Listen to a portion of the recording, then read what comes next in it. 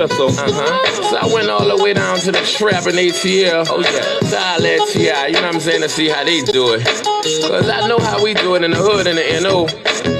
It's street, it's real street. I've been a street nigga my whole life. I was raised in them, wild out, flighted for nights and days in them. Nigga, I played in them. I told the kids in them. In 7th grade, I started trying to get paid in them. If you ain't real, you ain't gonna be safe in them. Bitch niggas get jacked and they hoe get raped with them. I done saw niggas get stabbed and shot dead in them. No reppin', I bust my share heads in them. Leave caught niggas down bad and bust lead in them. The streets getting flaky cause not a feds in them. Putting pressure on busters, getting info from them. Niggas telling it all when it's coming and who from them. Damn, that's fucked up. The streets that change. These bitch niggas straight poison in the game. But Jizzle can't change the streets, that's me. I live and die by the street rules cause I'm a G. I'm a street nigga. A street nigga. That's what I've been and that's what I'm gon' be, nigga. I'm a street nigga. A street nigga. I was taught it by my play like a G, nigga. I'm a street nigga. A street nigga. That's what I've been and that's what I'm gon' be, nigga. I'm a street nigga. A street nigga. I was taught it by my play like a G. A nigga thorough as they come. Was raised in the gutters in the slum. Known as the number runner son. And the dope man nephew who uncle on the run. The candidate grandbaby hustle for the fun. The yeah was sold daily from the dust to the chrome. Like easy in the 80s, nigga stayed in the sun. I swore I'd never run, so I stayed with a gun. I kept my little 380 with the blade to the sun.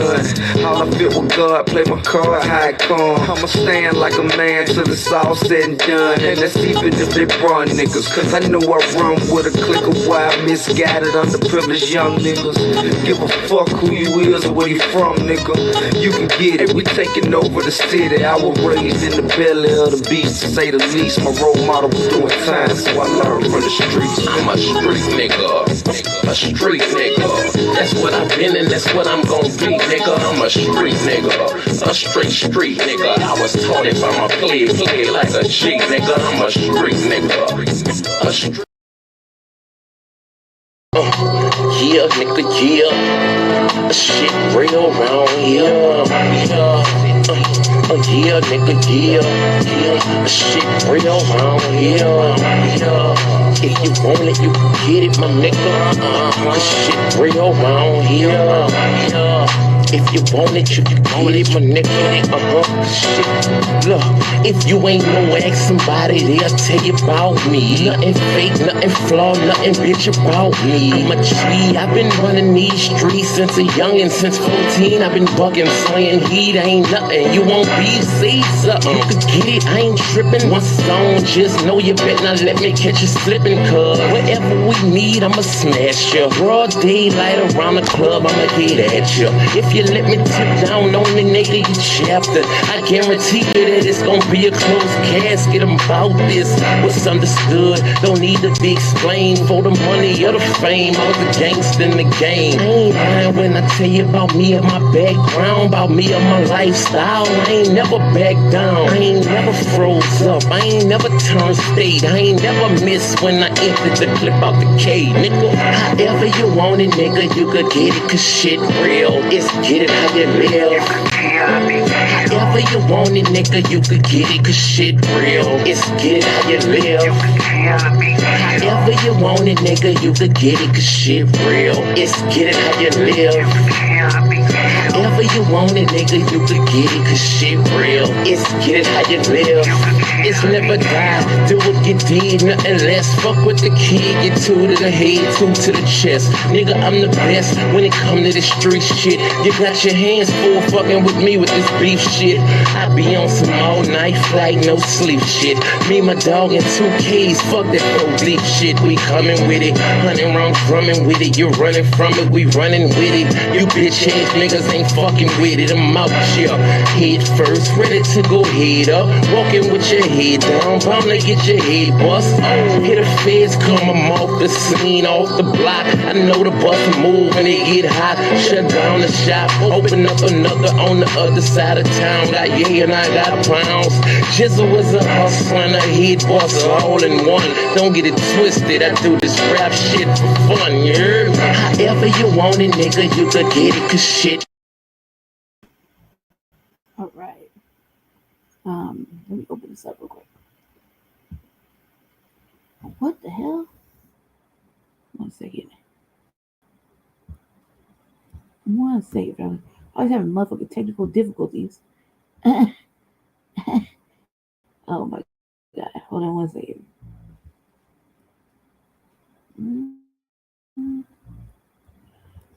I don't know how to work this. I mean, I know how to work it, but I don't know how to work it. You dig? 1 second. Let's try it this way. I don't like that. 1 second. Wonder why it's looking like that. Oh, 1 second.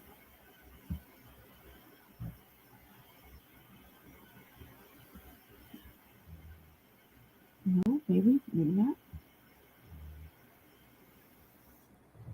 Huh? Hold on 1 second. Oh, it's set up weird. Okay. I have to fiddle around with it. Family, just give me a second. It's set up for Frontline Black News Action, I guess. Oops. Let's see. Okay. I'll make it work eventually. Alright. Welcome to the Revolutionary Agenda. I'm your host, Seduction Doll, aka the Black Villain, Lady J, or Brandy. So, welcome to the Revolutionary Agenda. Would have been on a little sooner. However, I got caught up watching something, and I was talking to my sister for a good portion. So yeah, so I get to do the show. I'm here. He's here back there. He's asleep. So yeah. I hope you could hear me clearly. It's as loud as I'm gonna talk throughout the show because I forgot the cord for my mic that plugs into this speaker. But also I couldn't find Jesse's podcast shit. He has it hidden somewhere. So I couldn't use his cord. So hopefully you can hear me because I brought all my shit and I have all my cords tied up to one thing. So I know where to find them. When Jesse's at my house and he's on my desk, shit just goes missing magically. You know what I mean? What have I been up to? Nothing. I was chilling at home, kicking it. Jesse just left my house, so I came over here, and then I was like, all right, well, whatever. I was hanging out till he decided he wanted to lay down, and I was like, okay, cool. So I called a couple people. So maybe we'll have some people show up. Shout out to Kari. See you, baby. How you doing? Yeah, I'm in here. I like my little opening tunes. It's really like how I feel. I really like it's how I feel. It's really how I live. It's how I've been living. Sadly, yeah, but not sadly. You know, sorry, not sorry. That type of shit. It's gonna be a good week. I've been fighting with, we got kittens, right? So real quick, we got kittens, and they'd be knocking everything off my desk. So I lost my bracelets under my bed, seeing that, but I couldn't get it. So I felt like all naked and like bad juju might fall upon me. Yeah, what's up with the hair, right? It's fucking everywhere. It's wild. So deal with it. I have to. um, I'm kind of glad to be doing a show right now. Kind of glad to see you guys. Yeah, this is obviously my mic, obviously. Um, so I guess I can't use it, but we'll see. You know what I mean? Um, got some stuff to show you. I was actually looking for some more stuff that I was actually looking for some stuff that I was going to show you earlier in the week. Talking about Memphis and whatnot. Some more pollution stories. But instead, I think it's going to be kind of like all over a little bit. I haven't decided, but where's in the chat, where do you want to start with? Something funny or something serious? Um, I can't remember if I can show something with fair use or not on certain things, but I found them to be pretty funny. So I was like, should we start laughing first or get to the serious shit and then laugh again? I don't know. I don't want to touch too much about what everybody else is touching, with the new black media. All my rings seem to be loose today. Um, with whatever the new black media. Let me turn this way so I can see you. I see you, little eyeball. Say hi. Don't be weird. Let me get over there. Yeah, my hair is all over the place. I would have had it down, but I was supposed to wanted to go over my sister's so she could do some parts because I needed it. It's not that I couldn't do it, just couldn't. Need a little, need to wrap some of this shit up in rubber bands first. You know what I mean? And then do it piece by piece because it's so fucking long and it's everywhere. It's fucking curly and long. Oh.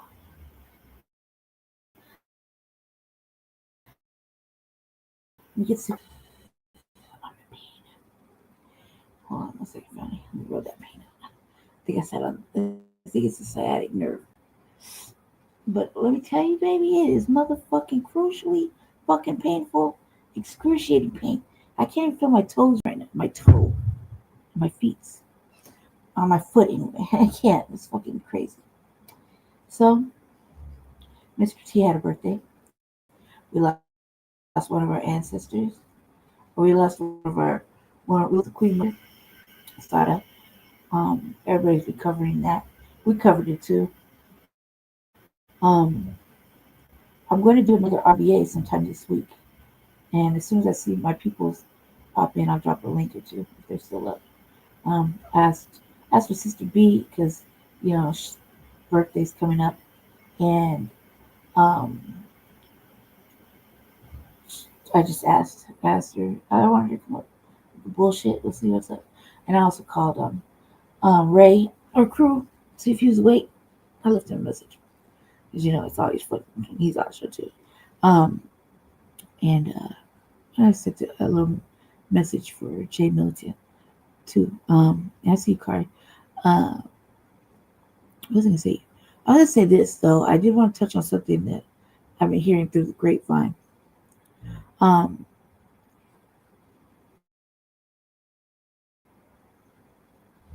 When Master Charlie got kicked off the planet, from my end, I really just didn't give a shoulder shrug because I already know what's going on, right? I don't need to go over it and over and over and over it. You know what I mean? I saw the relevance when I listened to TBA and everybody. I feel it. I now understand. And then my sister came over. She really put it into perspective for me last week. But I don't want to talk about that now, right? But because this crack get fucking passed on or whatever, it kind of shows you who your friends are and who they aren't, or if you could get past it and still remain friends to a certain extent. Some people are like on that tip. He, the tip of he was decent or whatever. Doesn't matter. And some of it comes from non FBA individuals, and then some of it comes from FBA individuals that are just on that tip with him. Like the motherfuckers that say they ain't my type of crip. You know what I mean? Or that are kind of inclusive. And a cousin touched on it a little bit. And I've since seen it, I've been watching, so, and I hear it, and I think, like, hey, when we all know each other, and especially if you live in the same state, we know each other. We know that um, when it was just none but blacks out here, you was rocking with us too. You know what I mean? And then when you go to prison, the men politics in prison are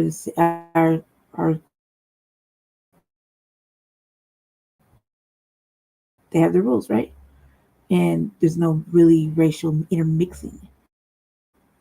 And so when things like this happen, or things like that could happen possibly or whatever, it gets talked about amongst friends and whatnot. And at the end of the day, we look at it as FBA. We look at it as we're in a time of war. Okay, we're in a time of war, and it means something different for us. Now, don't let the shade deflect the message. Specifically speaking to foundational Black Americans, Native Black uh, Americans, Aboriginals. Okay, that's what I'm specifically speaking to. We're not speaking to the $5 pretendians or Hispanic people. None of that. It's a different type of thing, right? And when all this migration shit was going down, you saw something from specifically from foundational Black Americans, Native Black Americans. You saw when we were getting very irate and upset because our state chose to be a sanctuary city and chose to put illegal aliens ahead, right, of actual black people and actual uh, keeping black people safe and off the street or fed or anything like that. We'll start with black people first. Okay, I'll pause and you put in the comments if you want to, right? And some of our non-white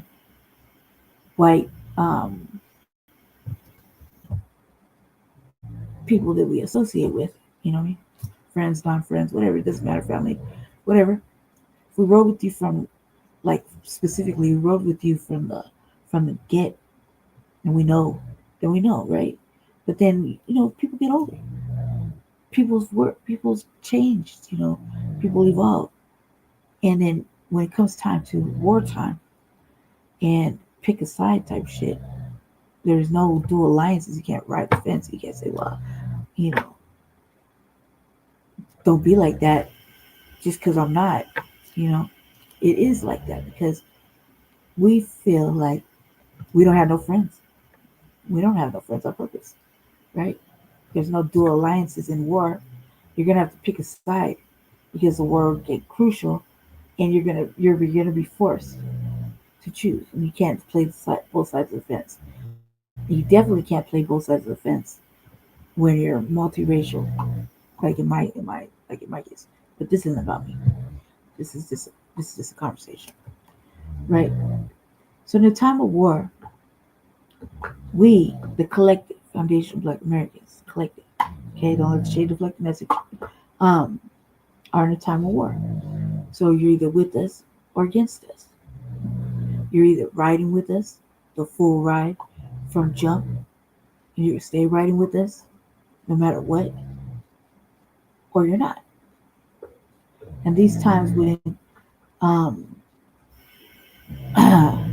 racist white America has programmed us, it's programmed everybody to their own choosing, their own liking. They programmed everybody. But when you start making decisions like that and you rock with things like that, it looks off brand, it looks sad, it feels sad. But at the end of the day, we have to respect it. This is the path you're going to take. Can we be friends after the war? No. Why? Because in our time of need, it wasn't reciprocated. Meaning, when black people need you, you're not around. You're only around when it's photo ops or it's something important you can capitalize on it, you can show up. If we are with you, then we are with you the long way, all the way. We don't just let you go, right? But when it comes to your end, it's okay to let us go for the sake of your belief cycle. And that's the difference. That's where it's at, right? So I've been seeing stuff like, and I say, oh man, it's a sad state of affairs when you hear things you shouldn't be hearing, or somebody said, oh, he hanging out with that coon, eyebrow raised, right? Because you as a person has already drawn your line in the sand. It's wartime, and we don't have no friends. We don't kick it with our friends. We're sticking with the collective. We're building something, whether you could dig it or not. It's our time. It's our turn. We're not sitting back, just gonna let everybody continue to leapfrog over and look, well, we got more of this or we got more of that. The community, da, da, da, da, da. you know. At the end of the day, everybody has to pick a side, even the side that that person has been rocking with black people all the way up until probably penitentiary times. Or everybody has a downfall, right? Everybody has a weak moment in time.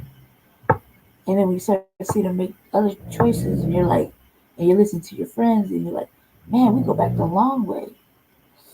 I don't want to have to write them off. I don't want to have to do that. But we make these choices because at the end of the war, we won't be friends. There's no coming back from it. You're either with us or against us. That's the way it should be. You're either There's no such thing as an ally. That means all lies, right?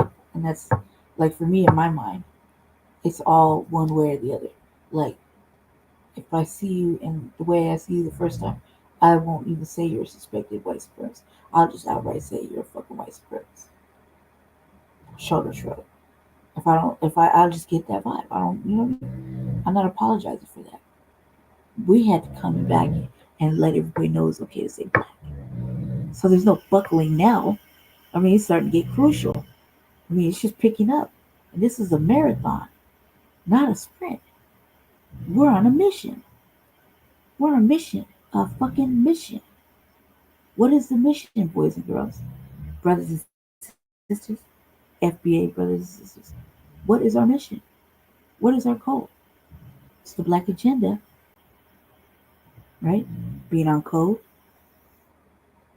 reparations, and how it is worded the way we have said it. That's how it goes. Okay? No more broad and ambiguous terms. No more riding the fucking fence.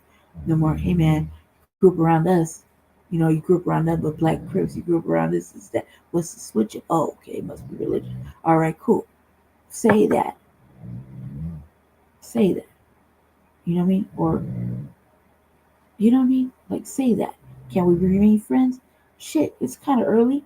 Things may turn around. But don't think you gotta quit just because. Just find it somewhere and make it right. You dig? Find it somewhere. Dig deep because downside, you know what's right and you know what's wrong. And it doesn't matter what nuanced thought process you are, or how you feel when a motherfucker, a racist son of a bitch dies. Because he was a racist son of a bitch. Piece of shit. All the way around. Especially, specifically, to us. Black people. Black Americans. You dig? There's no going back. So if you ride with that, cool. Say that. Say that. And that way it won't be so ugly at the end, right? Of the war. And we'll be like, okay, cool. They told us ahead of time. So no love lost, but maybe we can pick it up. But if you're just not saying it, it's not saying it because you don't want people to look at you funny or differently, and you rock it with a certain message, and you're grieving to hit this person, not because he has a family, not because of the situation, but because the message. Can't rock with that. Dislike on our end.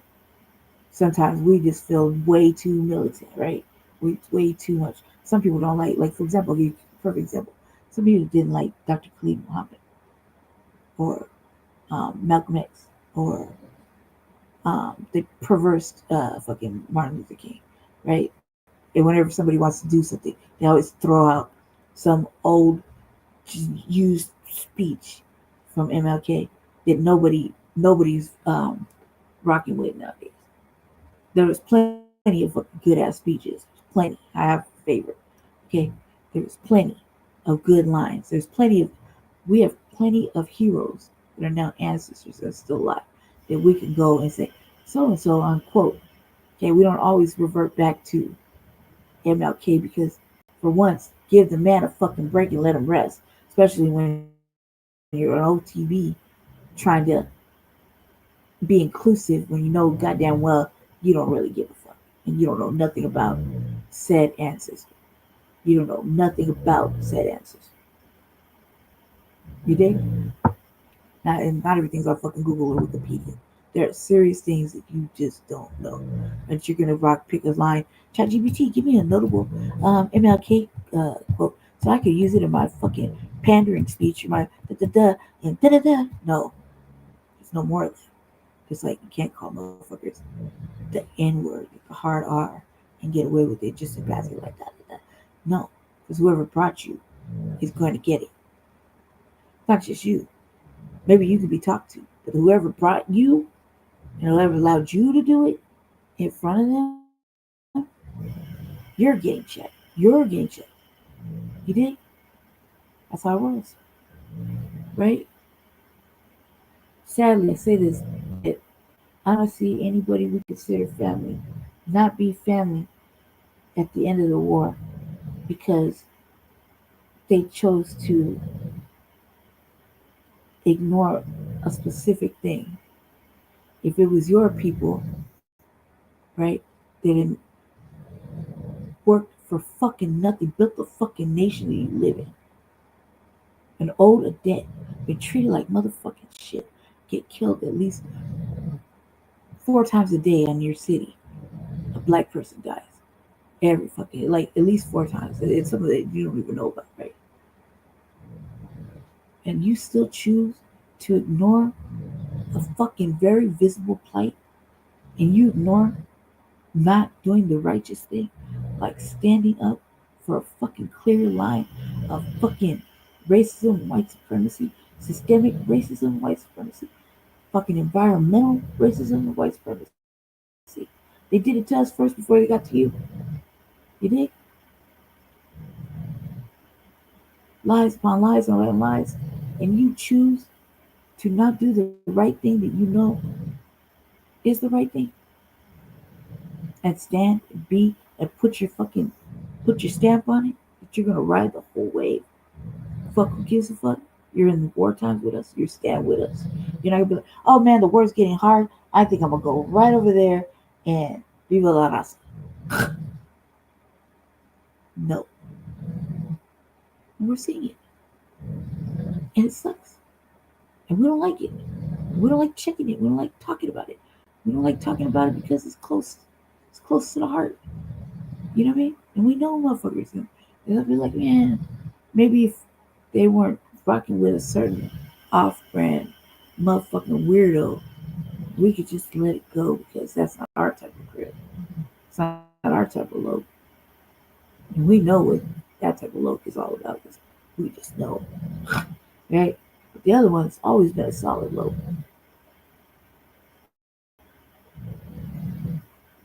My shade, not my shade, whatever. You know what I mean? The politics is real, right? But it's important because everybody has a family. And we're in war times. And what are we teaching our black children? Hmm? Somewhere deep down inside, there's some inner racist that allows you to do that kind of thing and be like, well, we're friends. No, we can't be. We can't be because your inner fucking oppressor is showing himself. We can't possibly be friends because it's wrong. And you know what's wrong? You know it's wrong. You know how you know it's wrong? Because you still manage to interact with the few FBAs that you do only to keep you safe in a middle ground. You dig? There's no safety net in the war. You are or you're not. You're with it, you're with it. At the end of the day, it was fucking apocalyptic season. And we're outside with fucking our war shit on. We're ready to get it. Where are you going? Are you gonna go, that's too fucking crazy? We have a reason to not be helpful currently in this migration shit, this protesting and shit. We have very fucking serious reasons for sitting back and just going, mm, this popcorn tastes great. Oh well, let's look the other way. Why? Because it's never been reciprocated. And if you go back in the hands of time, it doesn't matter. It was a one-time thing with the Brown Beret. Okay, when they came out, and it really wasn't that. They really weren't aligned. If you really got to be technical, and like anybody else, you did. Think about it. If the only time you really stand with black people is like fucking how old am I now? 45, all the way back in the 50s, 60s. I hate it. This is I'm just being general. I'm making up shit right now.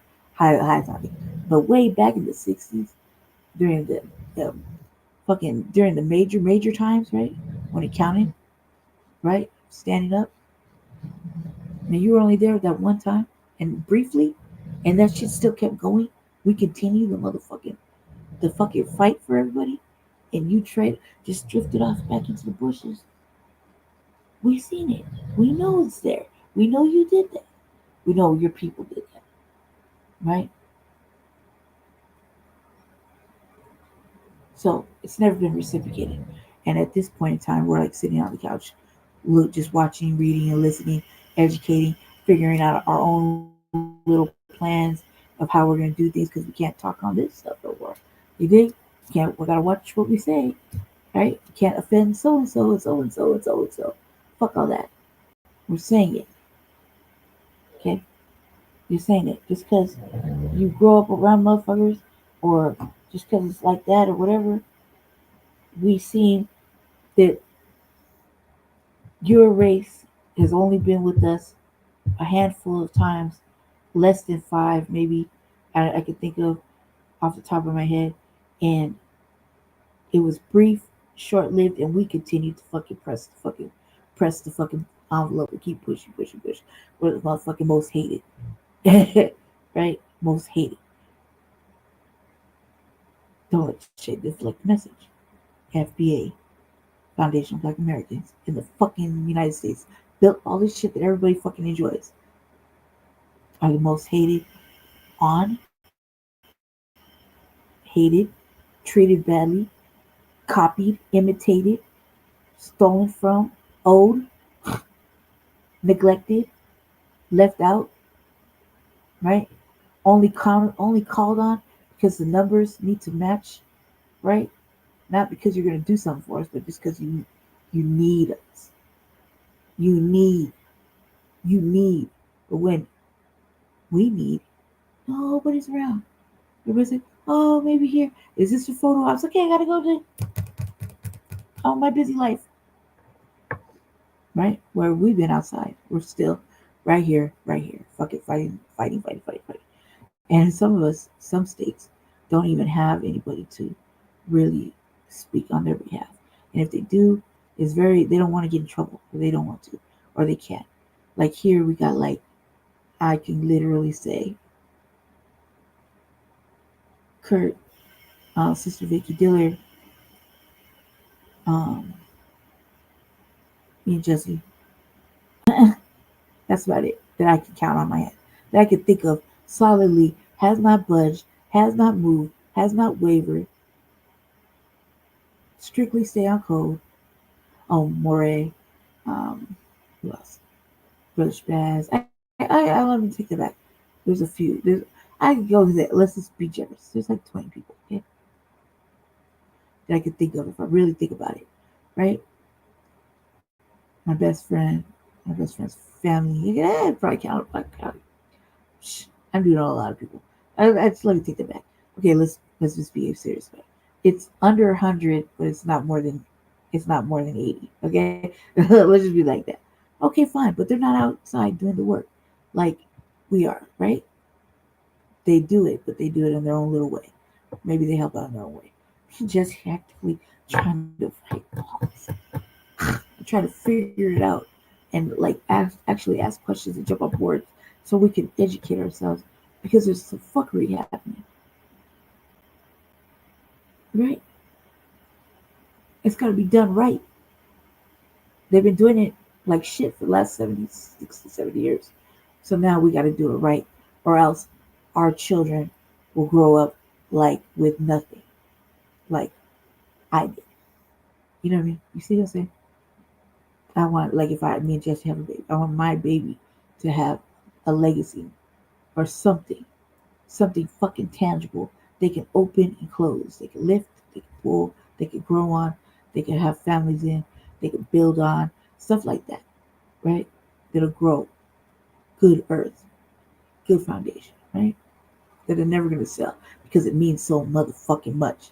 Because we had to go, fight, and be called all kind of ugly fucking names. So we just embrace it. I embrace villainy. I've been a villain. You did? Some people are just safe Negro in it.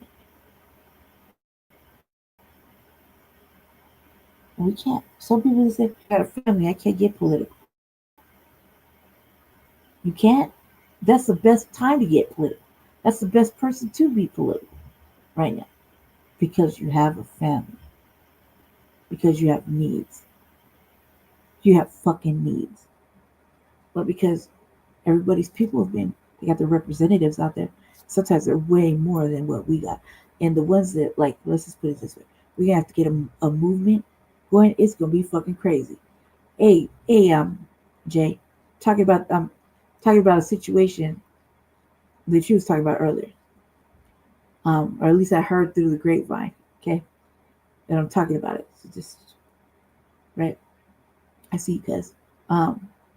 So what I'm saying is this. The best time to be political right now,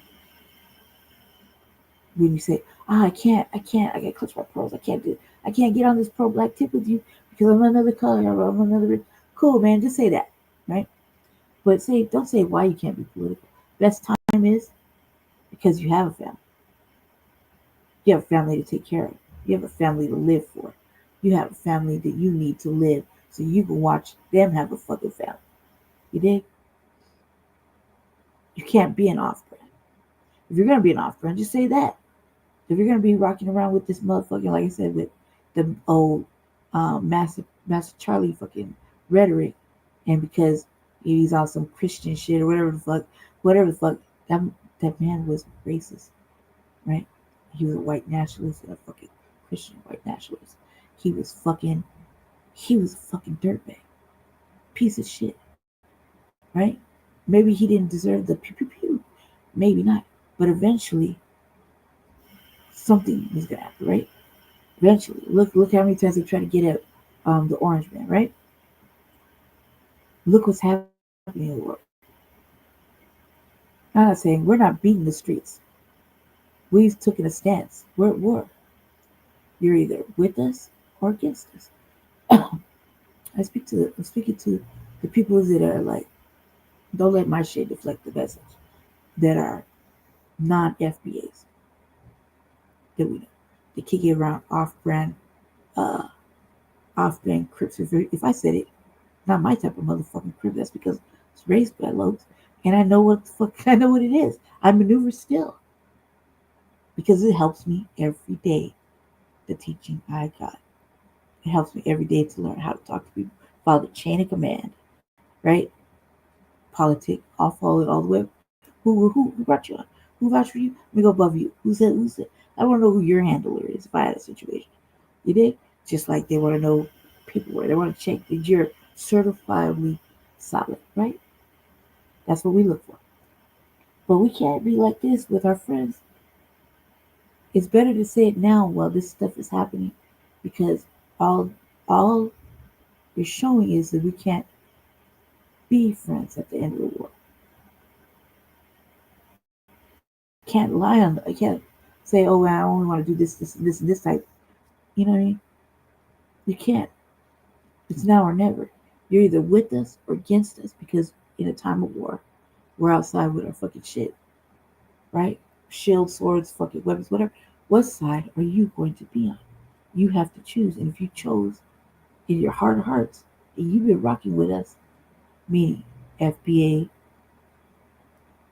Black Americans, Black Crips, whatever, right? Then ride with that. But if you're gonna make a choice because you know you don't change up and you, oh yeah, this is and that, all you're showing to people like me is that you're gonna switch up in the middle of something fucking terrible during war, right? During times of war, we don't need you walking that block with us and then dip off into the fucking bushes and we never see you again. Because when the war is over and you say, hey, da, da, da, da, da, hey, good, welcome back. You made it. We're gonna be like, well, who the fuck was you? You could have just said, and we could have maybe saved it. Could have maybe saved our relationship. Instead, now we're looking at you like, please, why? Why? Do you know what I mean? And then with an off-brand load, this is even worse. Right. I'm gonna put this up there. Right. When you talk about it, look, and somebody say, well, who are you to say anything, right? Me? Put this up there. Okay. Oops, sorry. I'll leave Jay's up there right there so you can get the message. Um, who am I? I'm whoever the fuck I need to be. I'm in war, and I'm on one side. I've been on that one side since I can remember. Doesn't matter who the fuck tells me what the fuck they think I need to be on. I'm on that one side. I stand with the collective, even if I had nowhere to go. I would stand with the collective. Why? Because the collective raised me, educated me, fed me, clothed me, kept me out, put a roof over my head, took care of me when I couldn't be taken care of, watched me when fucking shit was going on, so nobody did nothing to me. You know what I mean? The collective. No other people would do the things that the family does because there's always an excuse. It's never been reciprocated. And like I said, in the handful of times racially have Hispanics fucking roll with us, it's been probably under 5 that I could think of, really. And it was short lived because why? Because FBA has been pushing the motherfucking political envelope since fucking time of fucking inception, pushing it for everybody. We didn't get a day off. We kept fighting, fighting, fighting. Racism don't take a day off. White supremacy doesn't take a day off. While everybody's enjoying their families and getting all the benefits of all the hard work that FBA people do for you to live, and then you want to switch sides and shit? Want to act stupid about it? No, those days are over with. It's over with because we see you. So at the end of it, at the end of the war, we can't be friends because you didn't say it up front. We didn't say it up front. Even if you want to put it in male political fucking prison terms, it's racially like that, right? Right? Black people with black people, Hispanic men over there with the Hispanics, whites with the fucking whites, and the pecker with blacks with the blacks, Asians with Asians. Is it not still that? Okay, well that's what it is in there, right? This is a time of war. I'm thoroughly, fully invested. What you want to call it? Separation, segregation. You hear me? I've thoroughly engrossed in that. Why do I say that? Because I've only seen this fucking shit. You could count on black people for everything until this time, until this season, and the following seasons. Right or wrong? Am I right? All right. Can you count on us? I said, no, because I got to accept the blackness in Mexico. Right. And so speaking of that, I was looking at my own little lineage, and I have some shit coming from Afro Mexico, or whatever, Afro Mexicans, whatever. That's cool, right? There's black people everywhere, no biggie. Okay? I'm not ashamed of whatever I'm finding out, figuring out. Some things I'm just like, no, I don't know. Gotta look more into it. I'm learning something. I'm learning a lot of shit. Thankfully, I know how to read, right? I'm learning a lot of shit about what they didn't tell us. What motherfucker like me was denied. You dig?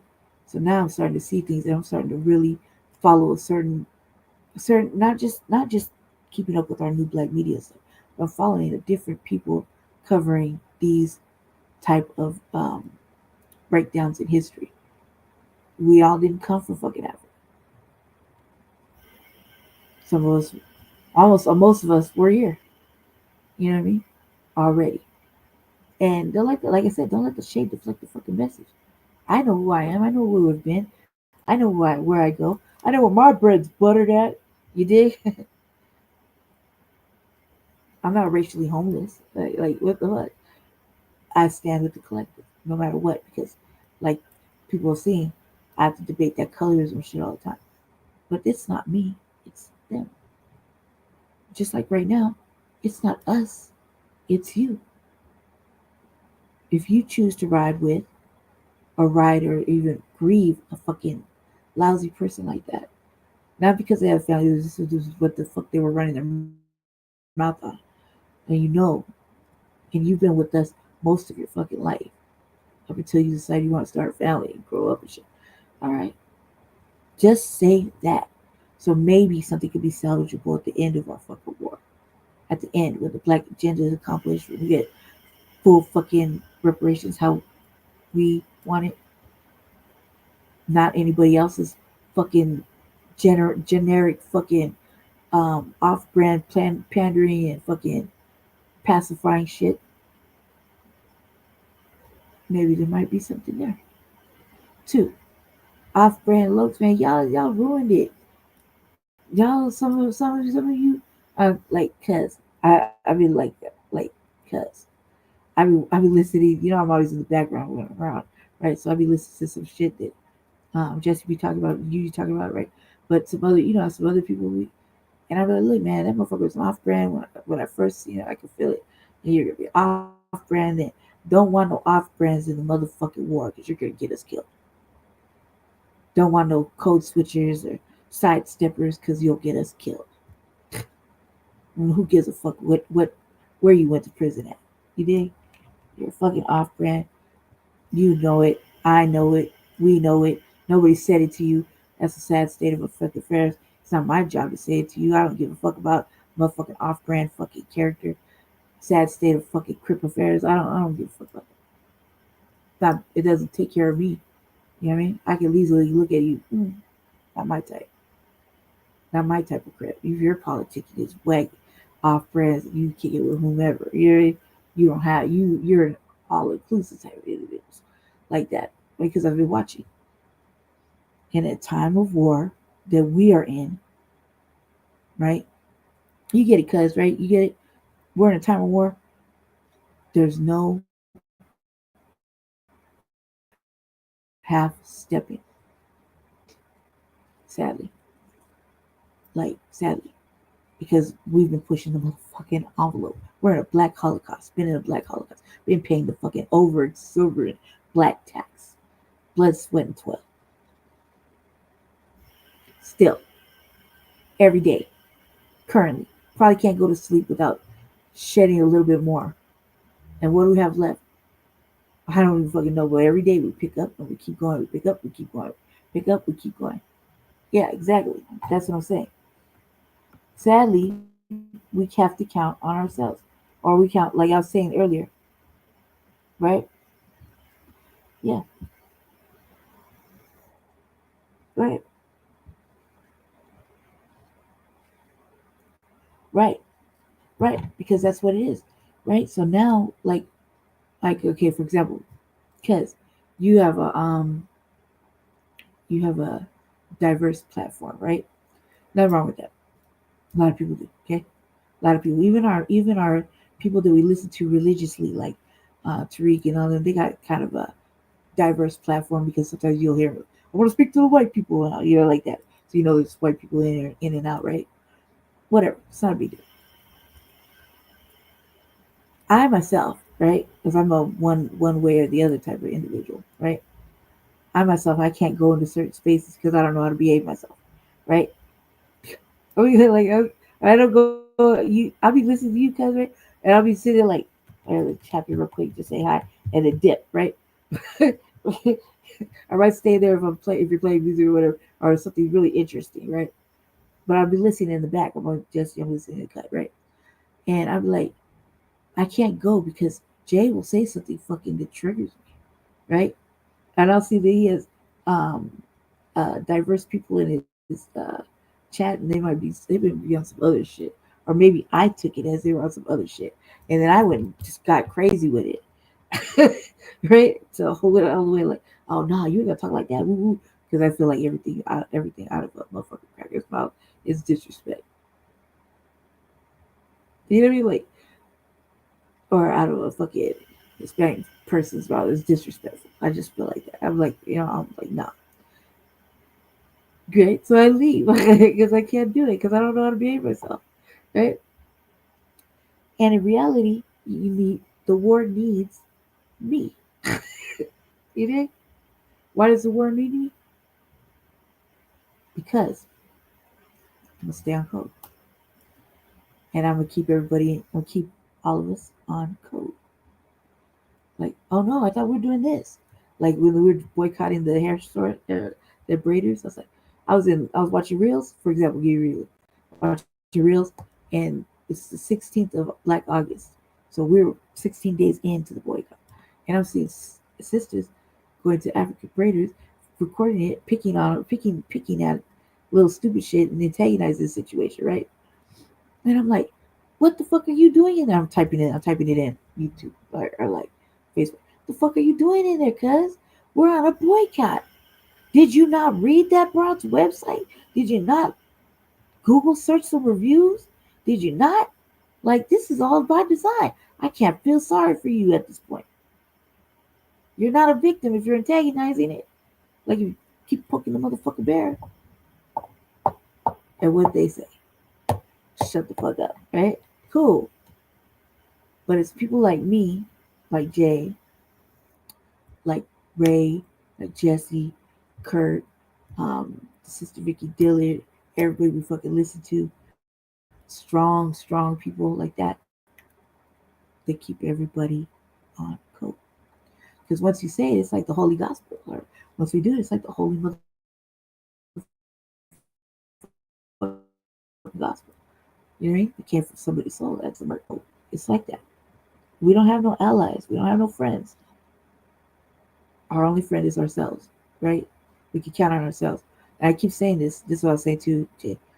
If you rode with us from day one, and you decide you want to carry on with your people in a time of war, now is the best time to say that. Just stay out of each other's way for a little bit till we're done, because this shit can't keep happening to us. You know, that's why we're sitting it out. That's why we're sitting back. That's why we're not trying to get involved in these heavy, ugly little conversations because you don't want to know what we're thinking. And lately, when all this stuff is happening, when it's like white on white um, stuff happening, you see us like, oh, and then we still get blamed. Make it make sense. You know what I mean? Yeah, so we're at war. Just like Jay said, it's ride or die or get out the fucking way. Just like tangibles, like every Saturday we talk about tangibles. So that you can hold, feel in your hand. No broad and ambiguous things. Nothing I'm saying to you. Nothing Jay Millie says to you.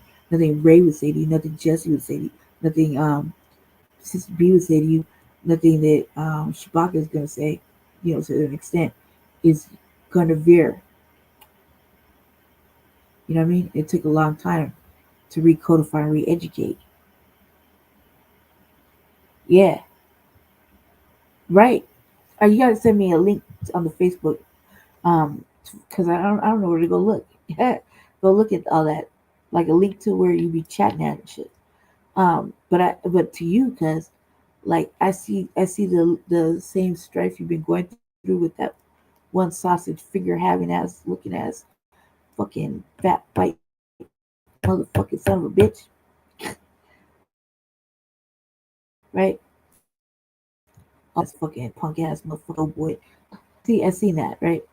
And cuz, do you know like, do you know how safe they are when they're shit talking to real looks? Real looks go move around by themselves.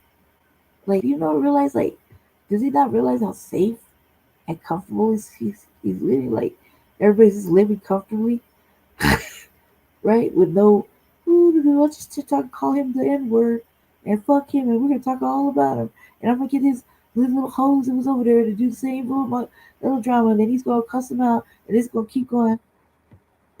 I wonder if he should just thank his white Jesus for all the safety nets he's been given.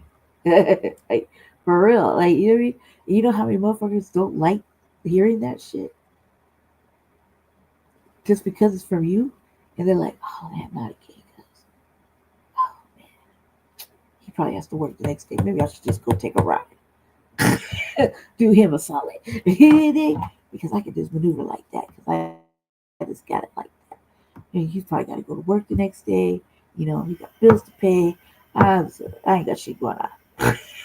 You dig? And fuck online. I'm in person, knock on your door type. You see what I'm saying? What was it?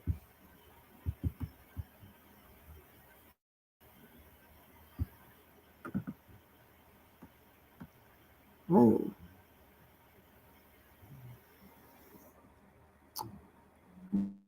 Wow. So what?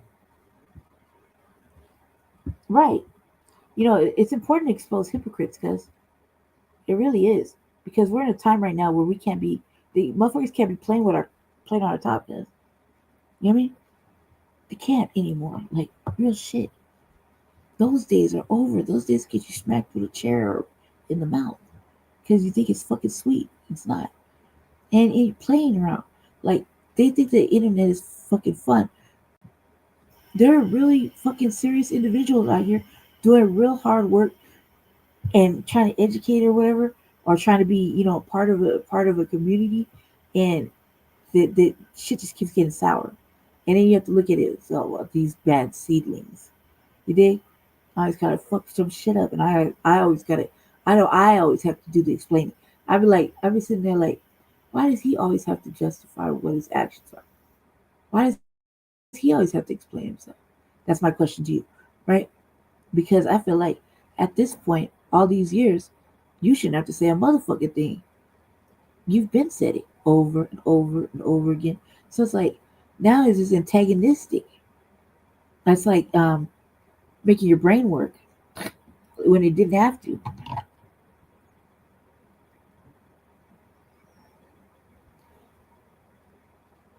All right. I said, I'm kind of glad like I don't have no real viewership because I'd be fucking now beefing all day. Like I live for it some days, you know. But in reality, like just watching you go through it is a lot, right? Because you know the type of motherfucking swine you're up against. You dig? And even in real life, that type of swine is need not be in your diet. You dig? You know, spit them out. You dig?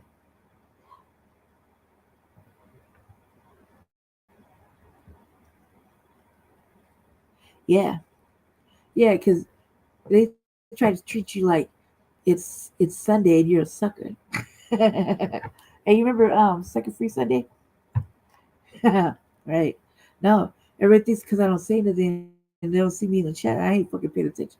Cool, fully aware. And what I don't know, I'll have to, I like, should I just be like, Jesse, what do you say? It just be like, I'm like, oh, say it ain't so, cuz. Say it ain't so. Because it's like, that's why I can't be watching the news and podcasts all day. Because I'm activated. You know what I mean? Like, power on. I haven't powered down, dude. Powered on to fight little stupid injustices, whether it's verbally, physically, you know what I mean? Verbally, You know what I mean? I know I'm gonna be alright. Look, been around for almost 45 motherfucking years and been lived a wild ass life. I'm gonna be around a little bit, so I'm already knowing. You know? But it's fucking stupid. It's fucking stupid. Such is life, right? So that's my thing. My thing is this, like I say it's you, like I say it's you. We do have mutual friends that are, on that on some other shit, you know what I mean? And hang out with coons, right? And there's no maybe there's nothing wrong with that said friend, but the other one is an ass. You did, or I don't know. You know what I mean? But till like we don't like it. It doesn't look good. It doesn't look good in the time of war because at the end of the day, it's gonna be us, and there's not gonna be there's not gonna be any Hispanics riding with us. There's not gonna be any white people riding with us. There's not gonna be any Asians really riding with us. And if they are riding with us, those are the ones that have been with us from the jump, and they're not going anywhere.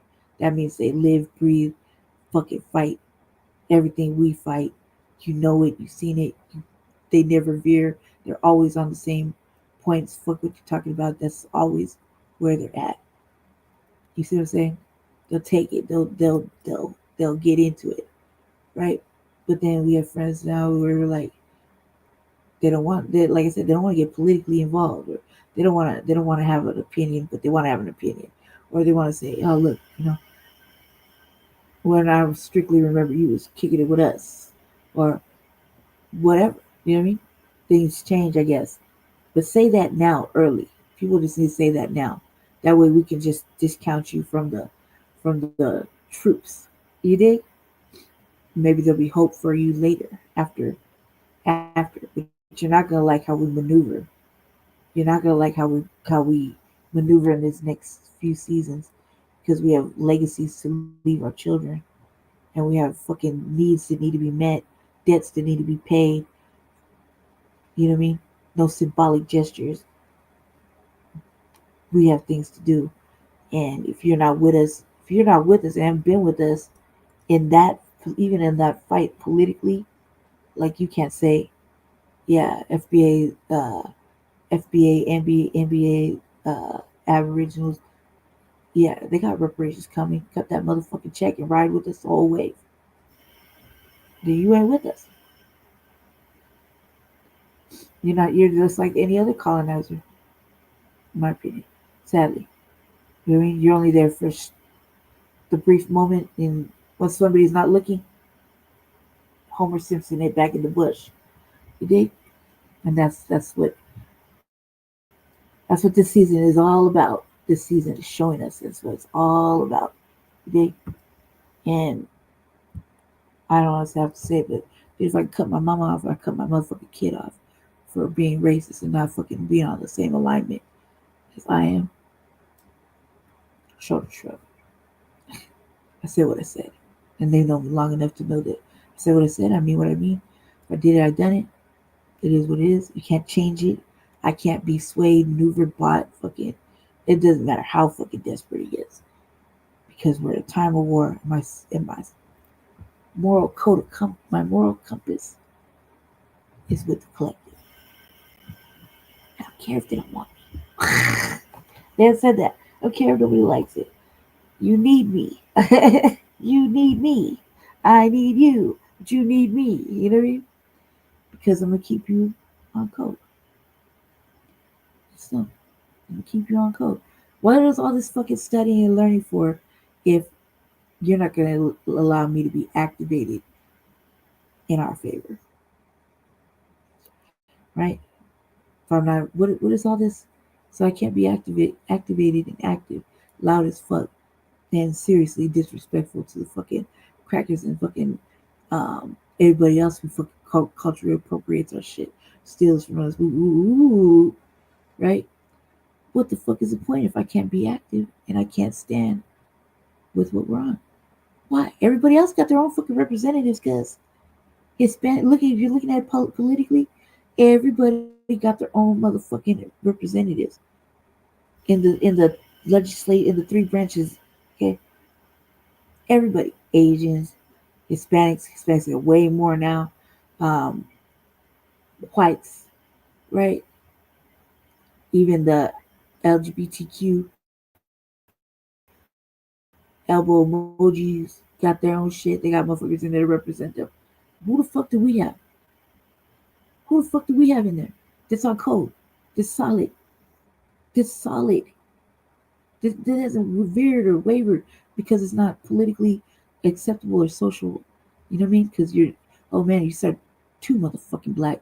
It's off code. Or we just can't hang with you. Or whatever. It's an image thing. Who fucking knows, right? But we know that they're not doing the right thing for fucking black people in America. And they actively are fucking benefiting. They get paid to not take care of us. We're paying the black tax. We're paying for our fucking demise. We're paying for our own neglect. We're paying for our fucking own downfall. That's what I feel like taxes is all about. For us to fucking be paying for it. Then we get blamed for it. Then everybody has a fucking mental issue or drug problem or a fucking automatic criminal. No, none of us can be reformed. Right? But they'll preach reform for everybody and their fucking mama, but they won't do it for us. Right? So what's all this education for me if I'm not going to be activated to do our work here until somebody else can do it?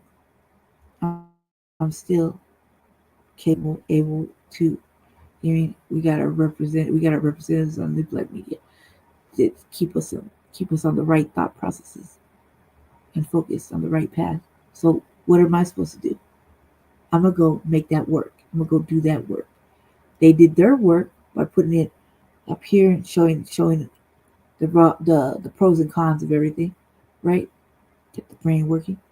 So it would be a waste of their hard work and effort if I didn't fucking put it in active motion. You know what I mean?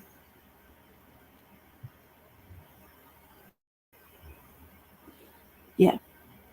Well, then go to bed. Okay. I got that out of the way. Oops. Let's get into it.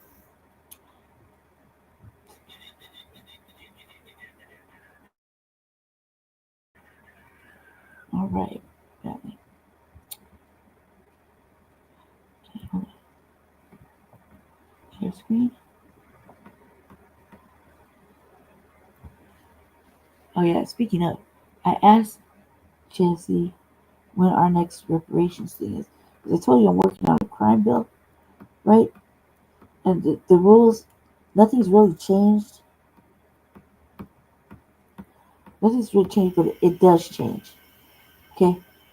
So I listen to Professor Black Truth a lot for a lot of the insight on this crime bill stuff. I listen to Tariq sometimes when he's talking about that. I listen to TVA, and then I watch the streets and I listen and listen and listen. Then I listen to everybody else, and I take mental notes. Like I constantly have a notebook in front of me. I'm taking little notes because they're very important. Because the language is very important.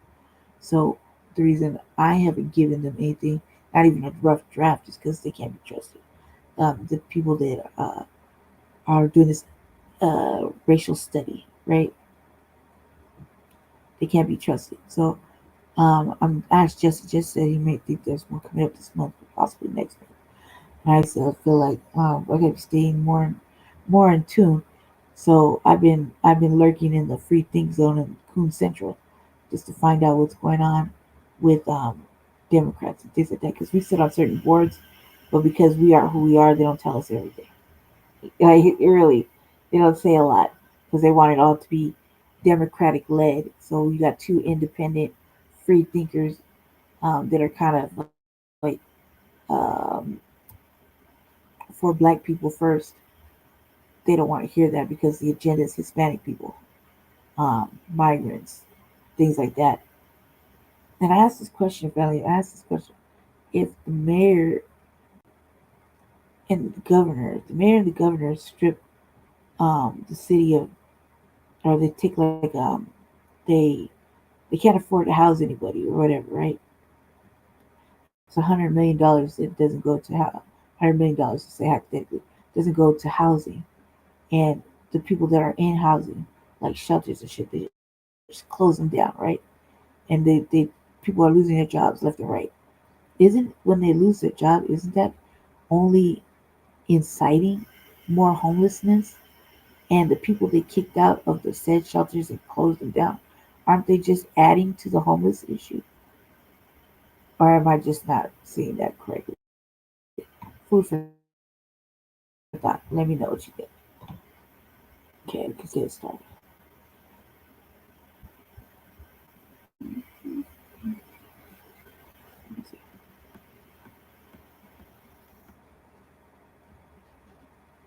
Okay. All right. Let me see.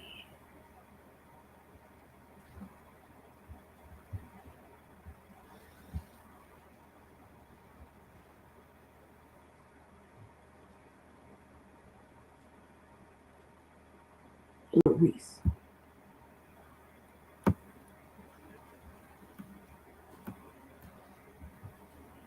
So like get my internet stuff to turn back on. Man, I'm gonna be back up in everybody's chat. I feel like I'm missing a whole bunch, not being able to communicate and ask the right questions because I'm on my phone all the time and I'm doing it through chat.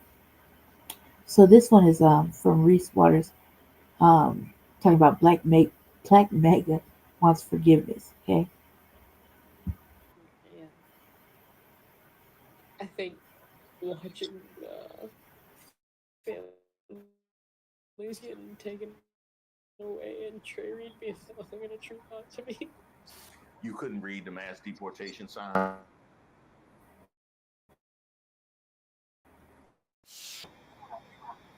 Because the mass deportation sign was in English. The uh, uh, the great replacement theory was in shell. My and I'm trouble because y'all keep sending me this video. I'm right here. Every time I open up my Gmail.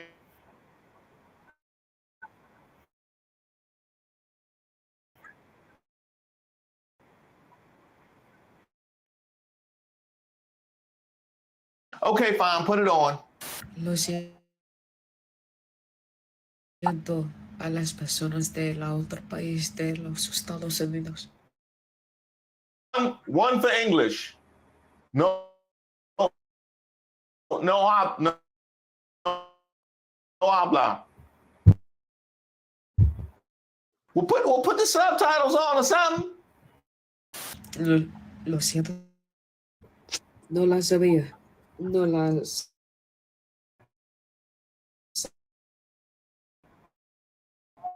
sabía que es pasando. We only supposed to get 8 seconds of the video. Like, is this De los Estados Unidos en otro país. Be right back. Lo siento demasiado. Incosi.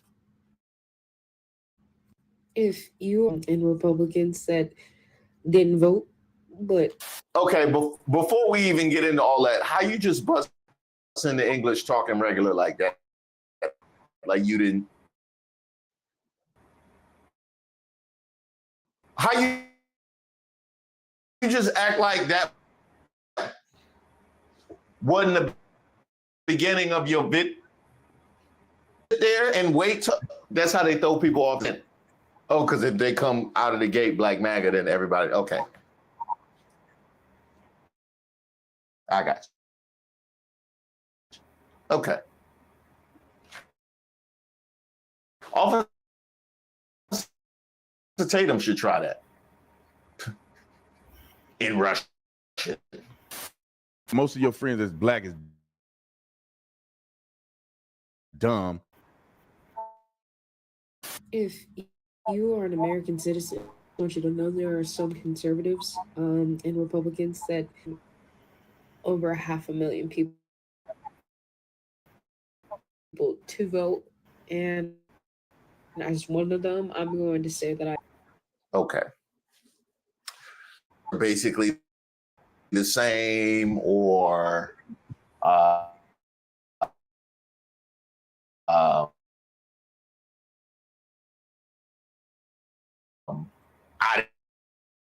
didn't know there was an election. That was in my backsliding days. That was me in my 20s.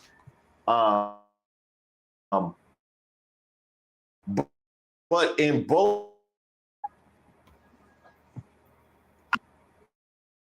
you clearly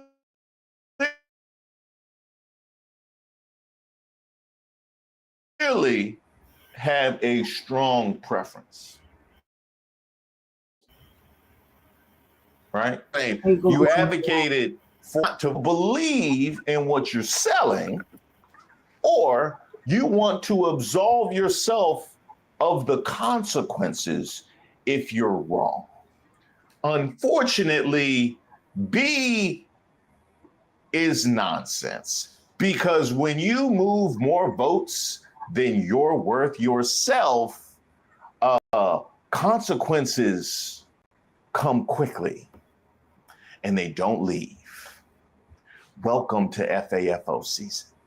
I just want you to know there are some conservatives and Republicans that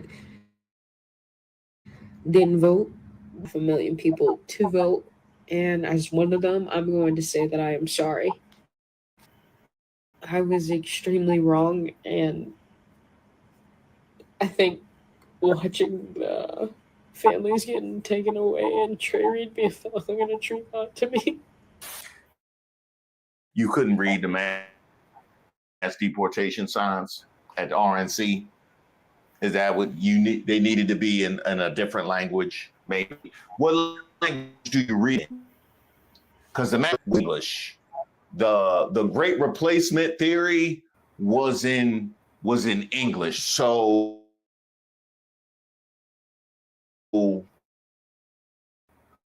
was that the problem? Maybe that would probably. I'm gonna cry screens. I'd rather cry before I hit. Just so I believe,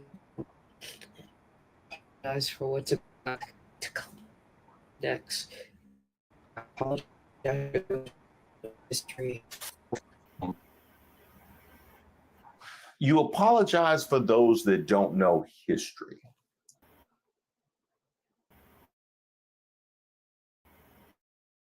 Are you signing up for that yourself? Because if you're not signing up for that yourself, your apology isn't accepted. I don't know that it will be anyway. We're gonna have to go to the peanut gallery. We're gonna have to go to the audience on that one. But it's to your own of history. That's what we were talking about. I apologize for those that don't know the 27th Amendment. I apologize for those that don't know how this is actually going to go about. I apologize to those who haven't been paying attention. But you know, America is turning again.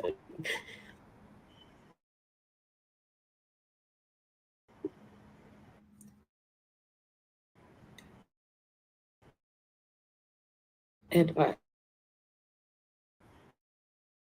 I told people to vote for it, so I take responsibility for protecting the civilians.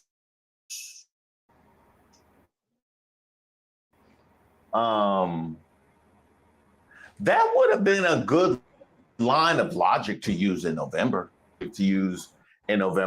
With the stuff that you were putting out, protecting civilians. You know, I mean, that would have been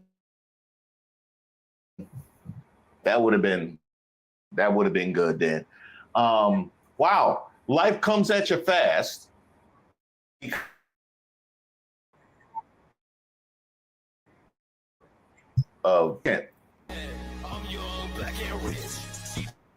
Wow, that was a month ago. You were young Black and Rich a month ago. So I have to ask, did you get hit with exactly happened new?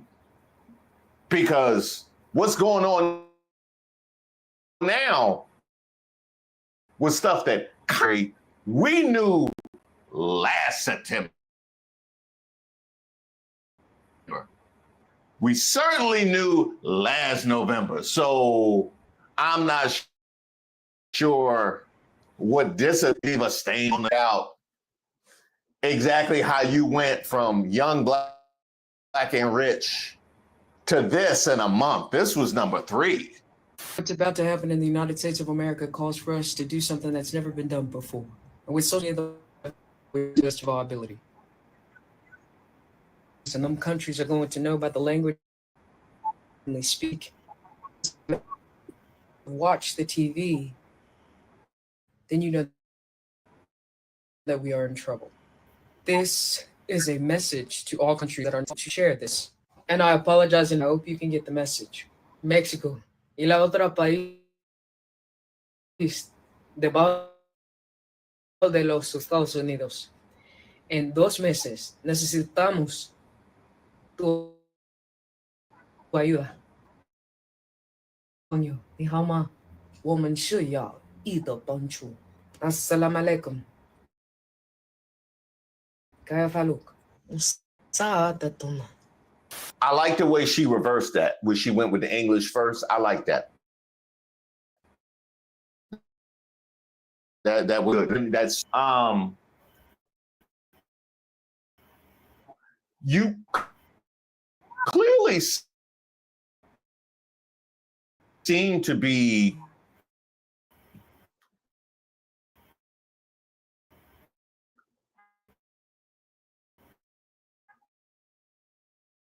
a red, yet you so put in what that is. Yeah. Well, you did say you want to take accountability and responsibility.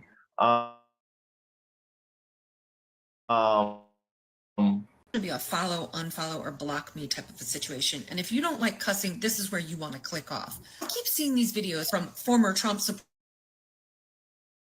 supporters about how they regret their vote and they've woken up, and then I keep seeing all these videos from independents and Democrats that we should be welcoming and be kind and be understanding. Let me say my whole forgive you, and I never will. And this is where most of you are going to click truth. This isn't about one mistake. The way you're trying to stood by, poisoned our to him like a fucking dictator. He stoked a rage inside of people that gave fascist and racist permission to come screaming out of the fucking woodwork. But that wasn't enough for 3 fucking times. Now you want back in because something finally touched you? Because now your rights, your family, your life is somehow threatened? You didn't care when he said he was going to carry out mass deportations.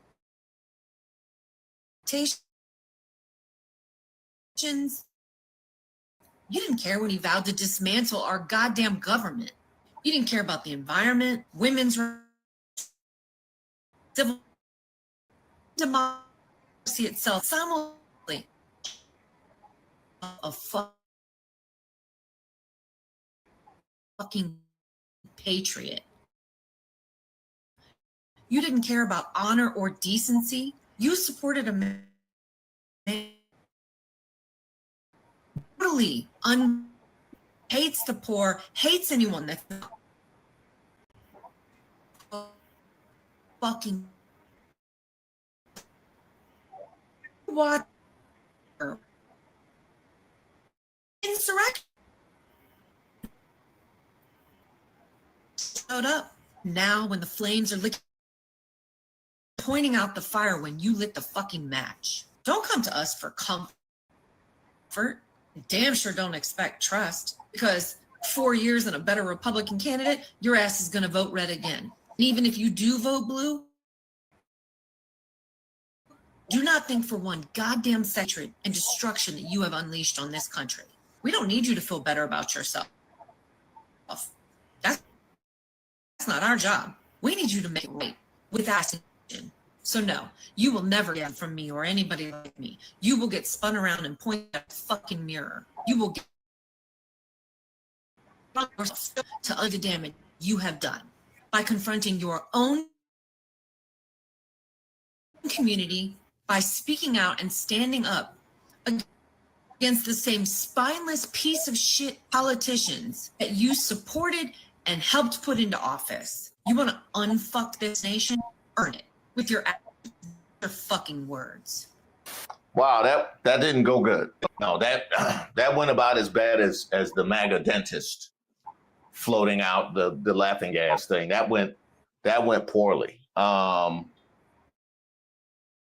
you know what? Maybe she wasn't talking to you directly. You know what I mean? That was maybe she wasn't addressing you directly. How about correct? Like she was so prompt a couple of months ago. Now look, it's almost like we told you. But love, we clocked this before the election. We clocked this back in 2016. Back in 2020, the vote was required. This is what was going to happen. I was already comparing Schmittler and Trump before this term because we saw the fucking resemblances. It was obvious as fuck. I mean, finally, you're waking up. Hopefully you can get your 500,000 followers or whatever the fuck to wake up also. Or I don't know if this is just some grift to sell more of your end of the world doomsday merch. I don't know. Do you have end of the world doomsday merch? Is that? Well, all the weird shit that's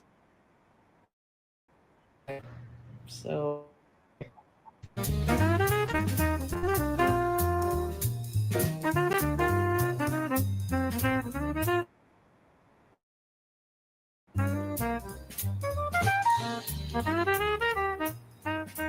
He's gonna be some hard in the next sponsorship. That's bad. That is real. Hey, you just got to eat this one. It looks how it looks. Don't. Remember Chewbacca, right? She was so pro-Trump a couple of months ago. Now, Cole, I was wondering why you were playing nice in my comment section in the live today in front of 1,000 people. And when somebody treated you with respect, this is what you decide to do. Oh, I'm going to chew your ass up. 435 seats. 434. Something you'll never be. No matter how much you scream to the top of your lungs that you are an ally, you just proved the opposite. Let me be very clear on how. No matter what president is in charge, darling, there are black people still being found hanged in goddamn trees. Did you clock that, T? No matter what president is in charge, darling, there is still a police brutality against black people since the beginning of time. So as I stated and restated before, it don't matter who we have in charge, whether he is black, white, Puerto Rican, a Haitian, or a woman. We are still dying. I don't see you mentioning that, bitch. I don't know if you knew, but the executive branch is second, Article 2, and that means 1,600 seats. You had 435 fucking seats to fill in Congress, and you're currently worried about us? You could have spent your time opening that goddamn book and teaching your people to vote for the people in Congress instead of having Nancy Pelosi and everybody else that's been in since John F. fucking Kennedy. And that is why you currently have. And no matter how mad you get at Chewbacca, I didn't vote, bitch. If I can convince a bunch of people, then why didn't you convince them to vote for the Senate and the House of Representatives? That's my question. You can keep coming after conservatives all that you want, but you better be preparing for war. Okay.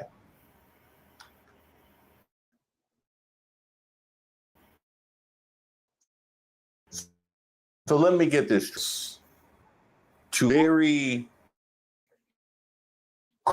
correctly point pointing out how all of the things that are now unfolding you educate your people better when you were actively working against that?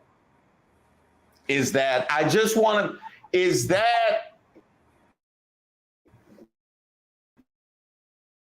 your response is why didn't you took responsibility and accountability? Is that what I just heard? Is that did I just hear the defendant say, Your Honor, honestly, you know, they should have had a better. It's not my fault. It's not. I robbed. That's what I do. I robbed. So you know what I mean?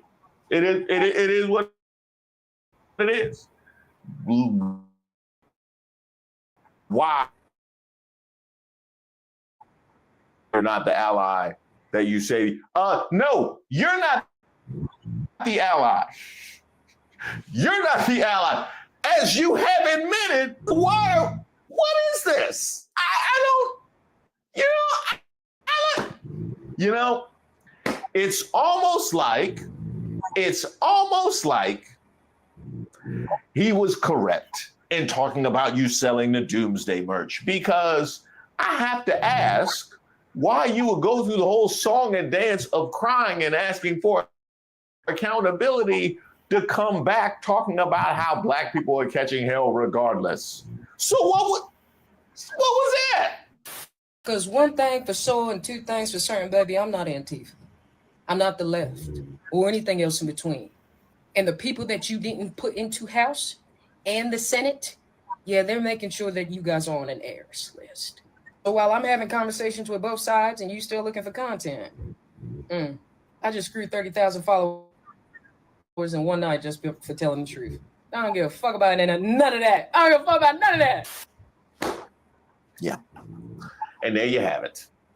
And there you have it. Hey, Black MAGA, come get her. Come get her. She gave up the whole thing. She gave up the whole. We got the blueprints. We got the plans. We got everything. We got it. No, we're not giving it to Cash because we want to keep it. Yeah. No, Cash, you go missing. We can't trust that. No. Wow. And first of all, I don't know who that broad is, but she sucks. People are so reactionary. It just took her that one white dude to get her out of fucking purse. You know what I mean? And then to say, I just did this to a whole grip amount of people. You just killed your own numbers. Like, you dumbass, you're a stupid ass broad. So stupid ass, goofy ass shit. You just killed your own numbers. That's one. Two. And me personally, I'm an independent, but in reality, I'm a centrist. I'm right in the middle. Right in the middle. Lean right in the middle, because that's where I thought you're supposed to be. That's when things are, kind of fair. There's no room for centrists though in this game. You can centrist all you want, but it's one or the other, red or blue, right? So, but I'm an independent because the Democrat Party can't do shit. Right? They're not even trying. You see how they're not even trying. Like, just look at what else? Look at Eric Adams. He was a Democrat, right? So look how quick he gave up, and look how they're trying to, low key, high key push fucking Mandani or whatever the fuck his name is. You know what I mean? So it's always some sort of propaganda.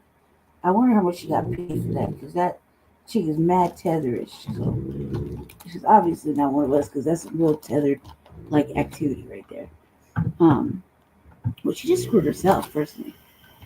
Learn more and more about Black MAGA every single day. She just gave up the whole entire game. Now, I do understand why she would have a little bit of smoke for Cole, because because he's been on her neck for quite some time, as well he should have. See, she was new to me, but he saw the grift. You know, kind of like the rest of us saw the Trump. President Joe Biden and Kamala Harris. Fuck! It's love. Could enact an executive order in order for them to send over $10.5 billion False. Again, where did you get your degrees from? in the direction of Hurricane Helene for all 6 states. Okay, so yes, the president can issue executive orders to mobilize federal resources for disaster relief, but they cannot allocate new funds without congressional approval. Like, at this point, I really need proof of these degrees. Like, They could have did something as similar as George W. Bush girl. and mobilized a special task force. So Bush used existing FEMA funds, right? Executive orders cannot create or allocate new funds. Similar to the special task force My that's ears been sound like assigned this. to the Middle East. So the mobilization for the Middle East was authorized by Congress. Yes, he did. But they didn't. George W. Bush Like, flew I can't over find a Hurricane cup to save my Katrina. life. The only reason why he didn't go the first day is because 80% of it was underwater. He had nowhere to Can't live. find it. The next day it was available. He was on the ground.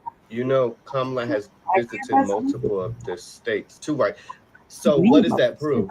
You want them to go do a photo op? The President of the United States of America doesn't need Congress. That's the whole point of the executive order. So you don't understand executive orders, my love. Yeah, that's not how they work. But Congress is in charge of the United States of America. So if you don't know how this country works, you would assume that everything has to be passed through them. It doesn't. Right. Even when it comes to war, the president can enact a 90-day mission. So it's actually 60 days with an additional 30 days for withdrawal, unless Congress approves further action. And this doesn't apply to long-term wars, only short-term. Conflict to send our military to war without the permission of Congress. That's how we were in Afghanistan for so long. So yes, the president can deploy troops temporarily. Congress must authorize longer military engagement. And congressional approval. If the president does not get congressional approval after the arbiters. All these surface level arguments are going to be Again, addressed today. Missing context, we don't want it from you, love. You're teaching government to push your narrative, not the real one. So put your All right. I've seen enough. She basically goes back and forth with this cat.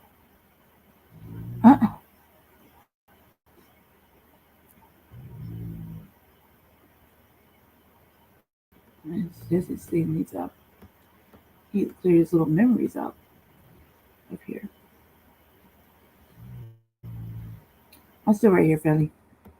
Give me 1 second.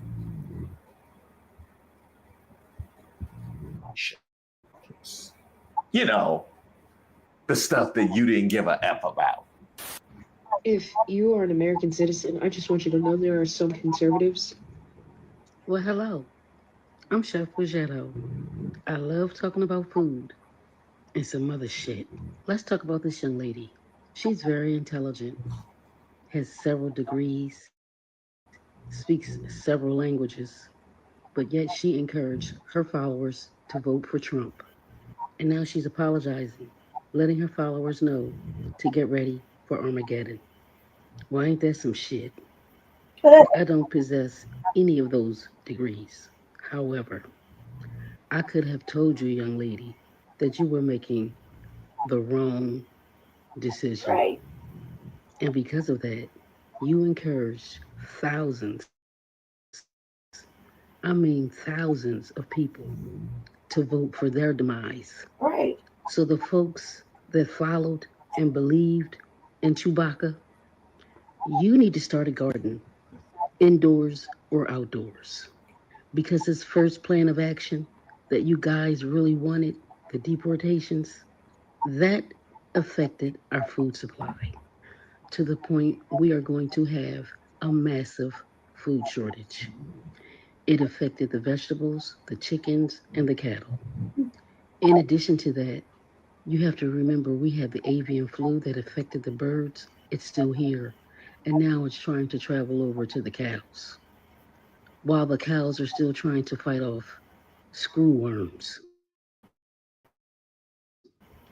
And the man that you encourage everybody to vote for has Me and taken Jesse, away all guardrails. me and Jesse were just talking about this the other day. Like literally yesterday. Jesse was like, man, I ain't seen no birds, but at least the pigeons are here. Finally came out, right? And I was like, yeah. I was like, that's crazy. I said, well, you know, there's something up with that when you don't see any other bird but a motherfucking rat with wings. You know? Like, that's crazy. I was like, that's right. I forgot about that. I forgot about that. Thanks for this sister reminding me about that. Um, as far as like the agriculture shit, uh, we would have been fine without them. We were fine for fucking ever without them and immigration.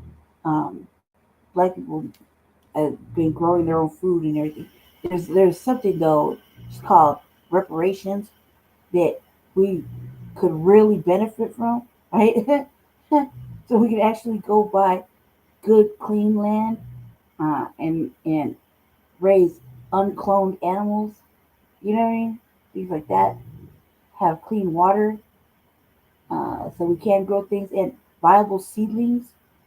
So that would be like, that's just some things that we should really, just keep that in the back of our mind because I'm pretty sure everybody's been growing food on polluted ground, not knowing the full parameters of that, and watering it with polluted water. And I don't know. I would really like to see some non-created uh, animals that aren't cloned or modified in any way. Just because I don't trust it. Um, I'm not a Generation X person. I don't trust it. I don't trust half the shit that's going on. But I do say that we were fine. We can grow and fix and cure pretty much anything within reason. So growing in your backyard is probably not. That's probably as best as you could get it. And you might want to figure out what can grow at night. You know, because there's lots of things that bloom at night.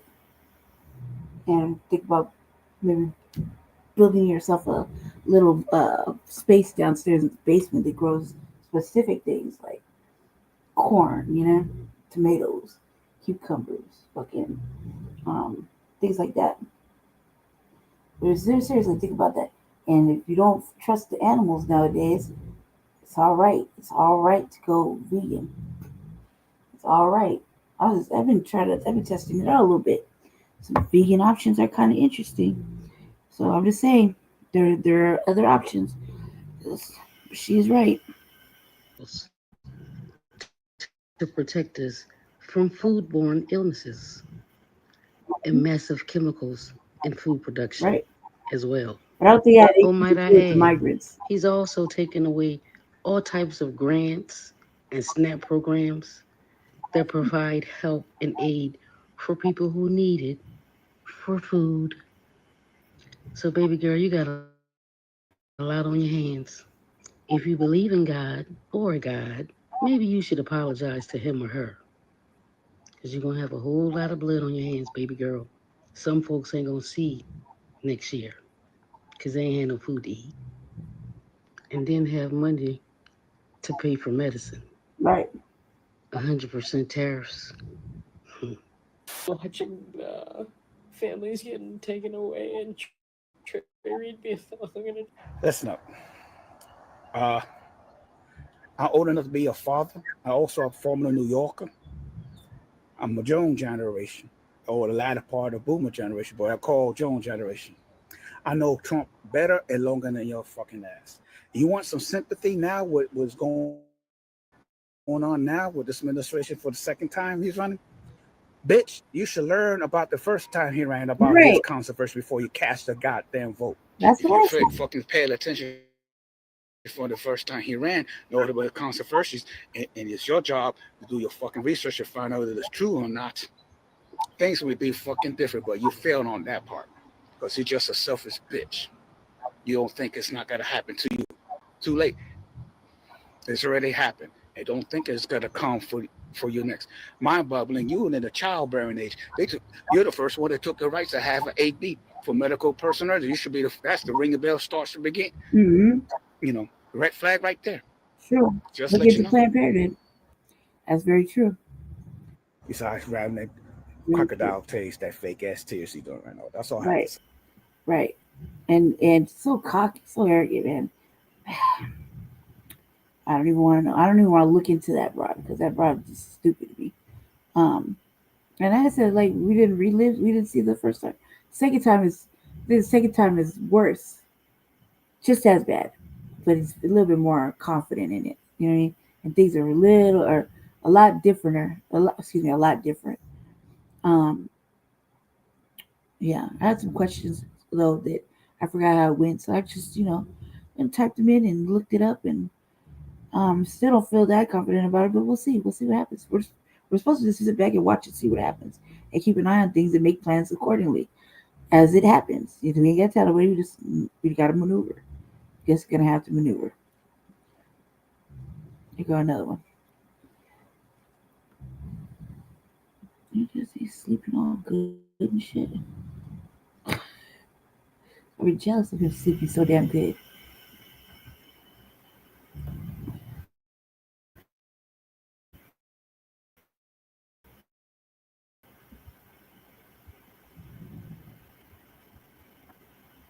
Everybody knows what they were getting into, and we knew what we were getting into when we didn't go to the ballot, so or go to vote. So come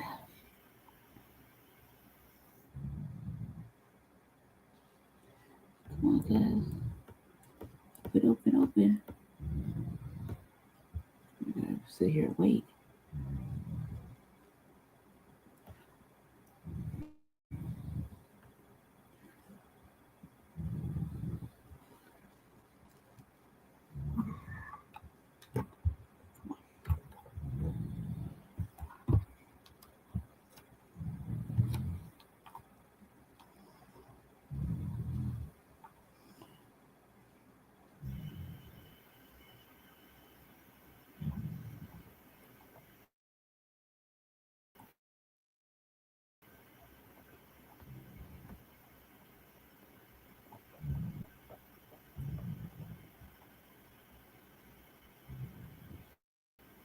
On a family.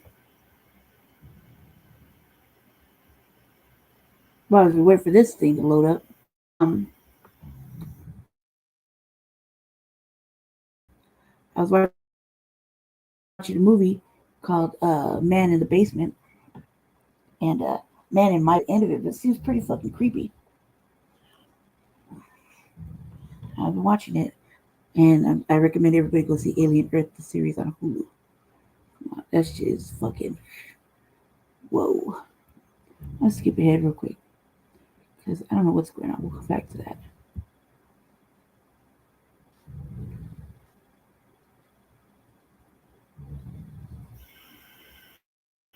You don't pull it together. We out here in the FDMG Park. This is where we're going to have Pan-African Fridays once we open up.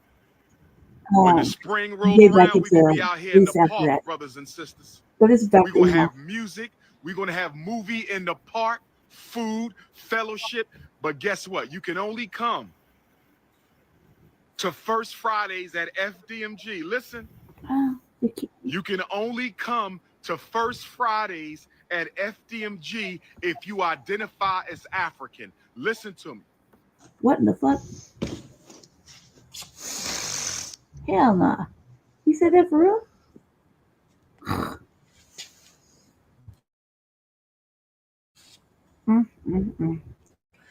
Peace and Pan-Africanism, peace and Pan-Africanism. Africanism, peace and Pan-Africanism. Peace and Pan-Africanism, peace and Pan-Africanism. This is your big brother, Dr. Umar Ifatunde Oguntade, coming to you live and direct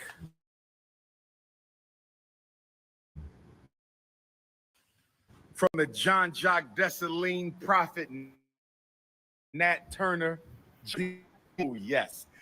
say good every day to my continental South Africans, my Nigerian Africans, my Ethiopian, my Angolan Africans, my Mozambique, all of my Africans, brothers and sisters, my Gambia, my Zambia, Madagascar Africans. We at the FDG. And Pan-Africanism to my Caribbean Africans, my Jamaicans, my Haitians, and my Bajans, Bermudians, St. Croix, St. Thomas, St. Kitts, St. John, St. Lucia, St. Martin, my South American Africans, my Central American Africans, my Canadian Africans, my African, Africa, Australia, Pacific, Panama, Jersey, New York, Massachusetts, Maine, New Hampshire, Vermont, the Seattle, Dallas,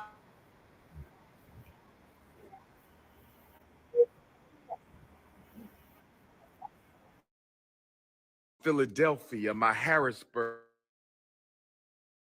you feel me? My York, my Chambersburg Africans, my Shelkins, brother, most honorable Marcus Messiah Garvey Elementary School, and bring it into the gym as we the right excellent most honorable Marcus Messiah Garvey Elementary School. We getting ready, brothers and sisters. That's all we doing. We getting ready, brothers and sisters. Oh yes, FDMG. Make sure you hit your PayPal, paypal.me/FDMG Academy. Make sure PayPal FDMG Academy. Make sure you hit your PayPal, paypal.me/FDMG Academy. Check on the order, P.O. Box 9634. Check a money order, P.O. Box 9634, Wilmington, Delaware, 19. Drop a donation in the box, brothers and sisters.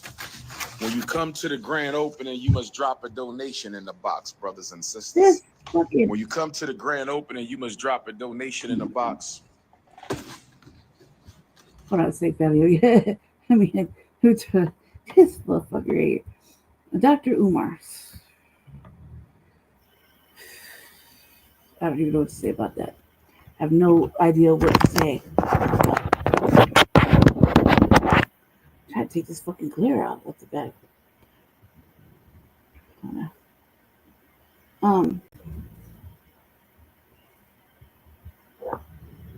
Do like something tall.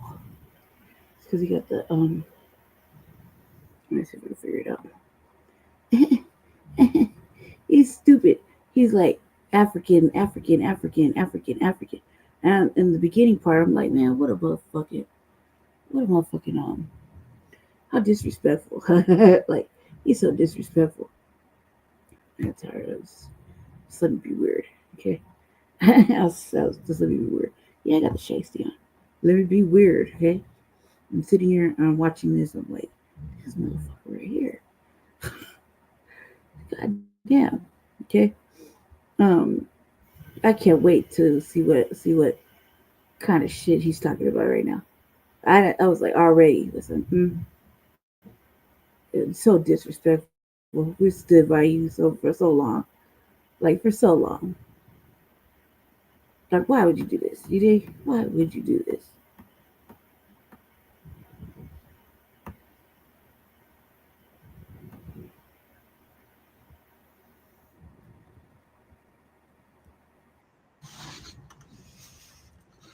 I'm just letting y'all know we working, family. We cleaning up. We should build their Ifa Tunde.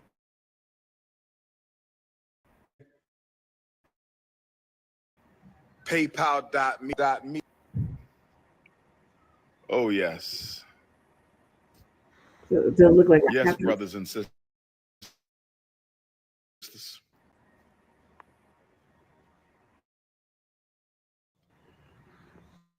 Yes, brothers and sisters.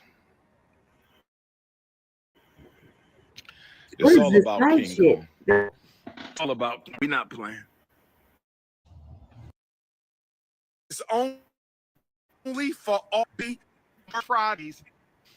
It's all about King Kong. We not playing.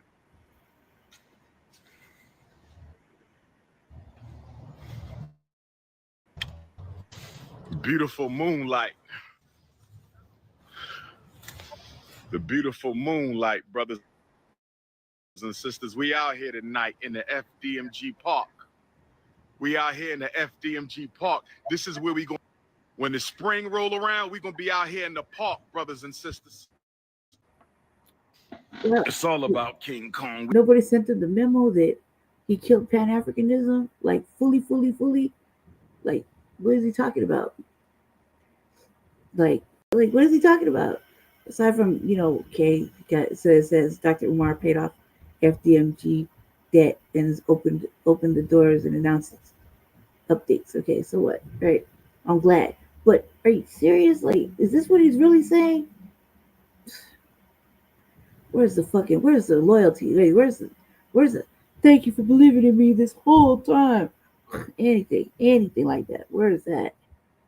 We not playing. They had to force your hand. Beautiful moonlight. The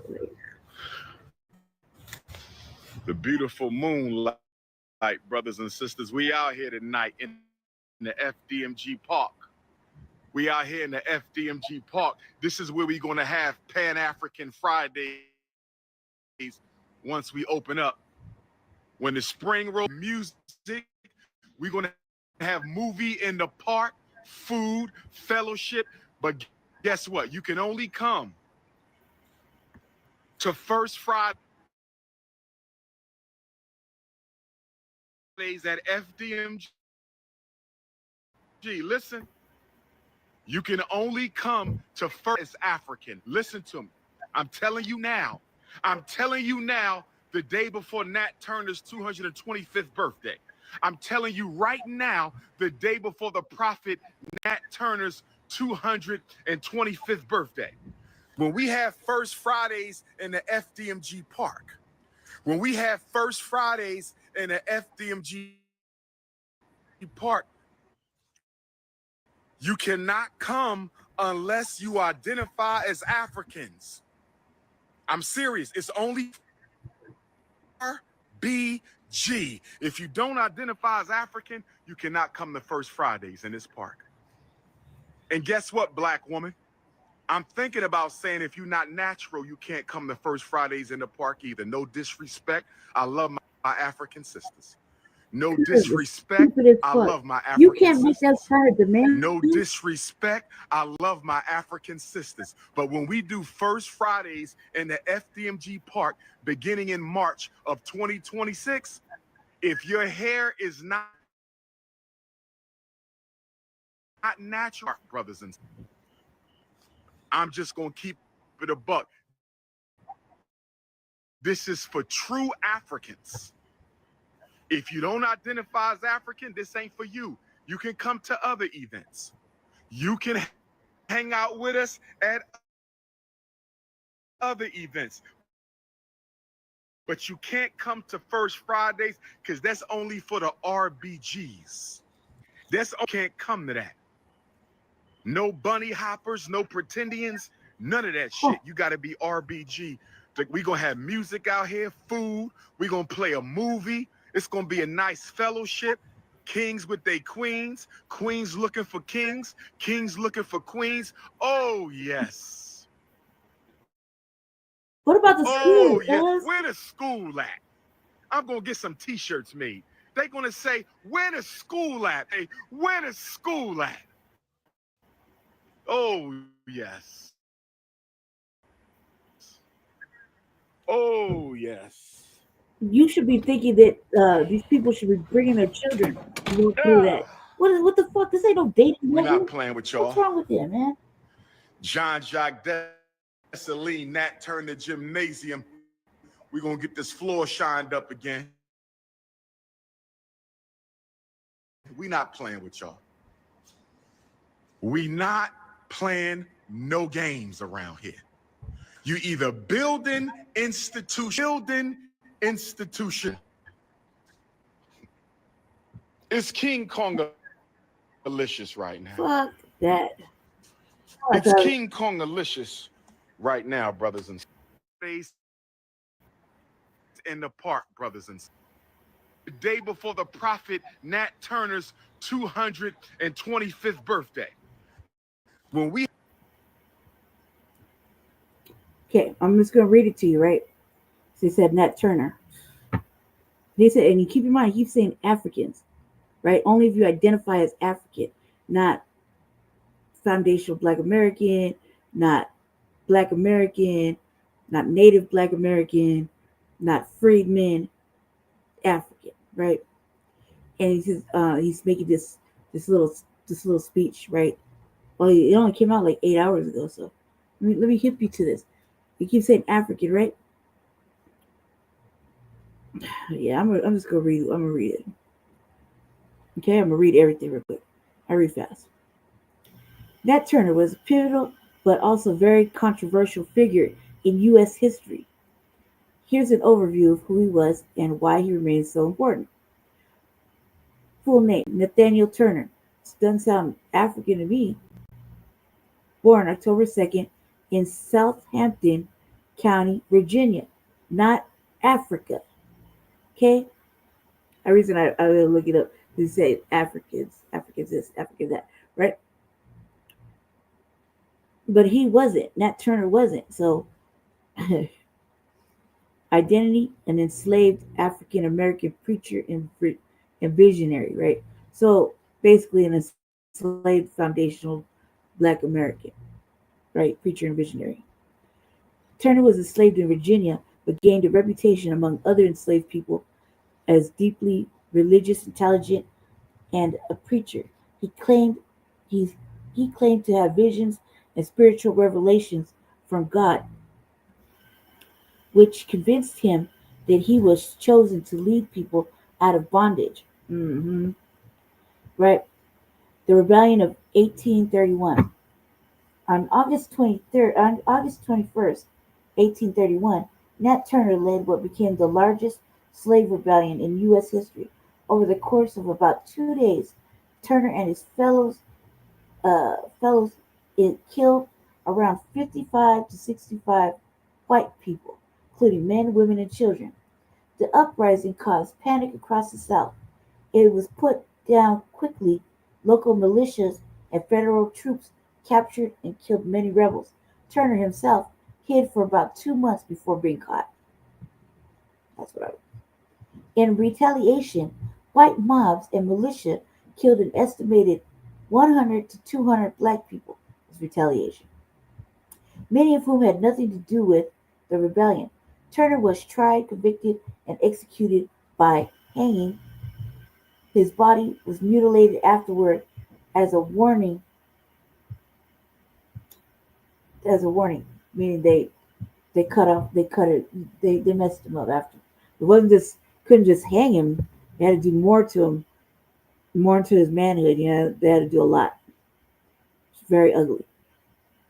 The rebellion led to harsher slave laws in Virginia and across the South, curfew bans on black gatherings without white supervision, and stronger prohibitions on education for enslaved people. So basically, he did that right to there's a rebellion, and out of retaliation, they kill way more people. They do way more, right? And then enforce more laws and codes as retaliation. And that's when we should have really seen it, family. That's when we should have really seen that we're gonna have to play extra hardball, right? Legacy. To enslavers, Nat Turner was seen as a dangerous criminal. To many enslaved and later free African Americans, we'll say later free foundational African Americans. Excuse me. Let me read that one more time.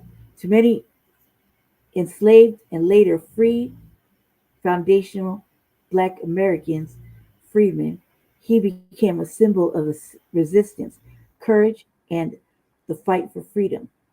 He was a symbol. His story has inspired books, speeches, and films like The Confessions of Nat Turner and, unfortunately, The Birth of a Nation. Okay? I read you that because it's important. Because he makes it important as he's stating his propaganda. We have First Fridays in the FDMG Park. When we have First Friday come, you identify as Africans. I'm serious. It's only for RBG. It's only for RBG. If you don't identify as African, you cannot come to First Fridays in this park. And guess what, black woman? I'm thinking about saying if you're not natural, you can't come to First Fridays in the park either. No disrespect. I love my African sisters. No disrespect. I love my African sisters. No disrespect. I love my African. In the FDMG Park, beginning in March of 2026, if your hair is not natural, you can't come to First Fridays in the park, brothers and sisters. I'm just going to keep it a buck. This is for Africans. If you don't identify as African, this ain't for you. You can come to other events. You can hang out with us at other events. But you can't. There RBG, you can't come to that. Piece of Pan-Africanism. No bunny hoppers, no pretendians, none of that shit. You got to be RBG. Right? Like, we're going to have music out here, food. We're going to play a movie. It's going to be a nice fellowship. Kings with their queens. Queens looking for kings. Kings looking for queens. Oh, yes. Oh, so you choose to open your school with a motherfucking date night, basically? Where the school at? Me, brothers and sisters. They can say, where the school at? It's not funny, Dr. Ward. That's fucking 12 years of right. You stay with look, you see the disrespect. Like, it's so we're fucking not playing with y'all. Jean-Jacques Dessalines, Nat Turner Gymnasium. We're gonna get this floor shined up again. We're not playing with y'all. We not playing over here. You either building institutions or you wasting people's time. It's King Kongalicious right now. It's so hypocritical. It's King Kongalicious right now. I don't even think I want to go any further. It's King Kongalicious right now, brothers and sisters. It's King Kongalicious. What the fuck? That sounds sexy as fuck. So you try to get a date. You dig? Yeah.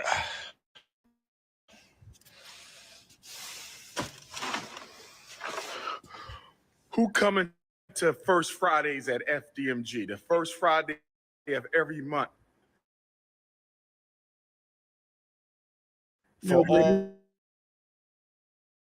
all RBG Pan-African. Please don't go. Please don't go.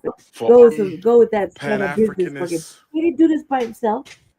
He didn't do this by himself. How did he get this all saved? I got a question. Because he was struggling. He couldn't even take care of his mom. Like, what the fuck? No, thank you to whoever helped. I mean, what you mean? We're not in Africa. We're right here.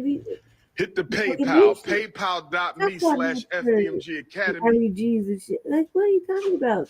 I'm at the doorway of SU Elegbara. He was I'm at the doorway of SU Elegbara. I read it, Philly. I'm at the wall of Ogunta Day. Turner history. I'm at the wall of Ogunta Day. Ask the experts. Like, are you serious? I don't want to get about no haters. Get it misconstrued. I want to make sure I was. Y'all can't stop me. The fuck? Where the school at? Yeah, all right. Right. How many years later? Yeah, all right. Who helped you get there? I got questions. Uh-huh. Let them talk, brothers and sisters. Let them talk. I think he was slinging that chongo stick, Let them and that's how he got talk. it. He did. Was that what he did? Let them He's charging talk. $500 for like Let them the get to talk. know Dr. Umar experience. You know what I mean? The people got to sleep their way to the top. They just do it all the time. Thanks. I'm Who walking helped through you, the cuz? I FDMG got Park, questions. which will be the site of First Fridays at FDMG. Like, can he go to I the want to see club? my Maryland Africans at Don't you First want these kids Fridays. to have I parents want to to see bring my them to school? Jersey Africans at First Like, Fridays. there's I want to neighborhood see my kids that been watching Pennsylvania that little trap Africans house at get, First Fridays. papers out I their want to door and see my shit. Oh Delaware my God. Africans at First Fridays. I want to see my Virginia Africans, my New York Africans, my Massachusetts Africans. I want my California Africans to fly in, my Georgia Africans. You feel me? My Alabama, my Just say your Mississippi, my donors, man. Why Louisiana, does it gotta be my like New that? Just say, Orleans, can my donors come in? my Arkansas Africans And pull up. Chicago, Detroit, St. Louis, somebody pull go up pull up to and the just First Fridays outside ask this with the question. movies, the music, the food, but you must be RBG Pan-Africanist. You must be RBG Pan-Africanist. You must be RBG Pan-Africanist. What up, youngin? Black queens forever, snow bunnies never. You know the rules, youngin. You know the rules. That's the young Wilmington, Delaware supporters of FDMG. We building black manhood all over. We building black manhood all over from the ground up, brothers and sisters. They just hungry right now. Like, oh, cuz, like, what? Who helped you, cuz? Just say who helped. I want to know. I want to know. Just say your donors. Cause nothing stupid with it. Just say your donors. Like, I don't know. So look at my face like, If I was a little kid, I'd be like, get out of there. It ain't paid for. Oh, yes. Oh, yes, yes, yes. I started watching Umar do what I saw reject the money from the birds. Oh, welcome to the right, excellent, most honorable Marcus Messiah Answer this question Garvey for me. Did you sell the title stick for Re-Africanization 5 birds? Academy That's all I for need to know. young men. I said, welcome to the most honorable Okay, my heart Marcus hurt. Messiah Say Garvey that. Re-Africanization Academy for African males, Make it brothers simple and so the sisters. children can say it, It's or you not a like to have game children no in there. more. It's oh yes. Oh yes. We not playing no games, brothers and sisters. We're not playing no games. Oh yes. We not playing no games. Why can't you have like an open night where Why the they messing children with can go? Like most dates, honorable movies, and Re-Africanization Academy for Africa? because I just think he's just making up Let names them because every talk, time he says sister. something. We want them to get all the hate out. We want it all out. We want it all out. Oh, yes. You know who somebody had to help? We want it all out, brothers and sisters. Let's go. Let's go. Just cool, fine, all right, bet. But why you gotta be so disrespectful? Yes. Yes, yes, yes.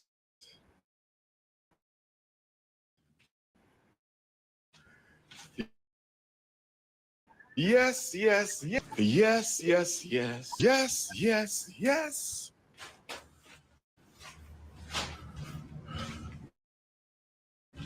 Do I rub my beard with strawberry mink oil?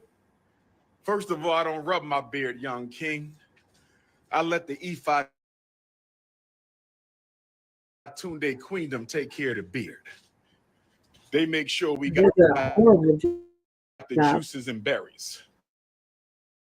That beard, they're doing a They horrible make sure job. you got the juices and Rush that berries. shit down a little bit, Dr. Umar.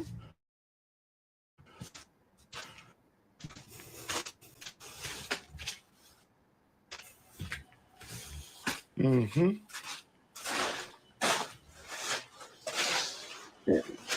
Nah, we're not hating. We just want to know. This tell us the truth. Like, for what was up with these secrets? Who helped you get there? Why don't you take them? Show us, show us the school. Why you want a date? You know, having the first Friday of the date like this. You're not even gonna open the school to show the children that that's what you was talking about. You know, the children you be talking about, right? This fucking extraordinarily long, motherfucking 20-word names. Peace and Pan-Africanism, family. What's that? Let them hate. Let them hate. Let them hate. I would think it's hating it. If you did it, you got it. All right, cool. But it's the other saucy shit that's like why he look like that? It's like this whole video is the side is giving like nasty adult vibes, and I was like, they don't even. We'll say there's 2 more minutes of dipping. That's it. I'm gonna give you the FDMG kitten. Come in. We on Dr. Papa Boulevard, Prince of Pan-Africanism Parkway. We on Dr. Papa Boulevard, Prince of Pan-Africanism Parkway. We on Dr. Papa Boulevard, Prince of Pan-Africanism How many buildings is it? Parkway, Like brothers 2? and sisters. That'd be all right. It's like, I appreciate you too, family. Cat ran off, huh?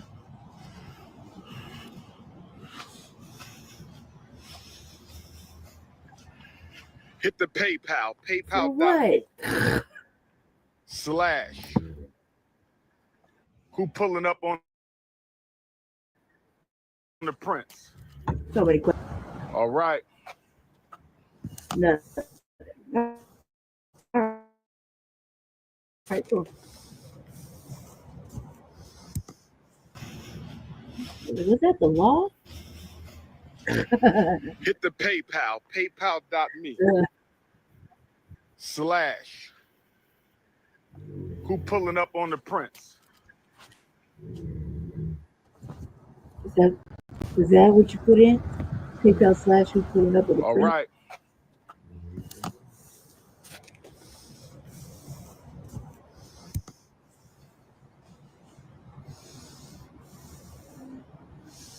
You're breathing all hard. I'm pulling up to a university in Massachusetts. If you need to reach me, you can text me 21598. Need to reach me, you can text me 215-989. Spell Africa with a K. Make sure you spell Africa with a K.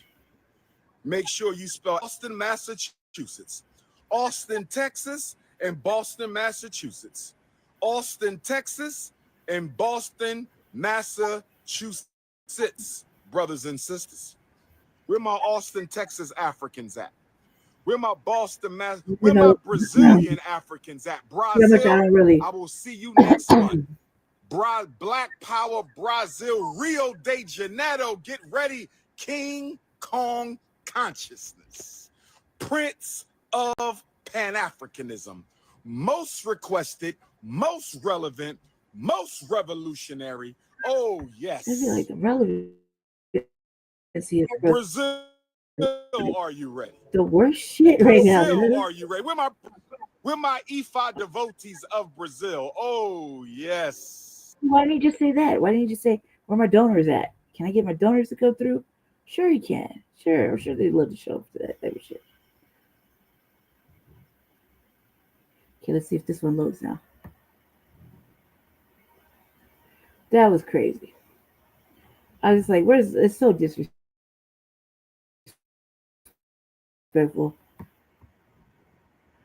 To get along. You name it, the department did it. Foolish and reckless political. Opens up. you so richly deserve. We'll go with your own birthday laugh track. Matter of fact, we'll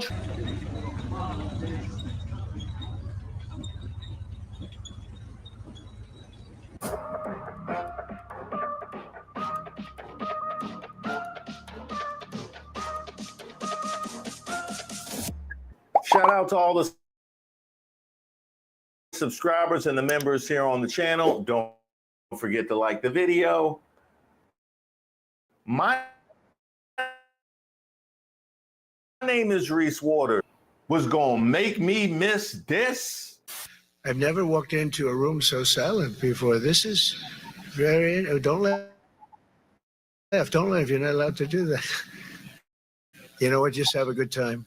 And if you want to applaud, you applaud. And if you want to do anything you want, you can do anything you want. And if you don't like what I'm saying, you can leave the room.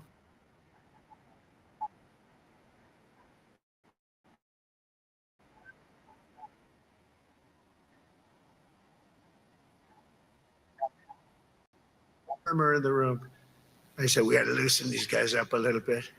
So you just have a good time.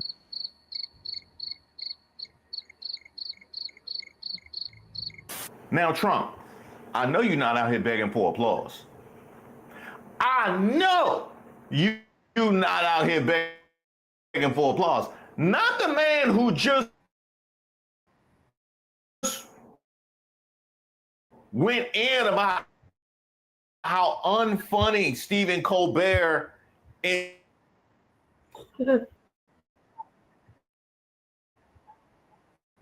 Singers, poets, jugglers, acrobats take the stage, and the leader of the free. You can, you know, y'all still got clapping rights. You know what I mean? I know I took your due process. I know I took your due process. I know we coming for birthright citizenship and free speech, but you still got clapping rights. Just so y'all know.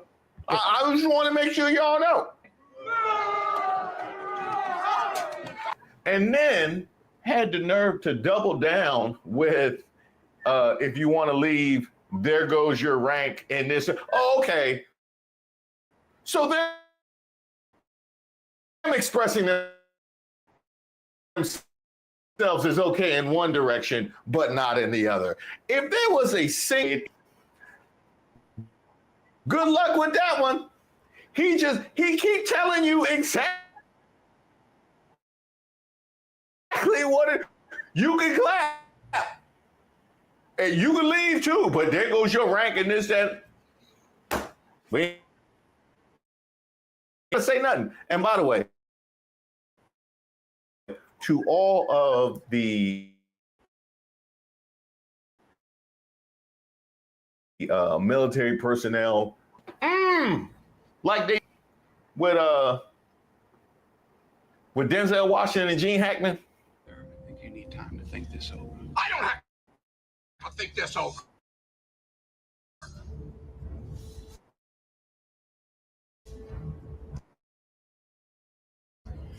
Captain, I relieve you of your command of this ship. I just want to celebrate like a soldier's story. Oh my God. They ain't never gonna integrate no army. I ain't seen a crowd that mad since I went to the Apollo. Well, the bright side is it can't get no worse than. If the Secretary of War can do regular hard PT, so can every member of our joint force. Frankly, it's tiring to look out at combat.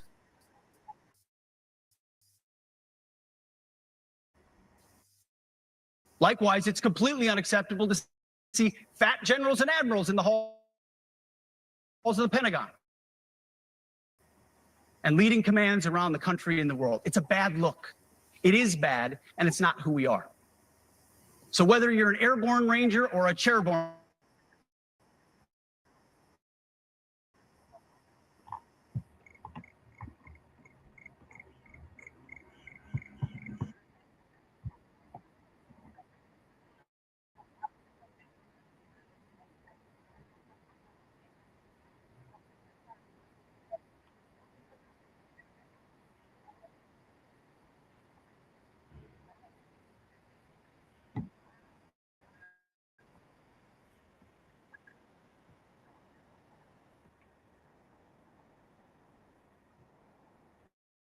truth? I don't know. We ain't seen no medical records, so we could say whatever we want. You can feel free to put the speculation to bed, but you won't. Yeah, you won't. That's right. Oh man. Well, it can't get any worse than that. A lot faster. Ammunition they have to make faster. In the coming months, we'll be making even more historic announcements to fully embrace the identity of the Department of War. I love the name. I think it's so great. I think it stops wars. The Department of War is going to stop wars. I'm sorry, come again? In the coming months, we'll be making even more historic announcements to fully embrace the identity of the Department of War. I love the name. I think it's so great. I think it stops wars. The Department of War is going to stop wars.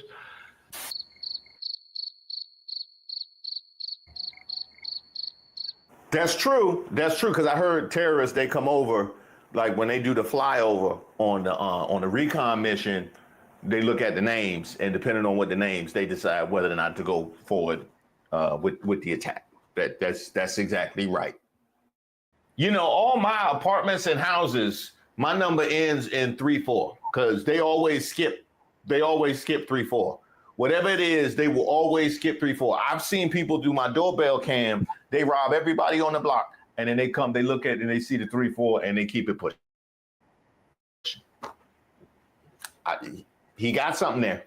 Mention of nuclear, and it was really a stupid person that works for him mentioned the word nuclear. I moved a submarine or two, I won't say about the two, over to the coast of Russia, just to be careful, because we can't let people throw around that word. I call it the N word. There are two N words, and you can't use either of them. You can't use either of them. And frankly, if it does get to use, we have more than anybody else. We have better, we have newer, but it's something we don't ever want to even have to think about. But when somebody mentions it, that submarine started immediately thereafter. Watch out there now. I think it's some more N-words that apparently you can't use around Trump, like no, you know, like nonsense, you know, nincompoop. It's a whole lot of N's. It's a whole lot of N's that he really needs to hear, apparently.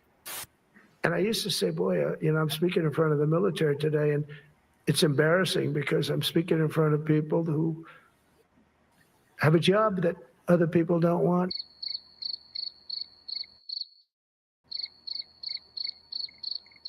See, that's what I'm saying. Somebody should have told you no.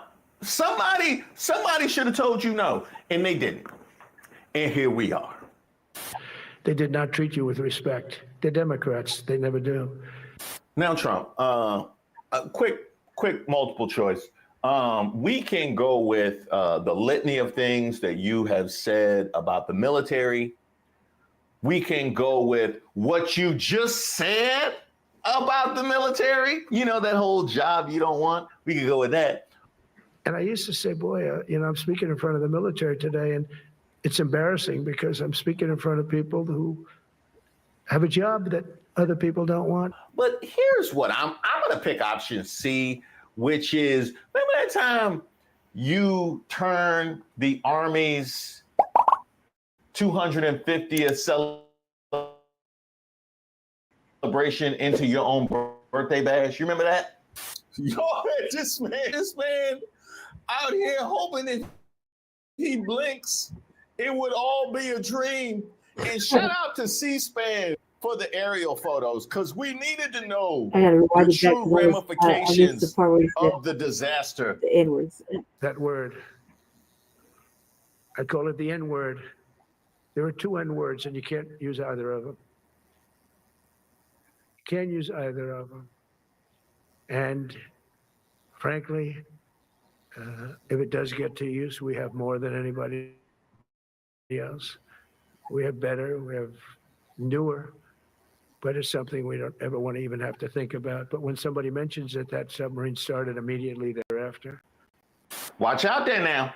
I think it's some more N words I'm like, you obviously that apparently you I can't. think about this when I seen this when he was going on like that, he was just like kind of rambling a little bit. The orange man, right? And I was thinking, maybe he's talking about us. Like you can't say the N word about us, right? And then he just kind of drifted off into something else. I was like, this is like watching Biden all over again. Didn't they kind of give you that? This is like watching Biden all again, looking like he's lost in the sauce of the whole fucking the context of what he was talking about. You know what I mean? And what are those two words? Like we would probably already know you're not gonna say one of them. But what else? And then he's like, we got better and bigger, and I'm like, better and newer, and I'm like, newer us? Like, what are you talking about, cuz? Like this sounds like he was just thinking about like something else. He just drifted off somewhere. Like who knows? He's like do do do do do do do do do. You know what I mean? I felt like we were watching Biden all over again. Like lose his mind. Oh, look who it is. You better not. What was I? Cats. We got kittens, y'all. We got kittens, y'all. I see you two little eyeballs speaking and not speaking. Shut up. Around Trump like no, like nonsense, nincompoop. It's a whole lot of ends. It's a whole lot of ends that he really needs to hear, apparently. And I used to say, boy, I'm speaking in front of the military today, and it's embarrassing because I'm speaking in front of people who have a job that other people don't want.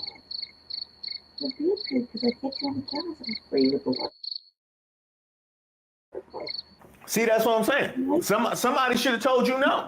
Somebody should have told you no, and they didn't. And here we are. They did not treat you with respect. They're Democrats. They never do. Now, Trump, quick multiple choice. We can go with the litany of things that you have said about the military. We can go with what you just said about the military. That whole job you don't want. We can go with that. And I used to say, boy, I'm speaking in front of the military today, and it's embarrassing because I'm speaking in front of people who have a job that other people don't want. But here's what I'm going to pick option C, which is 250th celebration into your own birthday bash. You remember that? Y'all had this man out here hoping if he blinks, it would all be a dream. And shout out to C-SPAN for the aerial photos, because we needed to know the true ramifications of the disaster that was the Trump birthday parade, in parentheses, Army birthday celebration. And this was a special one right here. I mean, even the tank was embarrassed. The tank, you brought me all the way out here. This looked like the Howard County Fair. So people are signing up for tickets to go to Trump's parade. And when I tell you, here's an example of some of the tickets. Look at the names, y'all. I don't know if you need a good laugh today, but I definitely did. And I want people all over the world to know I see you, y'all. And you know what, Trump? Since you need to feel special, since you out here on stage with low self-esteem, why don't we go with your own laugh track? You know what? We're going to go with your own birthday laugh track, since it's so awkward with all the generals sitting there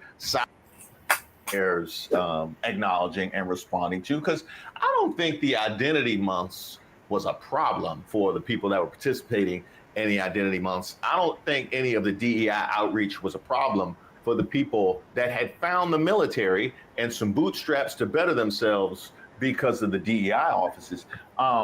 What it sounds like, since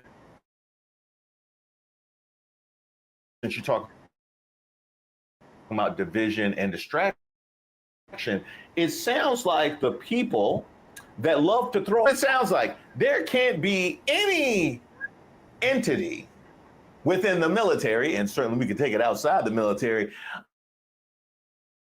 that doesn't center you, folks who like to talk about merit-based. So that is fascinating, because it would naturally center you if you had risen to the levels that you say you naturally warrant and deserve. But that just doesn't happen. So you have to try and mandate it, which is an admission of your own lack of superiority. I know. It's logic is a mug. Logic is a mug. Pete, you mad you didn't get invited to the meetings? You mad they didn't invite you to the meetings, and you felt left out? You still got low self-esteem, and you brought it all the way back to the military. You think it might have had something to do with that cooler? They're considering it a great week. They shouldn't lose any. You shouldn't lose any. This is civilization. And he's like, no, they need the military desperately. How about Portland? Portland, Oregon, where it looks like a war zone. And I get a call from the liberal governor. Sir, please don't come in. We don't need you. I said, well, unless they're playing false tapes, this looked like World War II. Your place is burning down. I mean, you must be kidding. Sir, we have it under control. I said, you don't have it under control, Governor, but I'll check it. And I'll call you back. I called her back. I said, this is certainly not the biggest, but it's one of the worst. It's brutal. They go after our ICE people who are great patriots and tough job too, but they love it. They love it because they're cleaning up our country. You mean this Portland? I have people that used to live in Portland. They've left. Most of them have left. But what they've done to that place is it's like living in hell.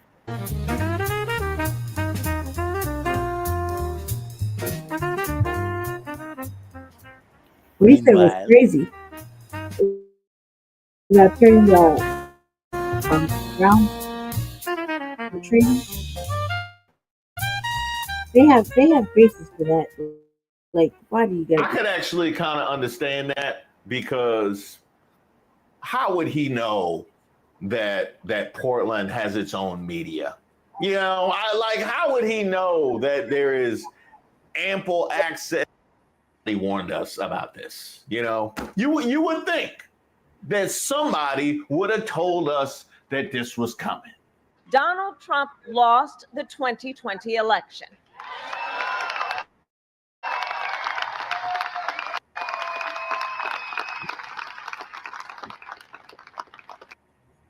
Chicago, New York, Los Angeles. They're very unsafe places, and we're going to straighten them out one by one. And this is going to be a major part for some of the people in this room. That's a war, too. It's a war from within, controlling the physical territory of our Chicago. So that's why we should really pay attention and listen. I mean, he's saying it right to our faces. So not only is it a war between this and that with them, right? And we're also in the midst of our own shit. So you have to stay vigilant and listen more than anything. See where it goes and just pay attention to every single fucking thing. A lot of reading is gonna go involved and a lot of listening. And surely we're gonna have our fucking opinions.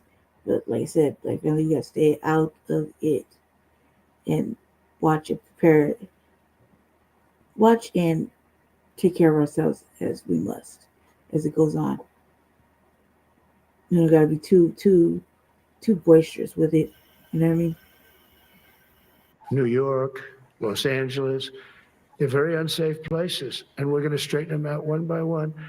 And this is going to be a major part for some of the people in this room. That's a war too. It's a war from within.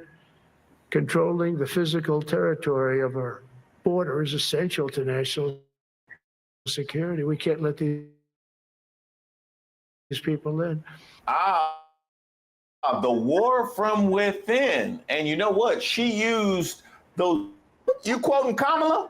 You going out your way to make everything she said come true? Huh. But none of the good stuff she said she was going to do. But literally everything she said about you making sure to check all them boxes, ain't you? We are preparing every day. We have to be prepared for war, not for defense. We're training warriors, not defenders. We fight wars to win, not to defend. For use, overreach, and mission creep. War is something you do sparingly, on our own terms, and with clear aims. We fight to win. We unleash overwhelming and punishing violence of engagement. We untie the hands of our warfighters to intimidate, demoralize, hunt, and kill the enemies of our country. No more politically correct and overbearing rules of engagement. Just common sense, maximum lethality, and authority for warfighters. Boxes that Kamala had thrown out on the campaign trail about war crimes. Matter of fact, all the people that have cast aspersions on Trump and talk about what's going on in America, they never talked about war crimes. Never let them know your next move. Does that mean That's what it is. Only in recent decades did politicians, some Kenya and some invasion from within. No different than a foreign enemy, but more difficult in many ways because they don't wear uniforms. At least when they're wearing a uniform, you can take them out. These people don't have uniforms. But we are under invasion from within. We're stopping it very quickly. What does he mean by hunt and kill the enemies of our country? What does he mean right here? What they've done to San Francisco, Chicago, New York, Los Angeles, they're very unsafe places, and we're going to straighten them out one by one. And this is going to be a major part for some of the people in this room. That's a war, too. It's a war from within, controlling the physical territory of our border is essential to national security. We can't let these people in. The war from within. And you know. Okay, so protecting our borders, doesn't that go along with defending them? Question mark. I can't wait till TVA or Professor Black Truth really get at this because their insight is really helpful right now. What she used those very. Are you quoting Kamala now? Is that what you're doing? You quoting Kamala? You going out your way to make everything she said come true? She said she thinks she said about you. You making sure to check all them boxes, ain't you? We are preparing every day. We have to be prepared for war, not for defense. We're training warriors, not defenders. We fight wars to win, not to defend. Defense is something you and mission creep. We fight wars to what? I just got to hear it again. Sorry. It goes too fast. Honestly, let that sink in. What they've done to San Francisco, Chicago, New York, Los Angeles, they're very unsafe places, and we're going to straighten them out one by one. And this is going to be a major part for some of the people in this room. That's a war, too. It's a war from within. Controlling the physical territory of our border is essential to national security. We can't let these people in. The war from within. And you know what? She used those very. Are you quoting Kamala now? Is that what you're doing? You quoting Kamala? You going out your way to make everything she said come true? Huh. But none of the good stuff she said she was going to do. But literally everything she said about you making sure to check all them boxes, ain't you? We are preparing every day. We have to be prepared for war, not for defense. We're training warriors, not defenders. We fight wars to win, not to defend. Kind of sounds like we're about to start this shit off proper here, not defend it if it came over here. Like, Defense is something you do all the time. It's inherently reactionary and can lead to overuse, overreach, and mission creep. War is something you do sparingly, on our own terms, and with clear aims. We fight to win. We unleash overwhelming and punishing violence on the enemy. So instead of it, like, we're involved now. So it's like now we're going to be antagonistic and start the shit. Like, basically. Is that what I'm understanding? Like, no more defense. Now we're just going to go ahead and just fucking pillage and plunder and fucking eradicate. Is that what I'm saying? Is that what he's saying from this angle? That we're not gonna pretend, like, not, why did they drag us back? Oh, they drug America into it. Now we're gonna fix it. Is this America starting this shit? Is that what he's trying to say? Question mark. I'm just asking you a question. We also don't fight with stupid rules of engagement. We untie the hands of our warfighters to intimidate, demoralize, hunt, and kill the enemies of our country. No more politically correct and overbearing rules of engagement. Just common sense, maximum lethality, and authority for warfighters. Pete Hegseth think he's slick. He think he's slick because he saw that Trump had hit all the boxes that Kamala had thrown out on the campaign trail. And he was like, but she didn't say nothing about war crimes. She didn't say nothing about war crimes. Matter of fact, all the... Like, what is that? What happens if the president turns into like outright war criminal? Like not only saying, how to do with Russia, or he should be punished because he did war crimes. He's a warmongering fucking asinine individual. Whatever, right? Just say. So what happens? Does this add on to the 37 charges or convictions or whatever the fuck? Does this add on to his list of fucking crimes? Like, goddamn, like this. I'm not a fear mongering individual, so I want to hear more about it. Like, look into it, listen more. But this don't sound good at all. People that have who let him in charge of the war room with maps and with all the little fucking tanks and weapons and shit? Like, we're gonna place you right here, you right here, you right here. Domination. Like, who said he could play fucking outright battleship? You know what I mean? Cast aspersions on Trump and talk about what's going on in America. They never talked about war crimes. Never let them know your next move. Priority, that's what it is. Only in recent decades did politicians somehow come to believe that our job is to police the far reaches of Kenya and Somalia, while America is under invasion from within. We're under invasion from within. No different than a foreign enemy, but more difficult in many ways because they don't wear uniforms. At least wearing a uniform, you can take them out. These people don't have uniforms. But we are under invasion from within. We're stopping it very quickly. Now let's talk. What we have here is a president talking about the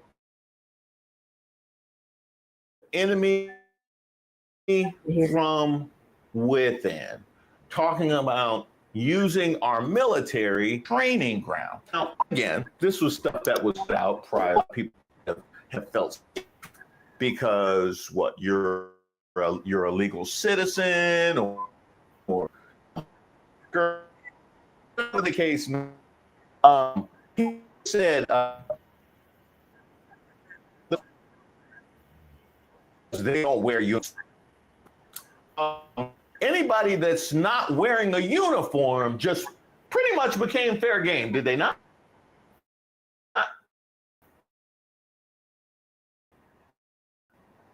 And by the way, those wearing uniform outset. So whatever it was that you were telling yourself about why this didn't impact you at all, where's your uniform? What might happen? Well, according to Pete Hegseth, there's no rules of engagement. So it's unprecedented. It's unacceptable. It's overtly political and partisan. And if you watch that speech, generals, the city of Portland, Trump's political enemies, and DEI.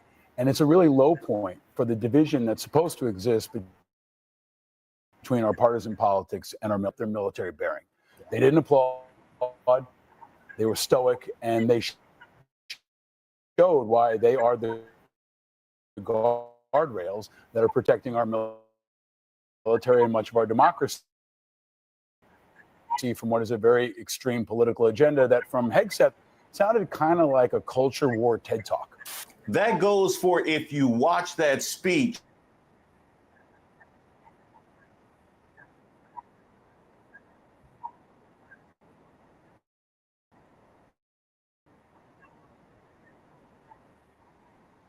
A new one. And I would love to know if this isn't disqualifying. I would love to know what is. How many minutes we at now? I did a whole video and about in the ways in which he's used our military. And it wasn't until now that I mentioned that he made it a political. Yes. What did he say about disrespecting the military? Yeah. Mm-hmm. It was that.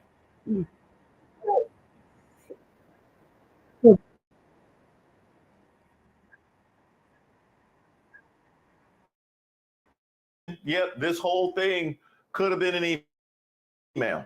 This whole thing could have been an email. You bring in all your military brass from all over the world and have them in one place and announce it in that. It's just like fine. But as far as moving forward, deliberate language. It's broad, it's ambiguous, but it's meant to be a point. Special guest with us, the Vice President of the United States. I just want to share remarks of my own. Democrats in Congress have officially shut down the United States government. House Republicans passed a nonpartisan. So basically, like he's basically being deliberate with these words. Like I said, like I've always said, it's always right in front of you. They're saying it to you. Sometimes you got to read it. Sometimes you just got to listen, right? So when using words like internal threat, basically it frames it for dangers coming from inside the country, not from a foreign adversary, like in their context of how they're using it, right?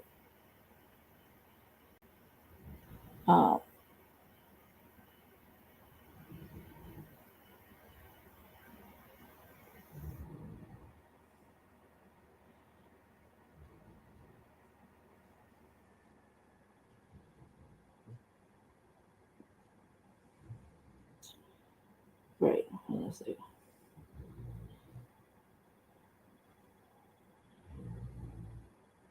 I'm just reading so I can make sure I say it. I can see that I'm saying what I'm thinking is right.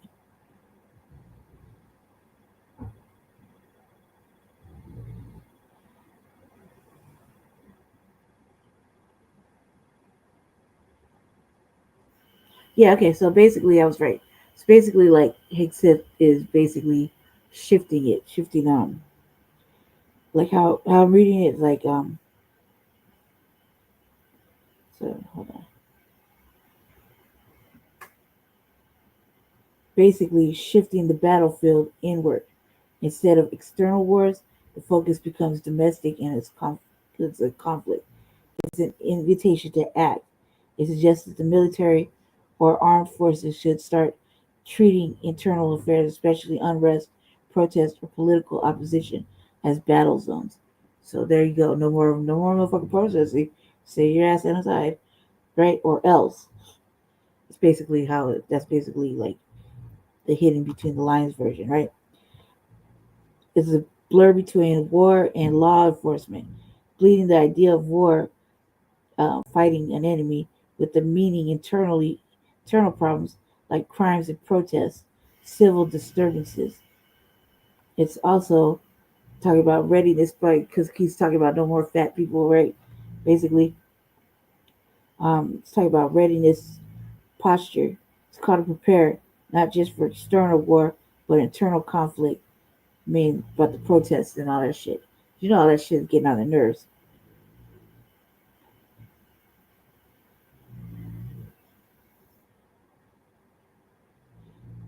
Basically, saying that they're arguing that there's a, like how Trump said, there's a war going on inside, right? Um, and it should be handled or focused on its happenings inside the country, and that the military forces should be engaged in that war. Meaning, like how he sent the fucking National Guard, right? So all this protesting, like, you know, there's a line, right? Basically saying, fuck all that protesting. We want order and nobody outside, basically. That's how I'm taking it.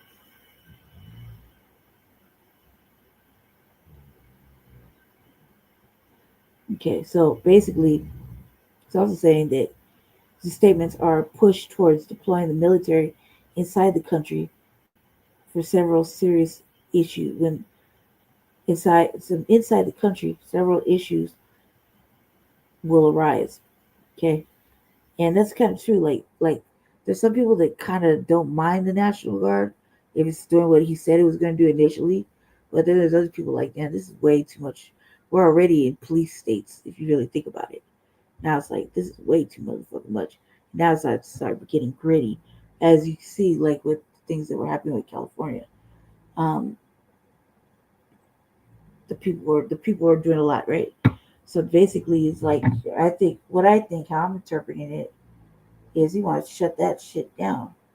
Like no more public protesting, no more none of that, because it gets kind of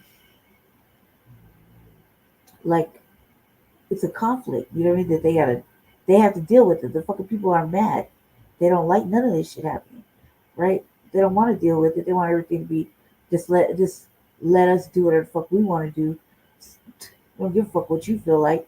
You're gonna keep paying these taxes though. You know what I mean? Because we need these taxes to fight these wars inside now. Now we're gonna be paying for our own internal fucking plus war. You know what I mean?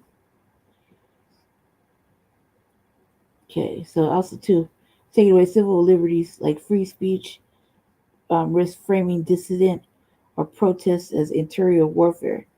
Internal warfare gives risks of criminalization or felony. I'm old, man. I need glasses. Um, Internal warfare risking criminalization, political opposition, and the chilling free speech assembly and protest. Militarization of domestic policy if military focus becomes a primary tool for handling internal problems. Democratic norms like risk being overridden by executive power, because he is using executive powers for shit. And you see how these lawsuits going out, and you see how they're basically he's still doing whatever the fuck he wants to do, still enabled to do whatever the fuck he wants to do, right? Chain of command pressures and loyalty. Military personnel may face pressures to comply even when they believe actions are illegal or unethical. Ambiguity and targeting. The enemy within is vague and can broadly be applied. Like as I said, broad and ambiguous. Its target is dissenters, journalists, political opponents, or marginalized communities without clear standard or oversight. Let me read that part again. The risk of targeting dissenters, journalists, political opponents, or marginalized, what does that mean? Broad and ambiguous. It means black people. Communities without clear standard or oversight. Yes. I'm saying yes because I'm trying to figure out what they're saying. You know what I mean? So I can give you an understanding, because I a lot. That's a lot right there. Okay, let's carry on. Hold on a second. Okay, yeah, try to find a cup so I get some water. Just got everything all packed up right now. Hold on one second, okay? I'm going off camera, but I'm right here. I'm finished playing this. This is the government shutdown, so we could really actually get an understanding of like what they're talking about. Lean piece of legislation to extend current government funding until November 21st. But nearly every single Democrat senator voted against this bill. To be clear, this was the exact same bill that Democrats approved 6 short months ago in March, funding bill that Democrats passed 13 separate times when they held the majority during Joe Biden's administration. So the American people woke up this morning and asked the obvious question: why is the government shut down right now? The answer is pure partisan politics being played by the Democrat Party.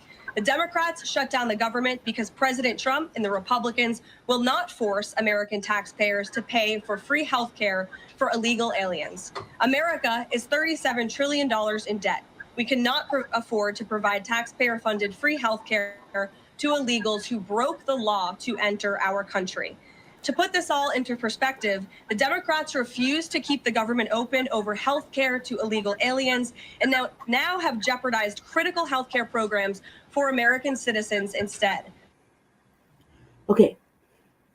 Obviously, so they're obviously going to blame the Democrats for this shit, right? That's funny as hell. All right. But I don't agree with them getting medical care either when he broke in the motherfucking country. It's going to affect us still. So, I'm just saying. Yeah. Okay. So I don't agree. I don't agree that they should get medical care, housing, or anything. Like, you broke in. You know what I mean? And you pillaged your systems. So yeah, this part I agree with. But when it starts to affect us, then we're really gonna have a problem, right?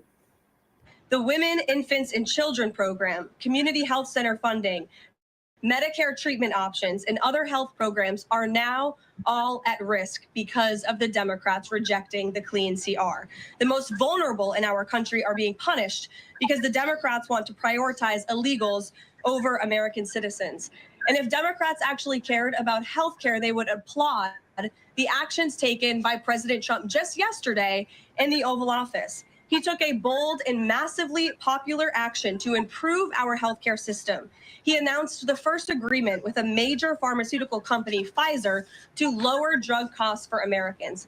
This is a historical achievement long sought by past Democrat presidents that only President Trump was able to get done. Also yesterday, while the Democrats were whining about health care for illegal aliens, President Trump signed a powerful executive order to supercharge American AI innovation and unlock cures for pediatric cancer patients in the United States.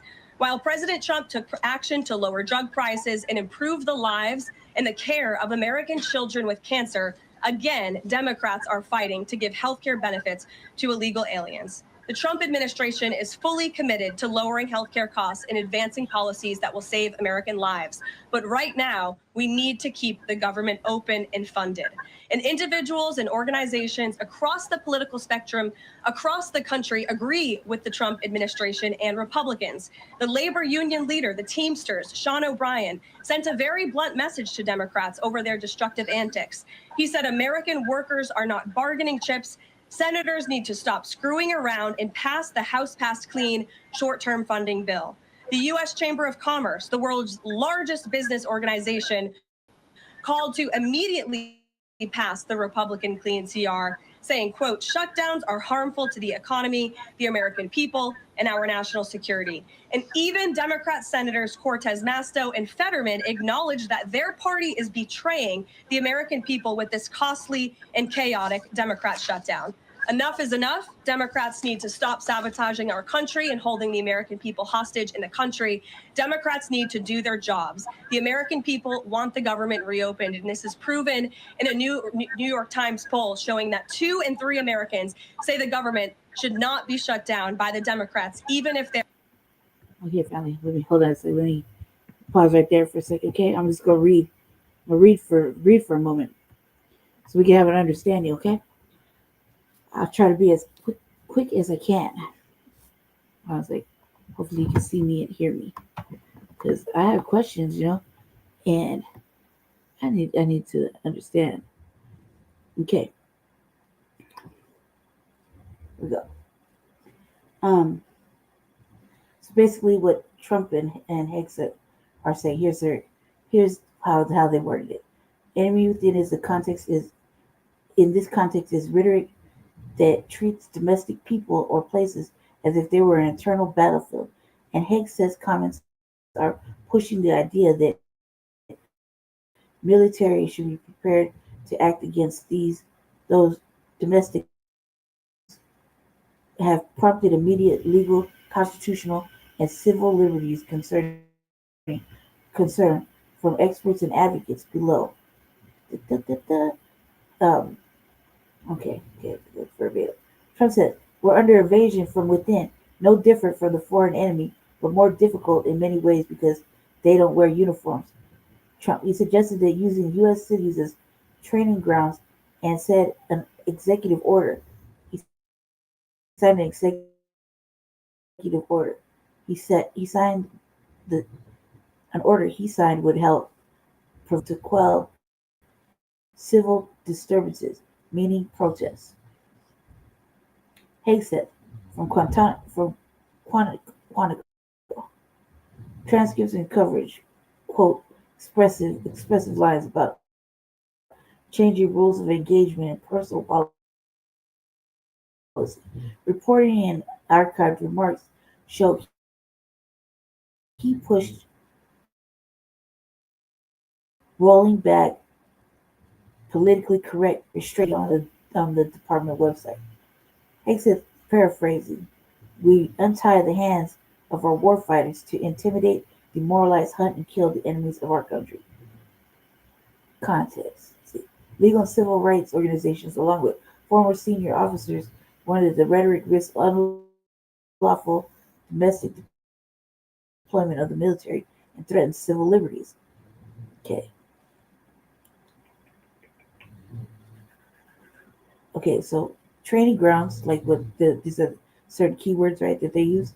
Training ground signals a willingness to move military assets and doctrine into U.S. urban settings, meaning our areas, which rise obvious legal civil right risks. Hegseth's rhetoric about loosening restraints and untie the hands signals a push to relax rules and limit the use of force and to prioritize lethality and aggressive posture, again on a domestic concern which address to senior military, meaning relax the rules, meaning in relax the rules that limit use of force and to prioritize lethality and aggressive posture against domestic concern, which means protesting. Like, if they really want them to be able to shoot and kill somebody, lethality, that means you're dead, you're gone. Constitutional concerns, while many experts are alarmed. The Insurrection Act limits. Federal law generally bars the military from acting as domestic police, exception a Insurrection Act are narrow and legally fraught. Experts warn the rhetoric could be pretext to push those limits. Civil liberties risk. Treating protests, migration, or political opposition as warfare risks criminalizes protect speech and assembly and can justify broad detentions or force. Erosion of civil military political apolitical and subordinate to civilian rule under law using the armed forces against political opponents or domestic protesters breaks long-standing norms. Jesus Christ. Implementation ambiguity,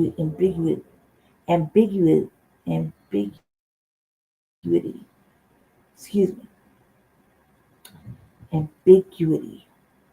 Because enemies within is vague, it could be applied selectively, increasing risk of decriminalization or retaliatory enforcement. Rapid legal fights likely states. Civil rights groups and courts have already challenged deployments and orders. Litigation and injunctions are probable if deployments proceed. Just sit down and wait, right? Now this is how the journalists or legal scholars and officials are reacting. Level high. They're like really reacting to it. Governors, civil rights groups, ACLU, and others have many legal scholars called the remarks authoritarian and warned they could violate federal law and constitution. Voiced publicly criticized the rhetoric as dangerous to civil military relationships. Media and watchdog flagged specific legal vehicles, alien enemies, in this context misused or contested. If you're worried, no, okay. Yeah, I have another question. The Democrats did vote in the way in how she's saying it, framing what's happened, but how it's framed is often selected and phrasing in certain angles over others. Here's a breakdown. Okay, cool. Here's a breakdown. The Democrats actually did. They voted down a stopgap funding bill in the Senate. Democrats voted against a Republican proposal to extend government funding. The bill was rejected 55 to 45, but it needed 60 votes to overcome a filibuster. Many news stories describe this as Democrats voting to shut down the government or refusing to keep funding, which is true in terms of outcome. Had made it clear ahead of time they would not consent to continue resolution bills that did not include extensions or fixes to current health care subsidies under the Affordable Act. Some narratives had framed Democrats as obstructive, others framed them as defending health care and millions. Some defections and internal disagreements. Reports expressed concern about the shutdown's consequences. Vocal criticisms of Trump's rhetoric by the enemy within and domestic military use. Democrats have publicly pushed back, commending the language as authoritarian and demanding accountability and raising fears of overspeech. And this is how the news is framing it. Democrats voted to shut down the government, as many headlines have said. Democrats pulled trigger on shutdown, crisis, and blames games. The media is playing both parties, blaming each other, but many frame Democrats as responsible for the inaction. Conflict and drama. Shutdown standoff. Government closing, Democrats standing firm. Narratives make for compelling stories. Rhetoric danger. Coverage highlights how Democrat leaders are warning of author,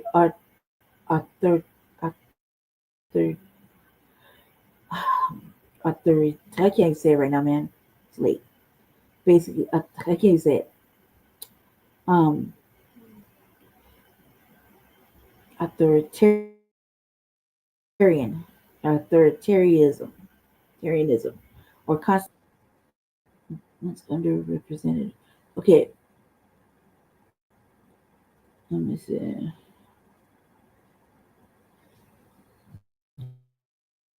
Okay, well, it's underrepresented and simplified.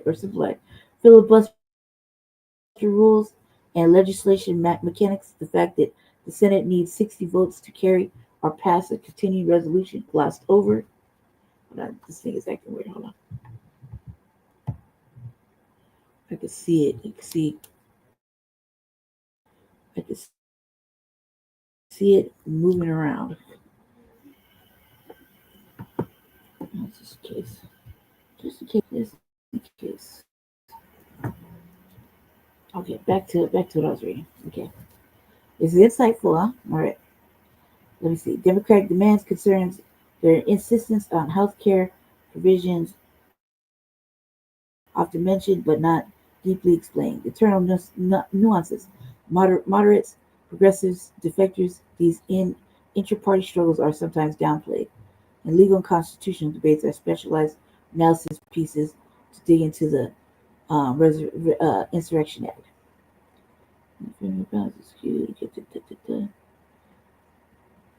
Context matters. The headlines often omit key context and understanding why the Democrats did so. Tone and emphasis tilt in interpretations of headlines like Democrats shut down government carries a different implication. The Democrats hold the line and defend health care. Okay, cool. All right. All right, so now we got an understanding what happened.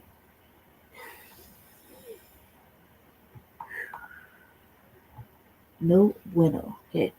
Like this shit. Off the chain crazy. But I had to figure there's always some propaganda because, like, now I want to see the conclusion. Like, how you gonna fix it?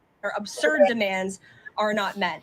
The president and Republicans are working very hard to reopen the federal government. The vice president here has been crucial in this effort. We encourage all Americans across the country, call your Democrat senators and encourage them to reopen the government. J.D. Vance. Great.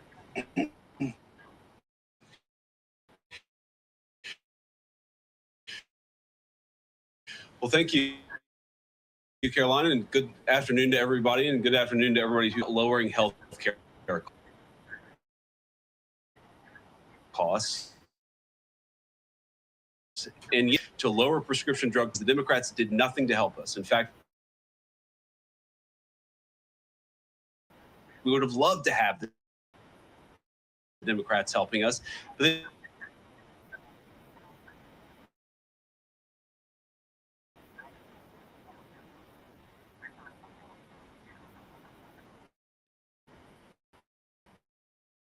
fact that the overwhelming majority of congressional Republicans and even a few moderate Democrats supported opening the government.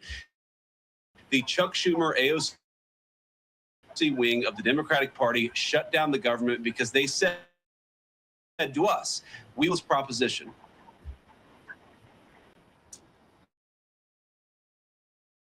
Let me say two other quick things, and then again, I'll take some questions. Number one, Democrats want to do things. Look, when Chuck Schumer and Hakeem Jeffries were in days ago, they made suggestions that the president was more than happy to say, yes, let's sit down and talk about how we can solve the health care we inherited from the administration.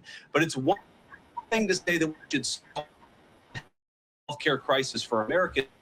It's another thing to say that we're going to shut down the Democrats every thing that they want, as Caroline says, includes giving billions of dollars of taxpayer funding for healthcare illegal migrants. That's you don't have policy disagreements that serve as the basis for a government shutdown. Let's have the conversation about how to fix American healthcare, about how to make healthcare more accessible. As the president, what you don't is say, unless you do exactly what we want to do as congressional Democrats, we're taken hostage. And the hostage, it turns out, is critical, essential services that the American people need. Caroline talked about some of it. Let me talk about some more. Our troops are not getting paid starting today because of the Chuck Schumer wing of the Democratic Party. We have people who food assistance, low-income Americans who require food assistance, who will not get it unless we reopen the government, thanks to Chuck Schumer and the Democratic Party. We have flood insurance as start hurricane season in the southeastern country. That flood insurance, Chuck Schumer and the Democratic Party need to reopen the government. Let's fix America's problems. About healthcare policy. That's what the American people demand, and that's certainly what the President of the United States wants. Let me make one final point. I think a lot of Americans are asking themselves, why did this happen? Why did the Democrats shut down the government despite, as Caroline said, voting on the exact same piece of legislation 6 months ago?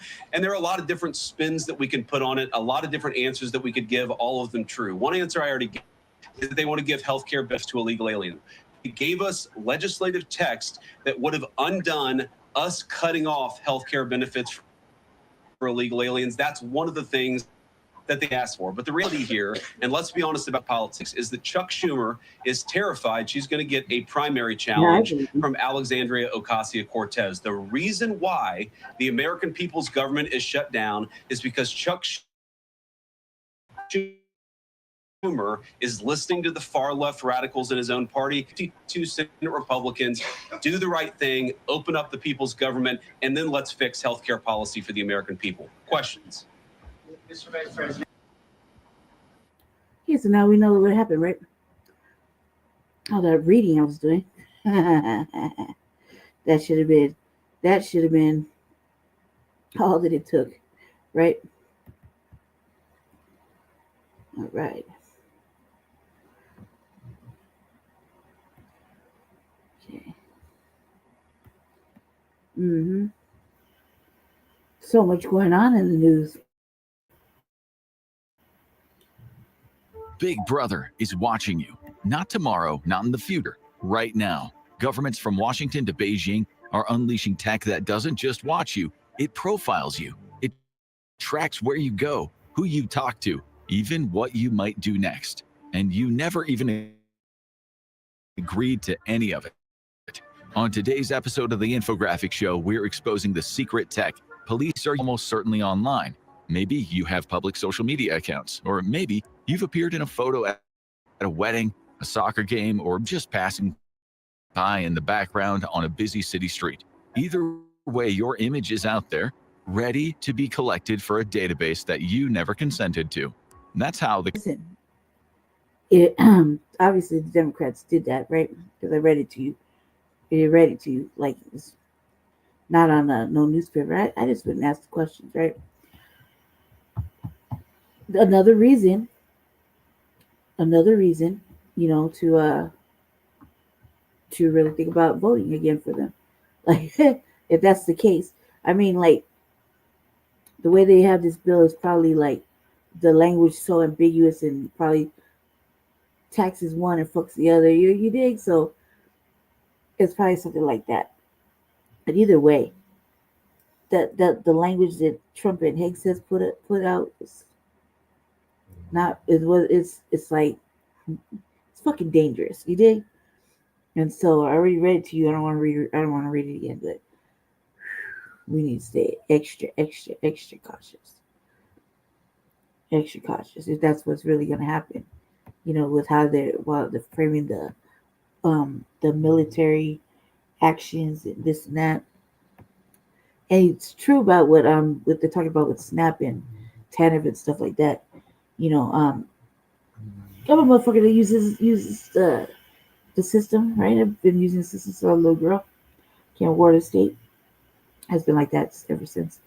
I got a message today. It was like, excuse me, pardon me. I got a message yesterday. It was like, yeah, you gotta your stuff is gonna be okay. It's coming in this month. Next month, not so much, not so sure, basically.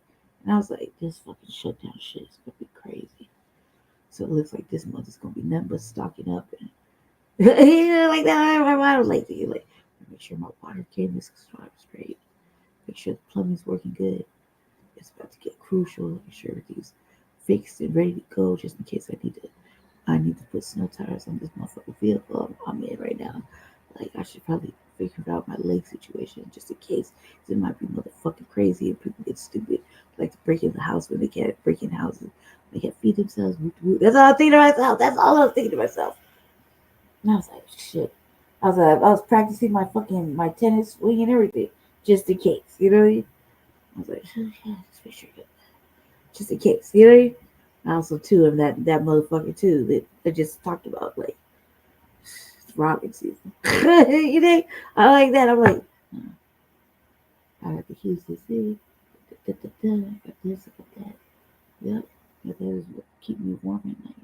Make sure I got the little to-go kit, danger packet. Make sure my medicine's all up to date. Make sure water's actually clean. You know, just for drinking, separate, cooking, bathing, etc. Maybe we should go get some water jugs of, you know, the 10-gallon ones, 5-gallon ones, you know, the ones with the little blue thing you get at Walmart. Like maybe this, maybe that, stock of rice, beans, essential canned goods, etc., etc., etc. Stop drinking fucking soda because this might be the last month. Woo, woo, woo. I be in fighting stance. Maybe I should work on my ninja skills. Yeah, that's all I was thinking about the whole time I saw that letter. And I was like, man, and I encourage y'all to look, brainstorm like that. That's exactly what I was thinking about. All right, let's get back into it. This is also problematic, family. All these things that we're looking at now, AI, like a lot of shit is problematic and shit we don't know about.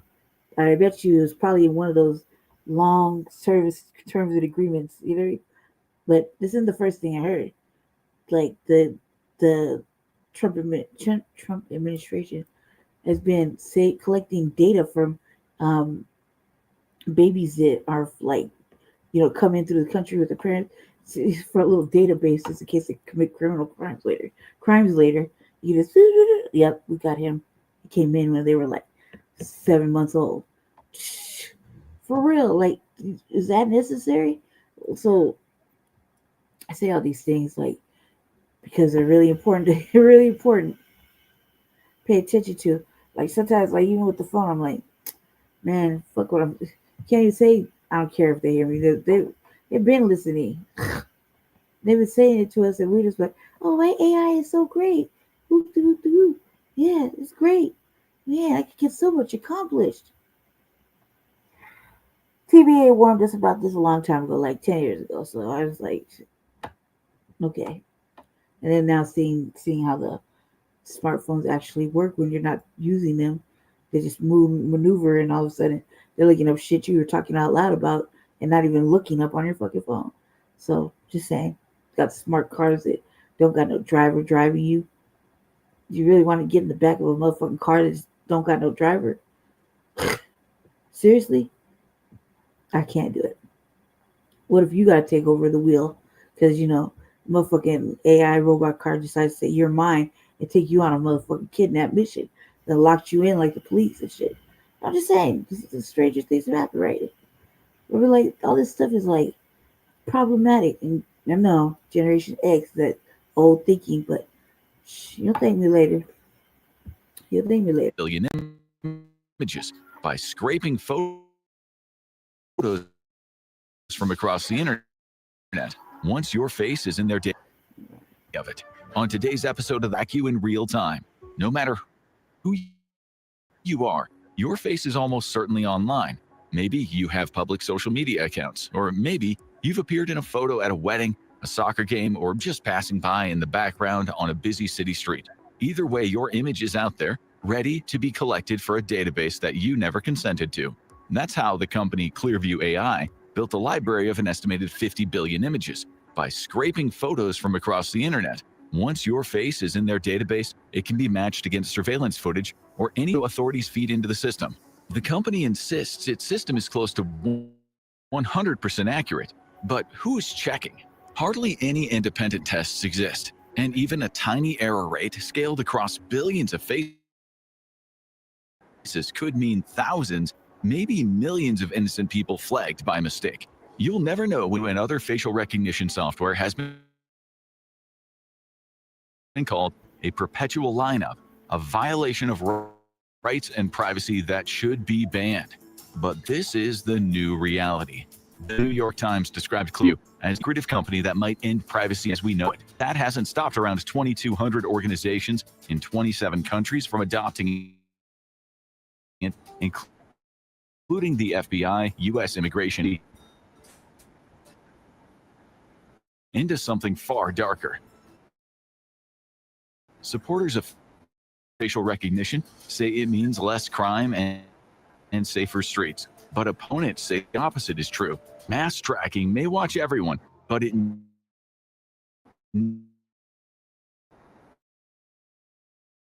never fixes the real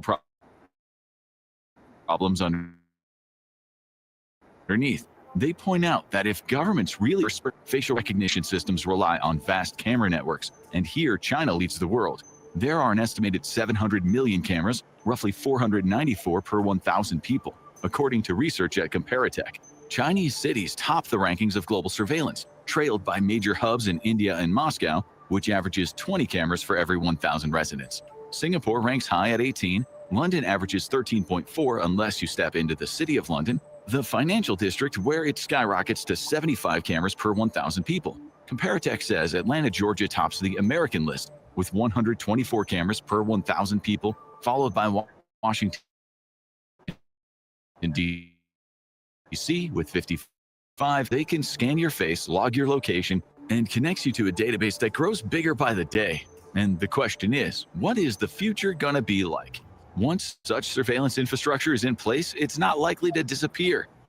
Americans found that out with President Bush's Patriot Act and Obama's FISA Amendments Act. As Edward Snowden showed, once you start mass surveillance, it's here to stay. Big Brother doesn't retire, he just gets better with age.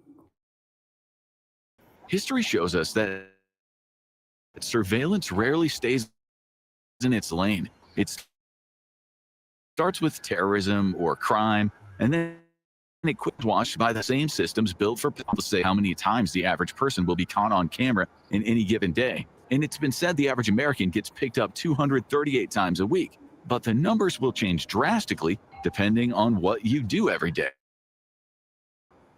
But if you leave the house and you walk around a city or a town in the Western world, you are going to get caught on camera multiple times.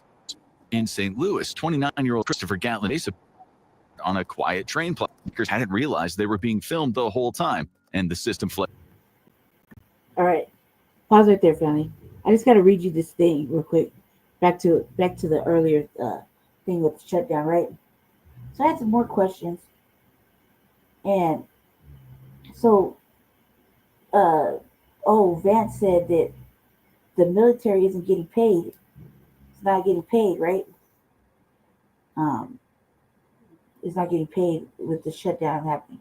So how can they? So that's it. So I asked the question. I said, who's the enemy within ? And how soon or what does it take to stop it with the military doing the urbanized lethality ? And how can they enforce it if the shutdown can't pay them, meaning the military? Okay. And it says so short answer, the enemy within is political rhetoric. It names domestic people or groups if they were an internal battlefield, and using the U.S. military to fight. Hold on a second.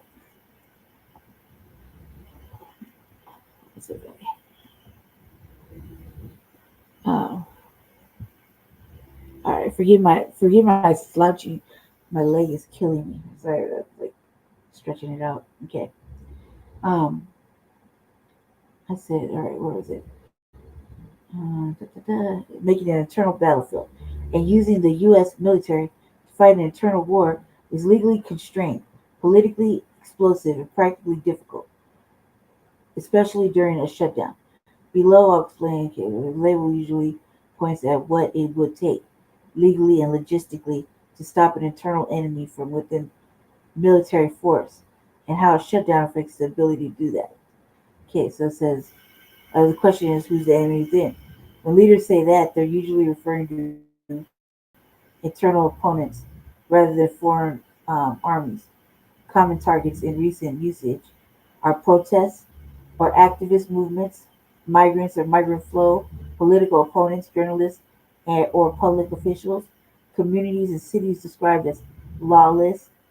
By that rhetoric means is vague.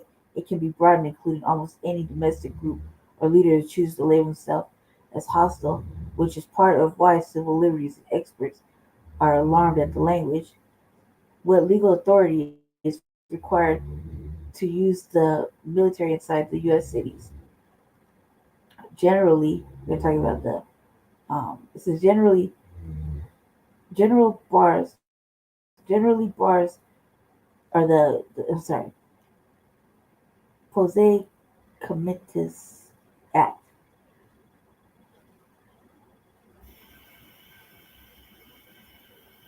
Okay, it's giving me a legal limits, small set of statutory exceptions.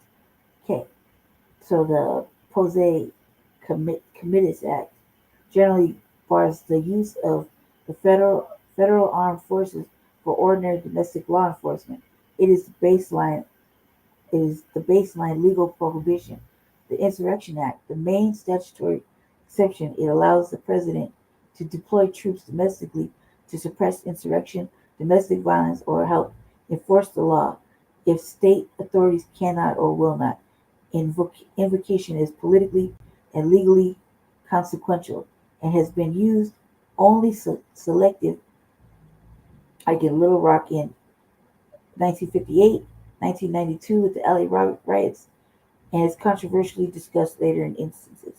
The National Guard. Governors control the state National Guard unless federalized.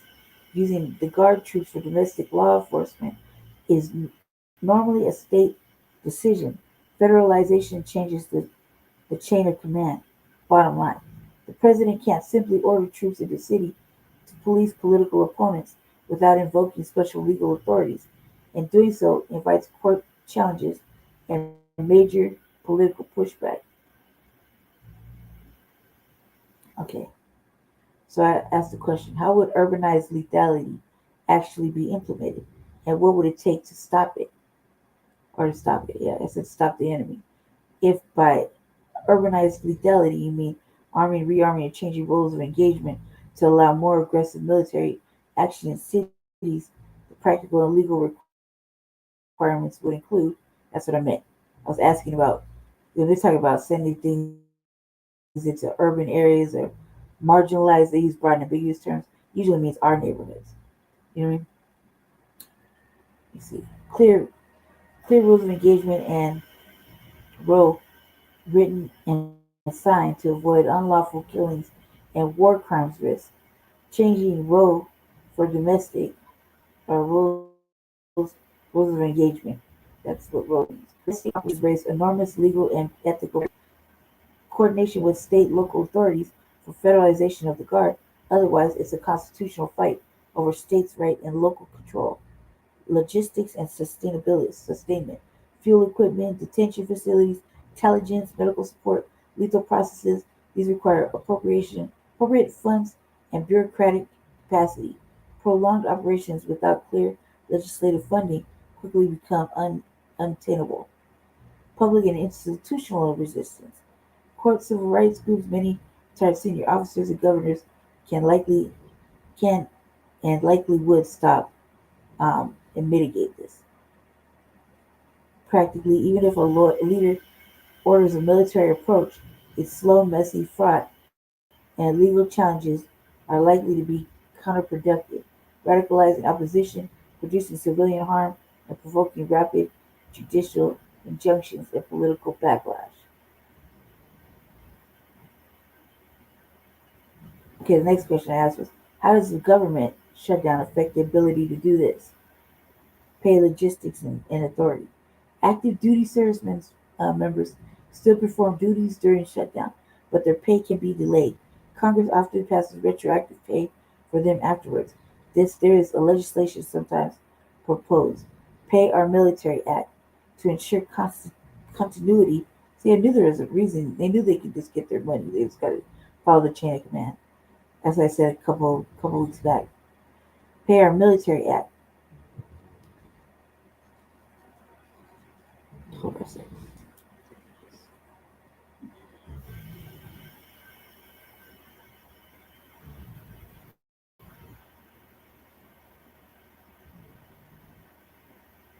I just want to read it. Okay, to ensure continuity, but the passage can vary. A shutdown complicates morale, civilian support staff, and supply chains. Civilian DoD employees, contractors may be furloughed or work without pay depending on whether they are deemed essential, which harms logistics, maintenance, and planning. Funding for extraordinary domestic operations, long deployments, special equipment, detention, judicial processing, ultimately depends on Congress approving appropriations. A prolonged shutdown would make sustained domestic military operations political and practically difficult. So even if the troops are ordered to act Immediately, a shutdown reduces sustainment capacity, strains morale, and make it harder to retain long-term operations. And pay issues create legal and political pressures that tend to force congressional fixes quickly.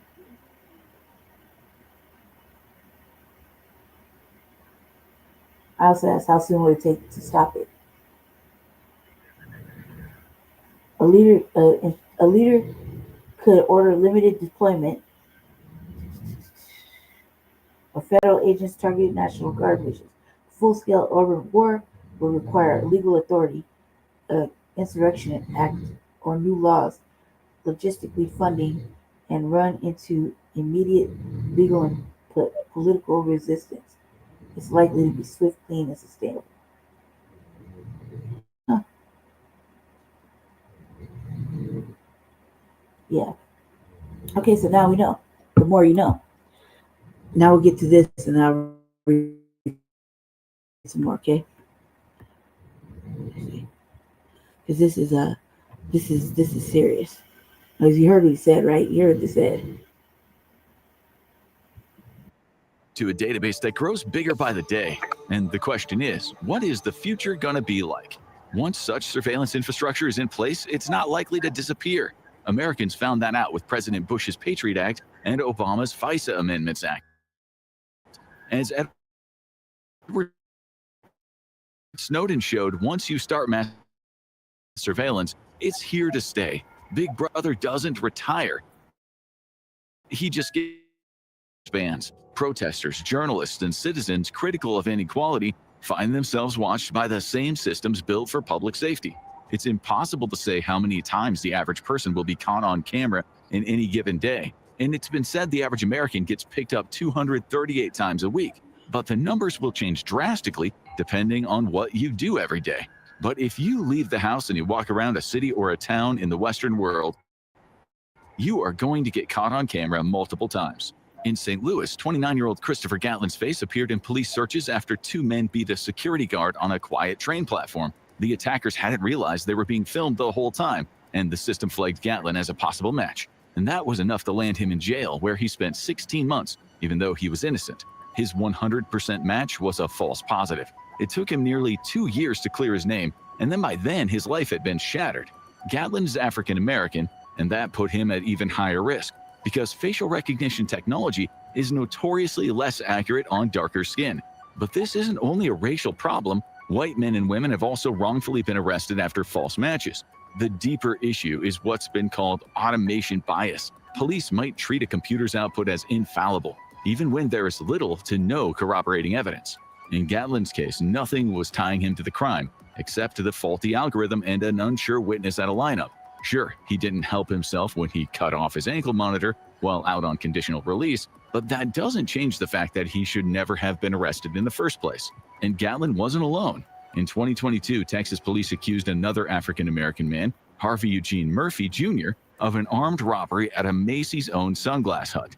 The problem? He was in California at the time. Despite his bulletproof alibi, he was arrested and jailed for 10 days, during which time he says he was assaulted. Eventually, prosecutors confirmed his innocence and dropped the charges. But those 10 days, the trauma, the humiliation, and the violence all happened because the computer made a mistake. And it doesn't stop with individuals. Facial recognition is now being rolled out in crowd settings. At U.S. Major League Baseball games, fans are scanned as they enter. The justification is public safety, spotting people wanted on outstanding warrants. But it also means tens of thousands of innocent spectators swept into a digital net every time they attend a game. They're effectively already in a possible lineup. In the near future, it may even affect the way we behave, creating what is called a chilling effect, the kind of thing we usually associate with authoritarian societies. And it doesn't just stop at the stadium gates. If you're planning on making a getaway in a car these days, think again. License plate recognition, or LPR cameras, now feed information back to a computer terminal. They can find a stolen car or help capture criminals after a crime has been committed. If police are looking for, say, a white Ford Bronco, they can input the license plate number and, through connected cameras, know exactly where it's traveling. These days, AI is watching the roads all day, all night, with automated license plate readers, or ALPRs. But this too can start to look dystopian if the people driving aren't your regular kind of criminal. Just recently, the state of Texas began using ALPRs in ways that critics say stretch far beyond crime fighting. In one case, police reportedly ran a nationwide search across 83,000 ALPR cameras to track down a woman suspected of performing her own abortion. These cameras can be hidden in streetlights, traffic signals, or even traffic cones. Officials claimed that it wasn't about catching her, but about being her. May have been true, but the precedent is still chilling.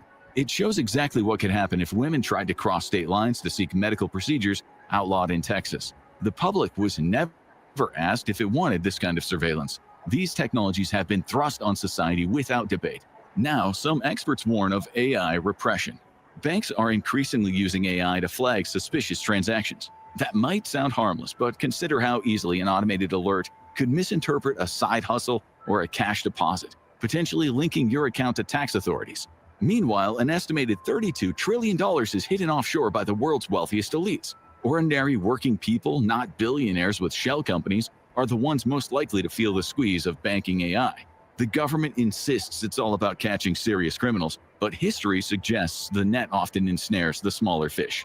And it isn't your activities being watched, it's also your thoughts. Post the wrong comment about a future war or question dubious official policy during a health crisis, and you risk being flagged by an algorithm.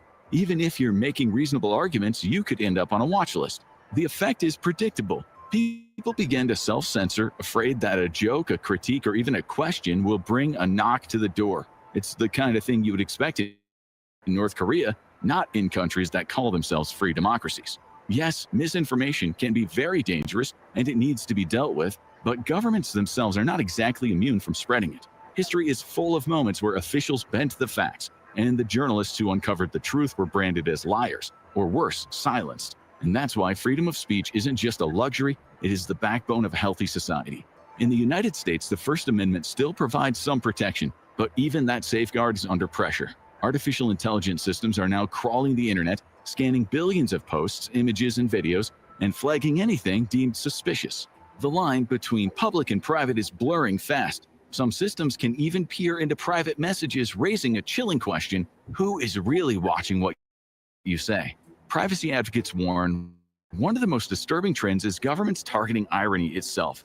If AI flags a joke as offensive, will it know if it's satire? And should authorities really be policing dark humor even between friends? In the US, during the pandemic, a man in New Orleans joked on Facebook that COVID was like the zombie apocalypse, and police were out shooting the living dead. The post was flagged. Without a warrant, a SWAT team stormed in and arrested him under anti-terrorism laws. Everything you say, even humor, is being fed into the machine, helping police to possibly build a profile. Natural language processing AIs are currently finding offense and building toxicity scores. In the more authoritarian countries, criticisms of politicians, even while joking, can land you in prison. Governments can use hate speech as an excuse to suppress dissent. But should it be happening in liberal democracies? In the Netherlands, a young man was recently listed on Amsterdam's top 600 criminals. The algorithm determined in the future he was likely going to be behind high-impact crimes, such as assault, robbery, or even murder. He was 14. Sure, he was no angel. He'd already been involved in street robberies, but now his life was turned upside down. Whenever a crime was committed, cops would raid his house, or they would just stop him in the street and harass him. His younger brother was also flagged, placed on a list of the top 400, quote, future criminals, despite never having committed a crime in his life. It's true that in deprived areas where children grow up with little parental guidance and limited options, some will drift into crime. But does that justify putting them under surveillance simply because an algorithm predicts they might offend? Critics argue that this approach is discriminatory and prioritizes enforcement over trying to affect social change. In this case, the algorithm wasn't entirely wrong. The boy later stole a scooter. But when you're living in a neighborhood where crime is everywhere, you hardly need an algorithm to tell you that some kids will get into trouble. In the US, predictive policing has already been trialed in several states. Police claim it'll help reduce crime, but critics argue it's a dystopian approach when far more humane methods exist. The software zeroes in on poor neighborhoods and housing projects, often with large minority populations. That's no surprise. Crime data shows high rates where children grow up in poverty, with low literacy, single-parent households, and greater exposure to violence, drugs, gangs, and alcoholism. For activists, targeting these communities with invasive technologies instead of improving living standards isn't progress, it's regression. And now the tech can pick someone out, watch them as they walk around, or drive somewhere and then read what they write online. The UK has gone even further. Police there have been developing a so-called murder prediction program. They've been feeding people's data into an algorithm to flag who might one day kill. Predicting murder is notoriously unreliable since most killings are impulsive. But once your name is on that list, you risk living under constant surveillance. Not surprisingly, it's faced heavy criticism, and that might be why it went in for a rebrand from the Homicide Prediction Project to the nicer sounding Sharing Data to Improve Risk Assessment. The authorities didn't make the program public knowledge. We only know because of Freedom of Information requests. It makes you wonder what's going on behind closed doors. What we do know is troubling. Amnesty International reported in 2025 that 32 UK police forces have used geographic crime prediction, profiling, or risk prediction tools. Meanwhile, 11 forces have used individual prediction, profiling, or risk prediction tools. Amnesty added that despite heavy government investment, individual police forces and Home Office evaluations have found no compelling evidence that these systems have had any impact on reducing crime. What they do achieve is the selective targeting of marginalized communities, almost always poor ones. Amnesty says that amounts to discrimination without addressing root causes. In 2018, Chicago police claimed their new dystopian-sounding systems had helped reduce crime. According to The Economist, these included detection systems, surveillance cameras, and computer programs with the aim of identifying the places where violence is likely to break out.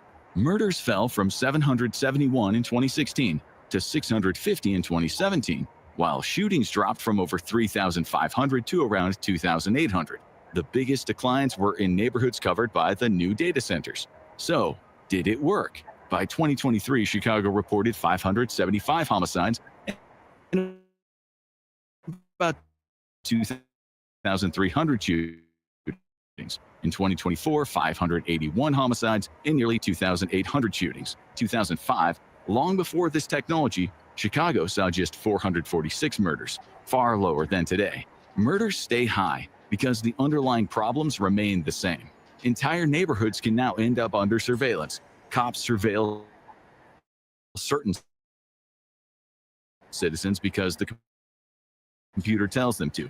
AI is building scores, painting portraits of people they plan to throw into prison. Basic question: why is there so much crime here in the first place?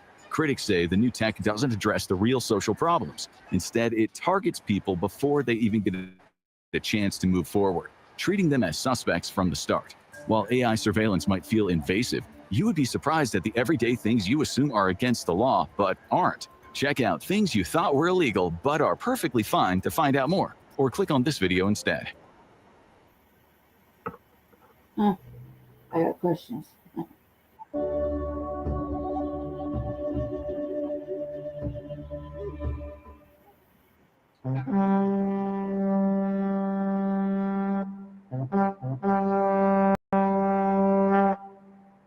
Later for you to watch, sorry. All right, one more. Skip here. Isn't that fucking crazy, family?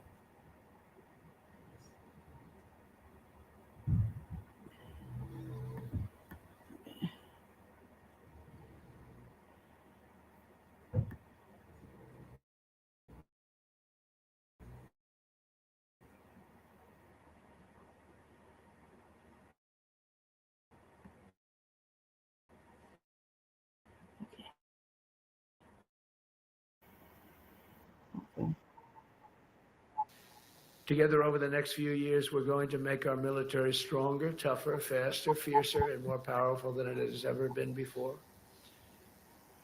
I rebuilt our nuclear, as you probably know, but we'll upgrade that also and just hope we never have to use it. We have to of that is so incredible. I see things, I don't think they'd show it to you. I really wouldn't want them to show it to you. But when you see the result of what's left, you never want to use that. Never, never, ever. We were a little bit threatened by Russia.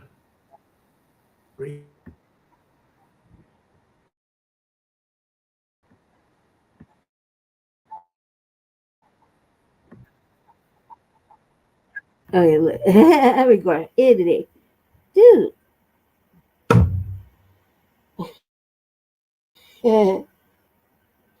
Yeah. Yeah. No, I got questions like that. I got questions. So, like I said, man, like you can't hot mic moment. It doesn't matter anymore. It hasn't mattered in a long time with that. But yeah, how long have you been watching?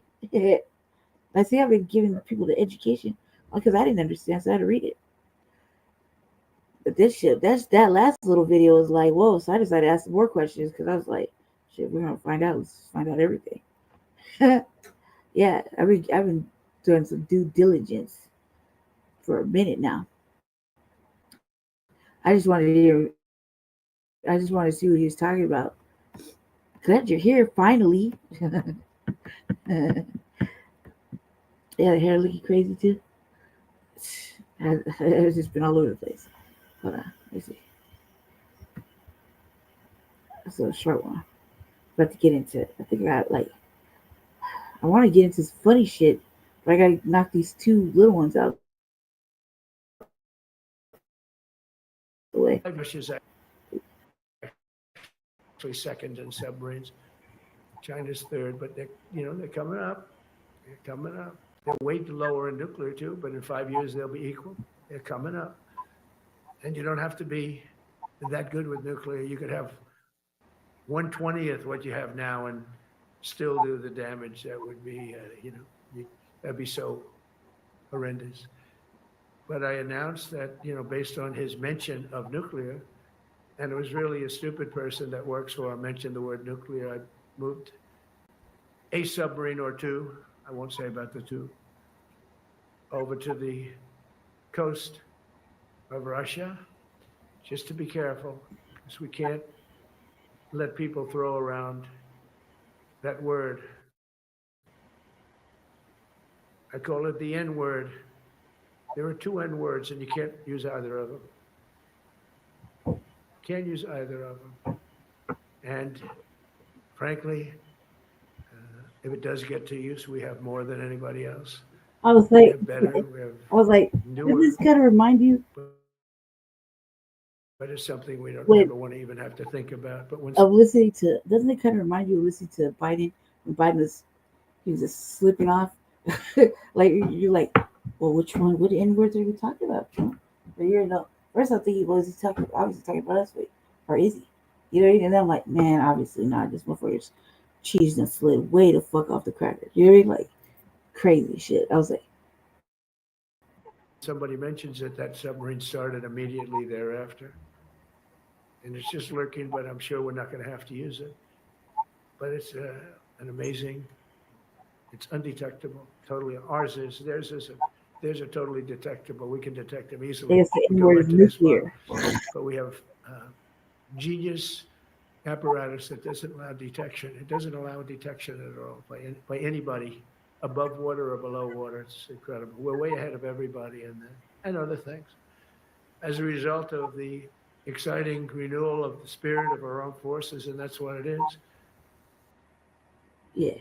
If you are watching before I give a whole detailed description of what the fuck they're talking about with this whole shutdown and him and Hegseth in the military, there's a lot of reading. There's a lot of reading.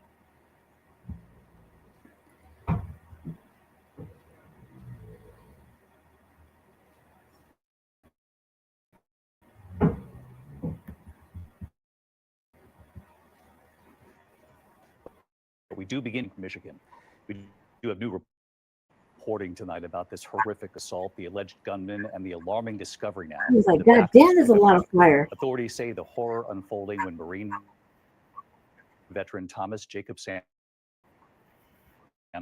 rammed his vehicle into setting it on fire. Hundreds of people were inside at the time. At least 4 people were killed, 8 wounded, some critically. Tonight, what authorities now reveal facts. Oh, yeah. ABC's Alex. Dude, no, like, because I mentioned out for Black News. Okay, I have to stop this for a second so I can have this little 2-minute discussion, right? I've been talking about it all the time. Like I could be having a full blown conversation with myself, and all of a sudden, like I'm like, man, I think I'm gonna get that hypothetically, right? But I think I'm gonna get this blue Brazilian wool. I think that would look really good if I put in like 12 dookie braids. You know, like that. Like, this blue look right. And all of a sudden, bam! I'm gonna be looking up some other shit, but on Google, I'll see that it'll be like Brazilian wool, Arctic blue Brazilian wool. You can get it from Temu. Like, like I was talking to my damn self. You know what I mean? Like, or whatever. I used to think that my Bluetooth speaker, if I had it on, every time I talked, the light would blink. Like, when you're listening to something with bass or rhythm. I was like, no, this motherfucker's spying on me, right? It's bad enough. I think my brother's a spy. Now the shit's really spying on me. Then I thought that you couldn't be in no smart car. You can't have no smart nothing. Because, oh yeah, it's smartly snitching on you. You know what I mean? Don't be doing no nefarious shit. That's what I said. Like, now it's just, fuck it. I'm just living out in the open at this point. Like, and what else is there? You know what I mean? Like, this is fucking stupid. This is bad. There's no privacy rights. But what I was talking about earlier was even worse. Like, with the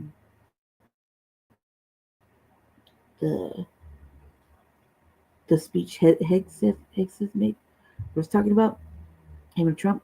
Yeah, I was like, man. So not only do we not have no privacy, but if they get their way, then they always send these things to the military to squash any protesting. Basically, protesters, journalists in the United States right now about to be fair game. Like that means activists, all of us. Everybody's like, oh, we gotta watch what we say. Like, come on, because we've been having to watch what the fuck we say. And at some point, uh, that's just like that. No, man, no. Apparently, said they don't care. Like especially in this administration, it's kind of hypocritical, right? Well, Trump had to create his own shit so he could talk on it, and then you wanna go ahead and punish the people for having speech. Yeah, right. That's why I don't like to take it nowhere. I like taking down listening to music and shit. I'm like, man, this is fucking stupid. Not only that, but on that shit I just showed you, right? You leave the house, you already got picked up on anybody's camera like 221 times. Fucking goddamn, man. So what is all this like? Me wearing my motherfucking shiesty and sunglasses and full masked up with gloves, and I want to leave. It don't even fucking matter. They already know. And they clearly said that it's damn they're racist and they can't, clearly make an ID off of black people. And it's only in black neighborhoods. They didn't say black, it's urbanized or marginalized, whatever. You know what they're talking about, basic, broad, ambiguous terms. They always said it out there for us, right? So it's like I'm having a thought process. I'm brainstorming to myself. This motherfucker is reading my thoughts. Can't have no fucking thoughts. Can't be watching nothing, right? Like you can't let's say not even say hypothetically. I'm doing this show, right? So because I I say I am what I am, right? I say, oh yeah, I'm a black nationalist, and I'm empowered, woo, woo, woo. You know what I mean? Da da da da. I say, man, fuck them crackers, right? We're gonna knock on my motherfucking door for real, cuz, or you're gonna try to pull me over for what? You think? And there's no safety net. And by the time they get to, quash it like legally, federally, or whatever the fuck, it might have already disappeared me. You think? And then you can't fight back. So it's like you won't be able to fight back with your fists and hands. You won't be able to fight back. You just do the worst thing. You're not gonna be able to fight back with protesting and walking around with signs and shit. You know what I mean? You're not gonna be able to fight back. Period. That's what they don't want. They don't want the poor people to have a rise up. That's the gist of what I think it is. You know what I mean? Yeah, activists were targets. Well, I don't even say that, but just how I feel. Be the revolutionary, a real like revolutionary. Go against the fucking system. Oh yeah, you're fucking fucked now. So what do? Should you stop or should you keep going? Fuck it. We knew the job was dangerous when we took it. You know what I mean? Yeah. Yeah. Right. Well, you can't advocate. So like So what does that mean for all the work we're doing, right? They're basically saying like the enemy within basically focuses on protesters, activists, civil rights fucking activists, whatever, is going against the grain, journalists, media, news media. You dig? So not only do you not get no motherfucking justice, but you can't have nobody stand up for you. Yeah, no, they admitted it. So right now, like, because I don't have a full education, so I was chat GPT asking the simple questions. I got the right answers. I got the answers. I was like, and I read them to everybody. I read it to the algorithm, right? Whoever watches, I read it because I was like, nah, man, like, okay now, all right now. You see what happens when you do silly shit, like try to. It's not one thing one thing that the government's hands are in every motherfucking war on both sides, but now the way he framed it was like, we're not gonna protect and defend, we're just like gonna incite, or you know what I mean? That's how Higgs framed it, basically short version. And I was just like, God damn, cuz like this is what we're doing, and then there's no punishment. There's no punishment for being a war criminal in your own nation. Like, I guess because they didn't answer my question about what's the punishment, except sit down and wait until all the courts decide how to stop him or stop them. You see what I'm saying? And I'm like, God damn, that takes like 30 to 90 days, 60 days. They already got a full docket of all the shit they've been. So it'll never get to the desk. You dig? I think it doesn't. That's why all this shit is like mind blowing. And then you got Massive Charlie and shit. And everybody's like, oh my god, like Steven. You know what I mean? Like, are you fucking kidding me, man? Like that right there was dangerous. What the fuck? What the fucking activists usually say? Usually, kind of like hold it down for like a week or two. I don't know what's going on in California. I stopped watching that shit the first week, and they keep cracking in like maybe a week, maybe a month, or So it's that serious to them that they're going to deploy the military to. Look it up. You know what I mean? They're saying it right to your fucking face. It's in black and white. The only thing they didn't say was, yeah, we're going to go to the black neighborhood first. You know what I mean? It's like, who let them play Battleship? You dig? Who let Hexas get a map of the fucking world, right? And put his battleships up like he's really playing fucking Battleship. It's 1990. We're all playing Battleship with your brother. Sink your battleship, cuz. You dig? No, and you're gonna do it in the United States? But what if I didn't know the truth already? Right. Right. I have a thorough understanding because of what's been going on. I just didn't know how to put it in the right words.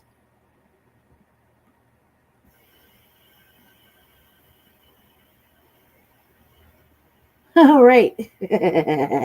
That's true.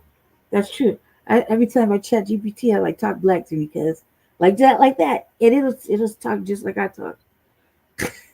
It just give me the basic framework. I'm like, man, speak to me in Bonics because okay, cool. Right? Because that's how I talk regularly. You know what I mean? But right here, it's like, man, you can't really speak like that. I need to give the clear understanding to anybody else. Like, you know what I mean? Because I don't, and man, my word verbiage is getting bigger and better, but it's because I'm working on it. I'm working on it actively for a reason.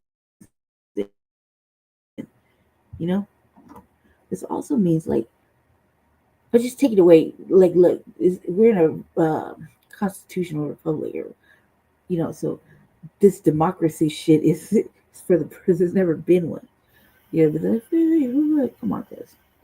And the fact that the government shut down and they just like immediately Democrats did it, and it's true. That's true. I was like, dude, I be asking it to make sure, like it's sure. You know what I mean? Like I actually have to put it and say, don't put your spin on it. You dig? Tell me the truth. Yeah. Mm-hmm. Right. Which is crazy. You know what? They should let us play Battleship 2 because, or Risk, or Monopoly, right? They should let us in on the game because I've been playing those games. I usually win on those games. Them games take forever. I remember my brother playing Battleship. I'm like, man, this way across, blah, blah, blah. I can't remember. I think it's letters and fucking numbers, right? Longitudes and latitudes. I'm like, man, launch my shit. I'll sunk your battleship, brother. Like, why don't they let us in on it? You know what I mean? Or Monopoly. Like that's what they're playing. They're playing real life fucking board games, strategic board games.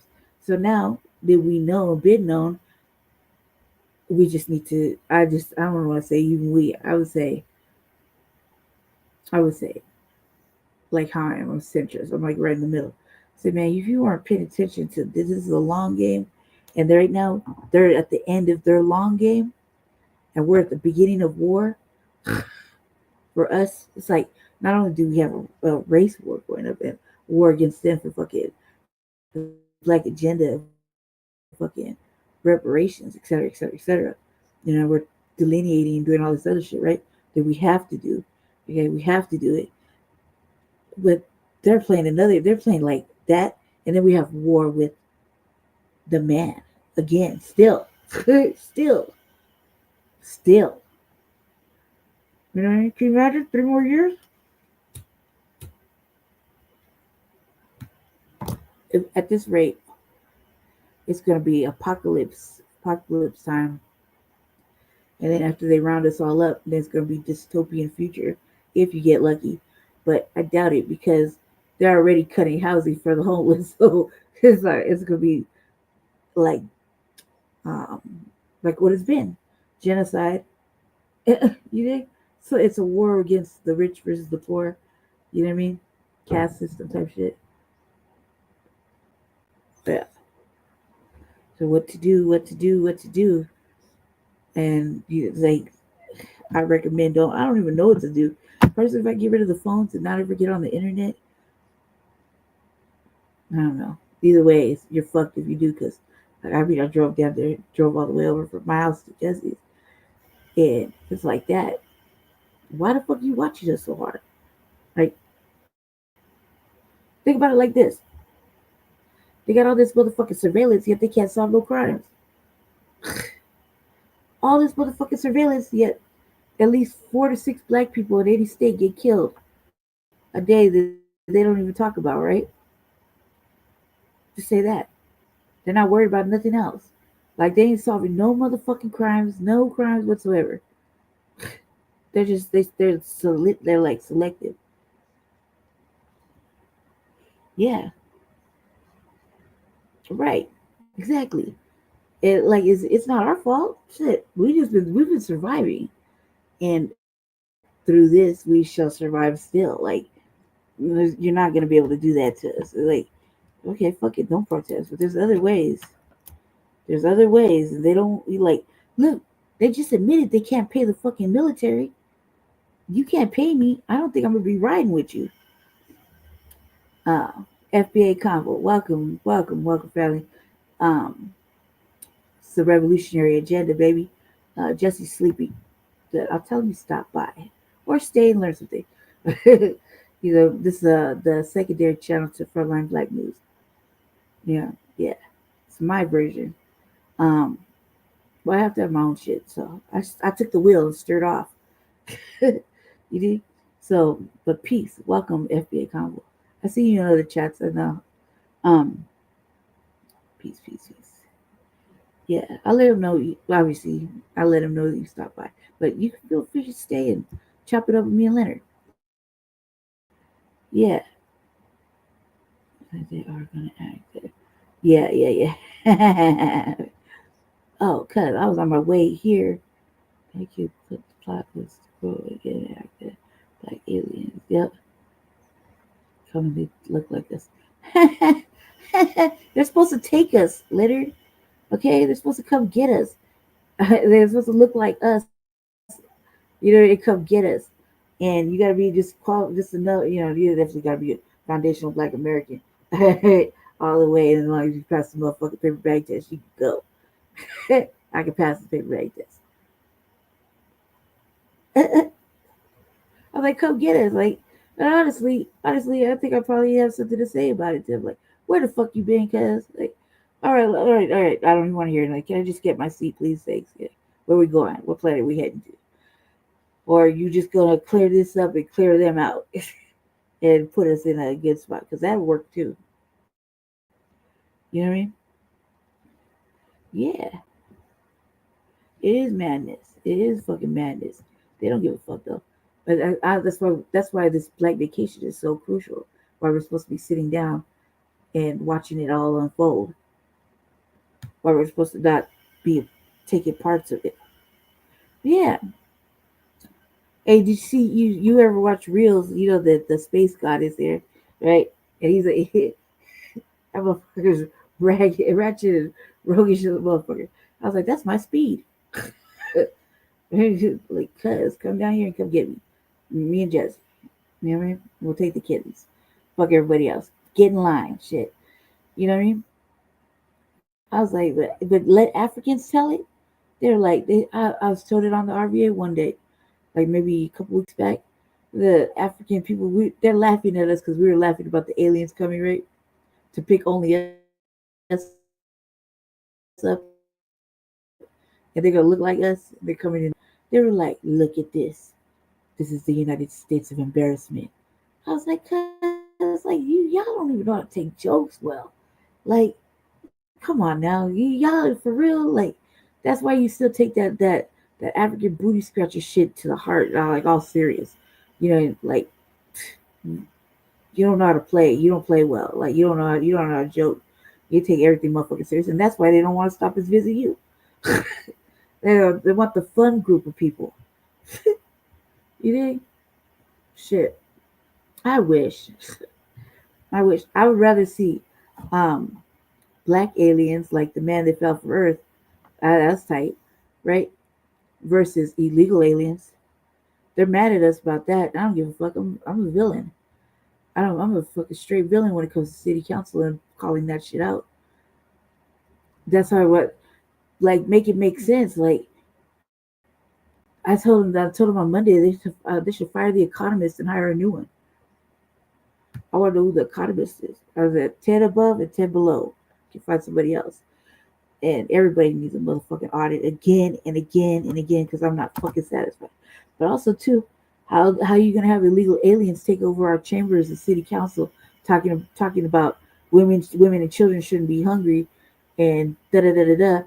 Well, you're only worried about your class of people because you sure as fuck don't give a fuck about the sisters that come in there with 3 babies for the full-time job sleeping in their motherfucking car.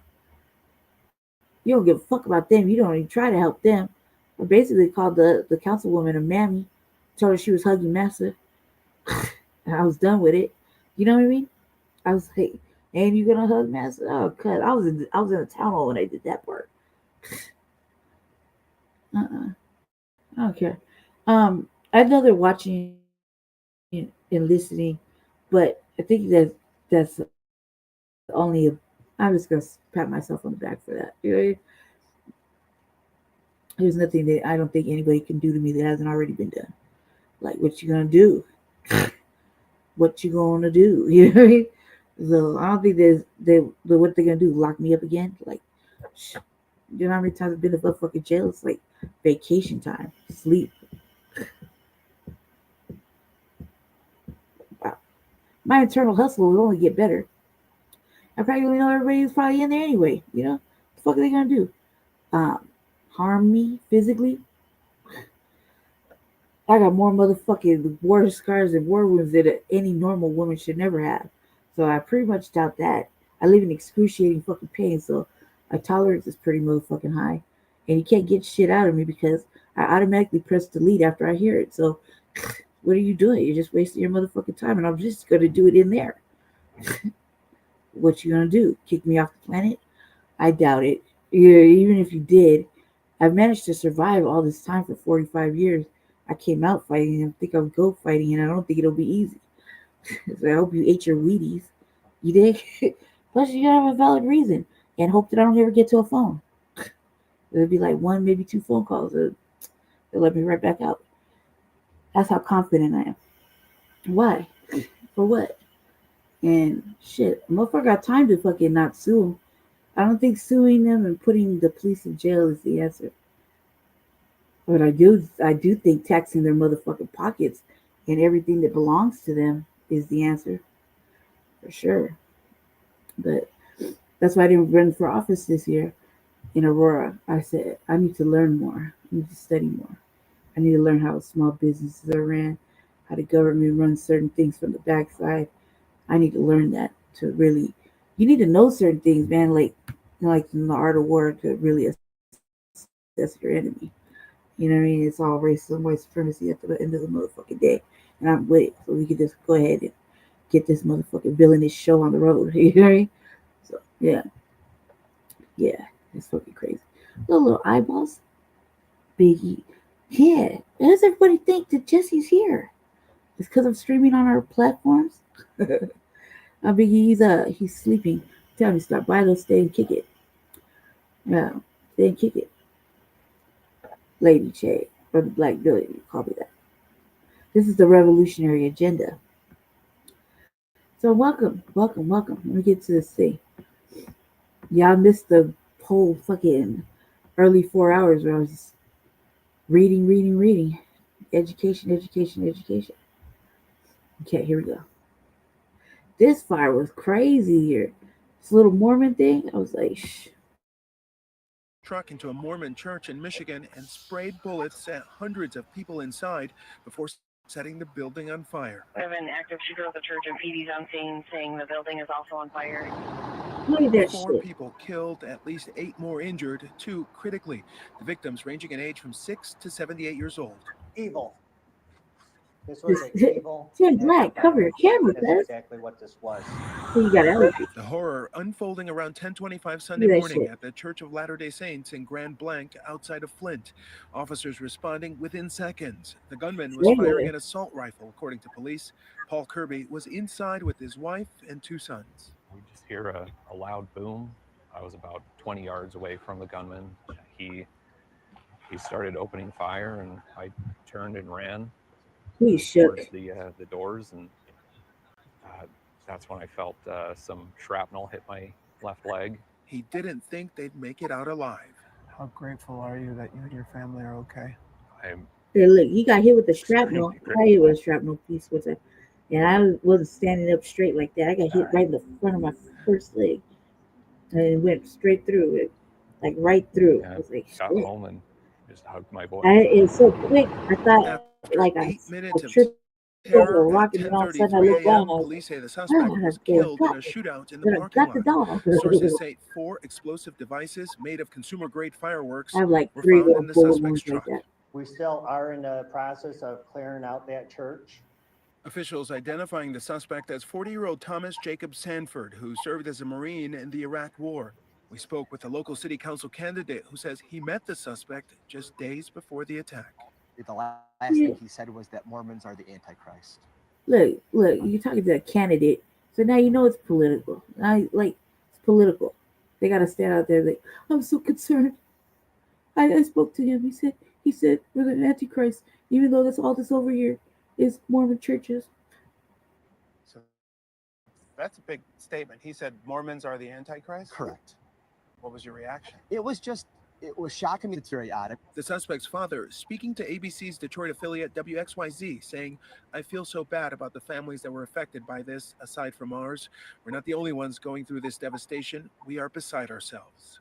And tonight, we're hearing from the family of one of the victims, 77-year-old John Bond, a Navy veteran active in his community, remembered as a beloved husband, father, and grandfather.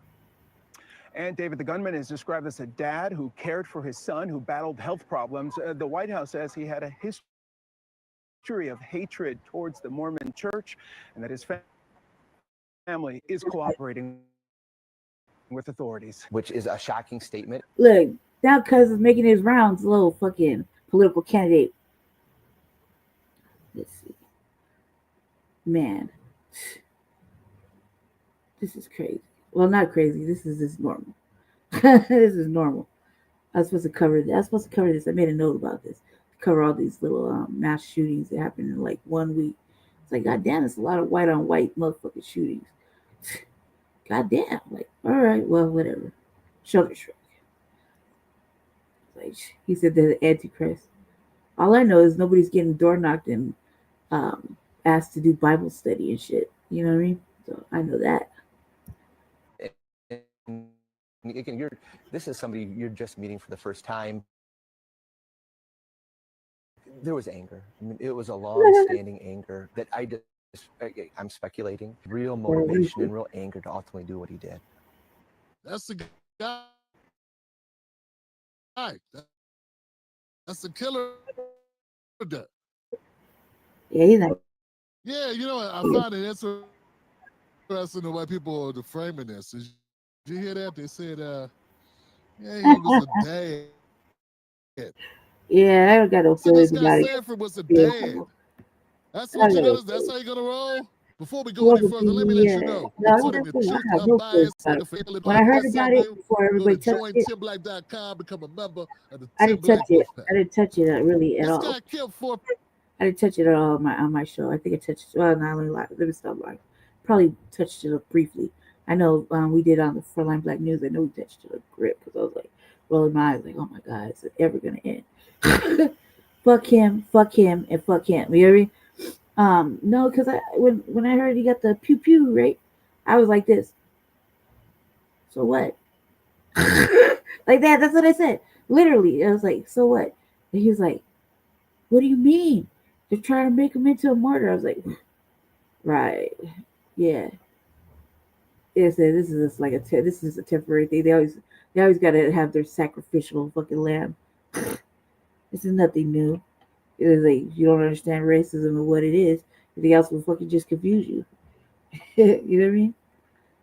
You see. Yeah. So, yeah. Clearly. I had no feelings about it. I have no feelings about any of this either. You know what I mean? None whatsoever. And little insight, when I was in motherfucking ward of the state, and I was I think I touched like 250 fucking foster homes, right? And one of them was Mormon household. And I thought, man, I better hurry up and try to settle down and get a home. And I went and got baptized only to commit sins 30 minutes before the baptismal, major sins, right? Like just I think I went outside and sold like a fucking eighth of cocaine. They came in. I was like, so they really wash your sins away, huh? He's like, yep. Came in, sat down, got the big old baptism, went right back out. 20 minutes later, sold another eighth.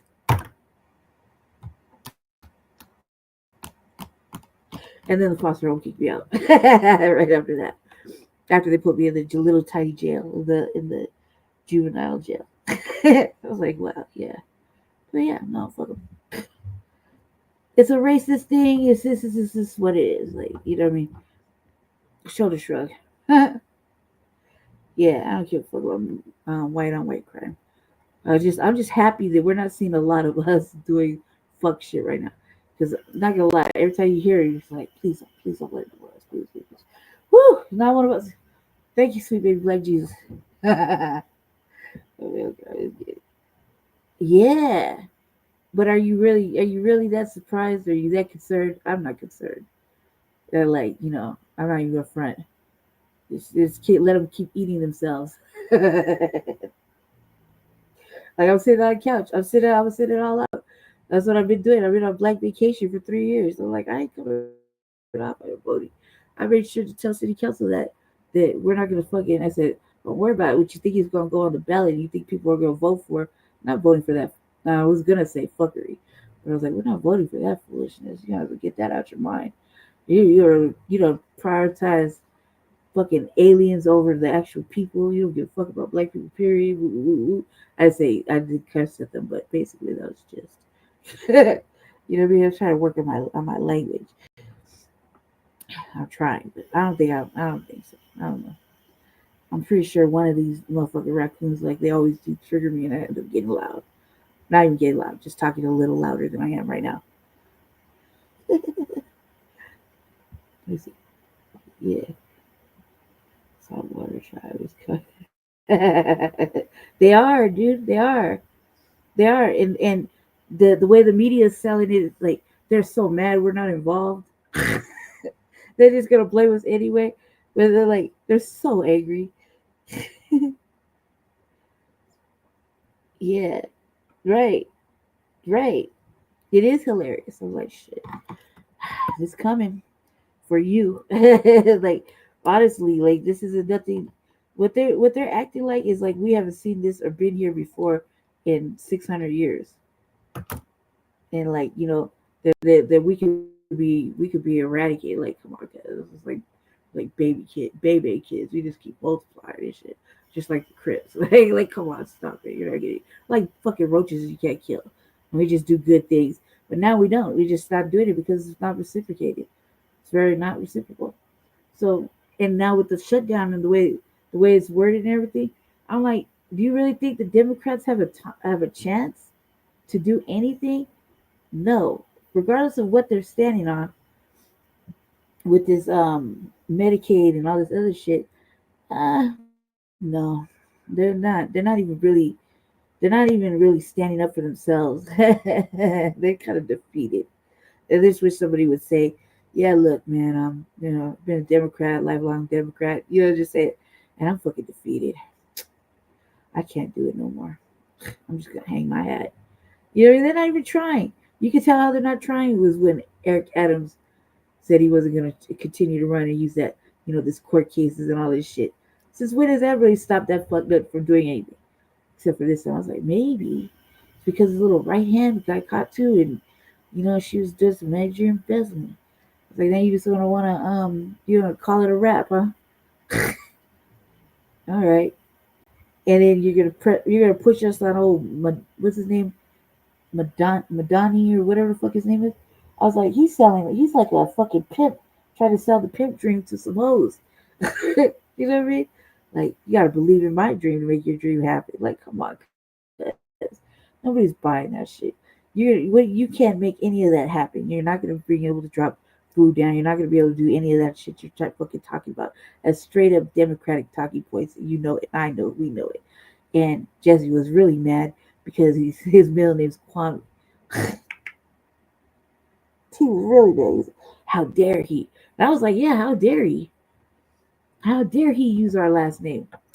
or for Kwame Nkrumah. Like, God damn it, that's what they call us. I'm mad too. I'm mad too. Yeah, it's like I was selectively being outraged. I don't really give a fuck. But I do know that he's not gonna get none of that shit passed. I do know that. And I'm like, damn, like they're not really trying They're not really trying. If Eric Adams can't get the money, where's old boy Madani getting the money to run? And these are questions, you know what I mean? I'm trying to call me a motherfucking detective. I got questions all day. So like, I don't know. It's bad. It's gonna be bad. It's gonna be bad for, like Jesse said, for Black New York. And I'm like, well, shoulder shrug. They fucked up too by taking all the motherfucking aliens. Everybody's taking aliens, man. The wrong ones too. I'm just baffled that they have the audacity to come in your local city council and cry and beg for shit that we can't even get without jumping through hoops, loops, doing massive amounts of paperwork. Hurry up and wait and keep checking and calling them, like, you know what I mean? And they still won't do the right thing, but they have all this money to do other shit. Yeah. Yeah, that did. It did. When he dropped out, fuck whatever he's talking about. If he was like so tight, he can find the money. They have the money. Yeah. I don't want to hear fucking how the government don't have no motherfucking money, because that's a goddamn lie. And I don't want to hear about any of that shit, because all this, even through all this, we've been paying taxes. We've been paying for it. You know what I mean? So him saying no and him not being able to find the. I think he said he couldn't find the financial support or some shit. Such crazy off-brand fucking excuse. I was like, oh, why not? Why not? You know what I mean? Now how is this motherfucker getting it? Who's backing that? It's all dark. It's all dark pale money.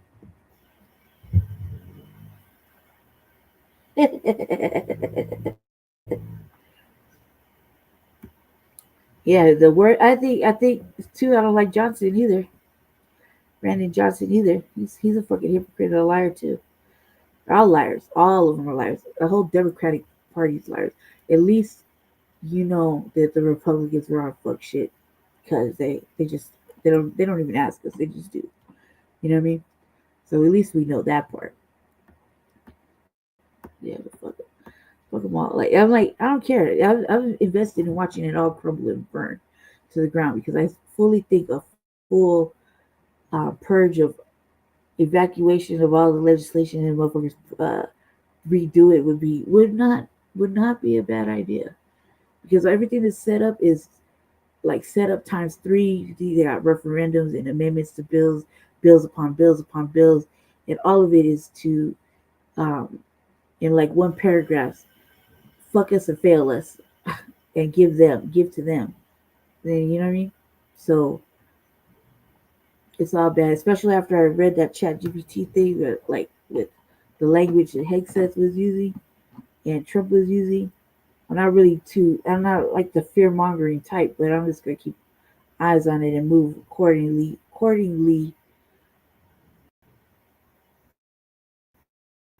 I suggest we do the same. I did suggest you do the same, Black Valley. Really. I suggest you do the same. Because fuck talking about it, they're spying on us anyway in deep thought, like they're already it's thought crimes is gonna be a real thing, you know what I mean? They've been warning us through movies and everything. So yeah, no, I think it's gonna be ugly. Tell you, I don't even like moving around with the phone. And then either there's spies everywhere or they're actually spying. You know what I mean? And they're not solving real crimes. So they're just I don't know why. They're creating databases and all that shit. That's why that DNA shit. I'm like, I just showed a documentary last week on the RVA about it. It was like brand new, 6 days old. And they're just generating population numbers. It's not even like I said, it's a fucking fake. It's fake lies, and your incentive is to watch little leaves pop up with possibilities. You dig? So unless you can trace your tree and you can look at pictures and you've seen them from your own hands, a tangible thing, I don't believe a motherfucking thing they say. And also, too, in my defense, many times I've been fucking arrested, they got enough fucking DNA to last a lifetime. That's how I feel about it. I don't want to take this test. I don't give a fuck. I don't want to. But they're serious. So not only is that a database, right, for DNA, but then what was her name? I think it was, what's the bald chick's name? Ayanna Presley, right? The one that sits the one that does some hearings, the sister. I think that's her name. Don't quote me on it. Don't quote me on it. I don't like these mammy broads, right? But I think she was doing a hearing. She was questioning one of them about a database that Trump was setting up to swab the mouths of children, babies, when they come into the United States or are already here that are getting whatever, just children, okay, immigrant children, whatever, and to have it like a criminal database. So in the high, like if they ever grow up and fucking decide to commit a crime, the DNA is already registered right there. They're using it for all kinds of shit. And they had no other recourse but to say, yeah, I didn't know. I mean, I didn't know it was children and babies. Children and babies, because, I mean, like, it's beyond deporting criminals and motherfuckers just snuck in the country. Now it's something else. But I wonder how these other countries feel about it, and do these other countries get kickbacks? You know what I mean? And is the taxpayers paying for that? Because I wouldn't want to do that. I wouldn't want to pay taxes into that obvious fucking detriment to even my well being. You dig? Don't spit on the floor. Don't commit no crimes, because don't commit no crimes. Don't be even driving by and think you're gonna commit a crime, like steal a garden gnome or some shit. You know what I mean? You'd have been caught on fucking 27 cameras as soon as you left the crib, and your phone was recording in your pocket. So no matter what you're doing, listening to music and thinking, I needs that, you're fucked. And yet, they're not solving no crimes. It's just they've been doing it for years. It's fucking sickening. And they're playing real life battleship, real life games with our lives. So yeah, this shit sucks. Let's get back into this. People, wounded many others, mentally damaged probably thousands. Even beyond people that were there, I'm saying. Like, this right here makes anybody who goes to church in the local area, like, look over their shoulders for copycats for years to come. This is a very devastating thing that happened. Okay? And they're giving context to the guy. They want you to know he was a good dad. He went to hunting. So, what's going on things? This kind of sets up. It sort of sets up. Yeah, they're creating a narrative. Some things like oh well, maybe that's how the he's a media good guy. did. He just kind of lost his way with disgruntlement. Check it out. And it's just like a way they like. Don't we live, Black family? Just answer this question. Don't we live in a constant stage of suppressed rage and anger? Like, you can smile. I'll smile all day long in your face, but secretly deep down inside, I'm fucking angrier than a motherfucker. You probably came in angry, born angry, right? It's always fucking angry, and I don't like people saying it because it's ugly, right? But aren't we like living in a state of fucking rage and anger for our particular fucking issues, right? If these motherfuckers could go postal and they get humanized and shit, we can't even get motherfucking mental health treatment or even talk to a fucking counselor. We gotta go dig deep and find a motherfucking cousin, friend, something like that. And even then, you take the risk of being judged, like, and no fucking good advice. It'd probably be made to cry and shit and laughed at. Come on, like, it's ridiculous. But they could go postal and then these motherfuckers humanize them. Like, that's it. You see how things work? Crazy. Let me give him 2 more minutes. 2 more minutes. Breadcrumbs to lead the brain of the conservatives down a road of, well, maybe it's not as bad as we think it is. And at the party, actually, there's always stories. When a black person shoots people, there's always a story behind it. Very rarely is there any story, is there any time there's a mass shooting where somebody has some type of story. But the only time you get the benefit of a backstory is when you see to a person who commits violence is if they're white. Yeah, or the average come down. Like, it's true. The backstory is always some fucking gritty shit. Like, he had committed a crime or she committed a crime beforehand. They had troubles with the law. They didn't fucking graduate high school. God damn it. They came from one parent household or no parents. They were born feral. Who knows? Right? It's always some fucking fuck shit that happens with us. But then they're like, we don't know what happened. Just all of a sudden, just decide to hate Mormons. Just decide to hate Mormons. It's like, wow, is that different from the usual little hats and black people shit that they hate? This is unusual. This is new. No more Muslims. We decided to go with the Mormons instead of the Muslims. Like, come on, like, this is just ridiculous. Pick a side. The fucking white people. Oh no, I don't want that. No, I don't want that. Okay. I can only give him so much time because I see where the narrative is going. You know what I mean? And how the media frames it. So he's not saying anything that we already don't know.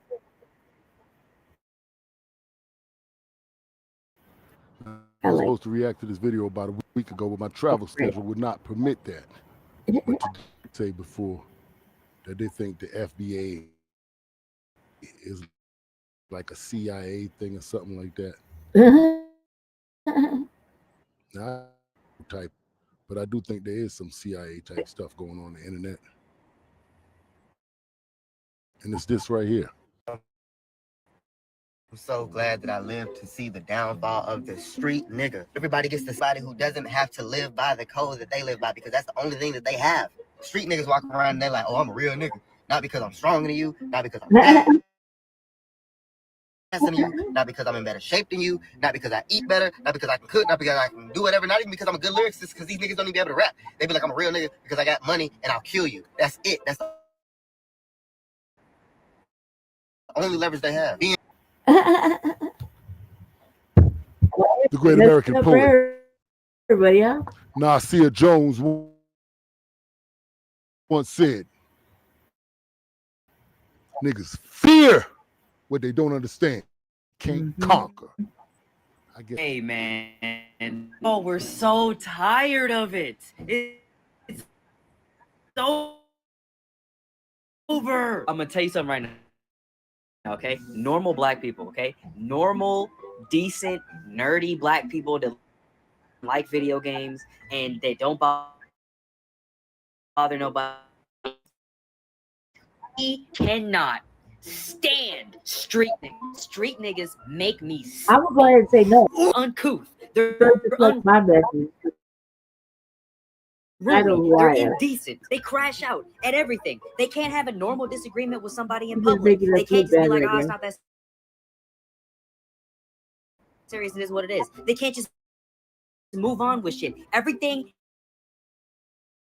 is a big deal. And if they don't get their way, they act like a female. But they're not females. They're dudes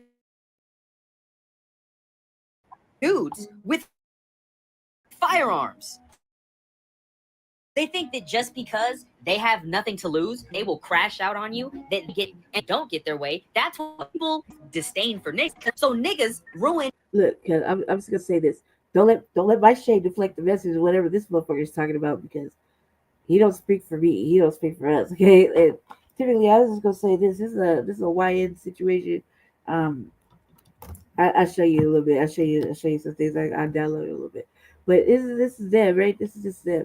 They're not built like Generation X. They're not built like fucking monsters. Like you like, I want to fight. You know, fuck all that shit. If it gets that critical, I'm picking up a rock or something. But Jesus Christ, you know, like it'll really take me somewhere to go get the fucking Fiesta Bang Bang, right? You know what I mean? I can pick up sticks or choke you. I don't give a fuck. I don't give a fuck. I want to fight, right? But that's just that. He's talking about, he's like, regular motherfuckers, blah, blah, blah, blah. Like, cuz, first of all, he's just making a motherfucking light-skinned individual like myself. Like, we don't think like that. We sure as fuck don't think like that. Whatever the fuck he's talking about. Okay, like, that's just a different breed. You know why they're like that? It's because they're the millennials or they're under the millennials or whatever. They're super emo, super emotional, right?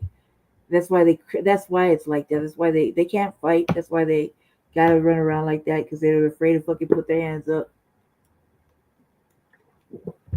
Some, you know what I mean?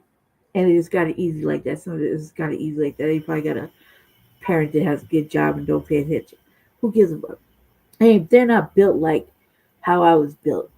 I'm Generation 8X, 1980. There's no such thing as mediocrity. You know what I mean? Like, you do everything and show your work. I'm like a show your work type. You know what I mean? So I can show my work, right?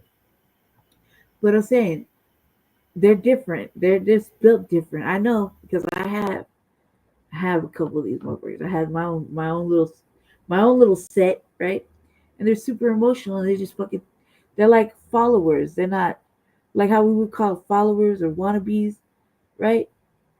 So they're not out there like how we used to when we was, like I'm saying, I was outside gang banging, earning stripes, like you're earning stripes, right? There's no such thing anymore.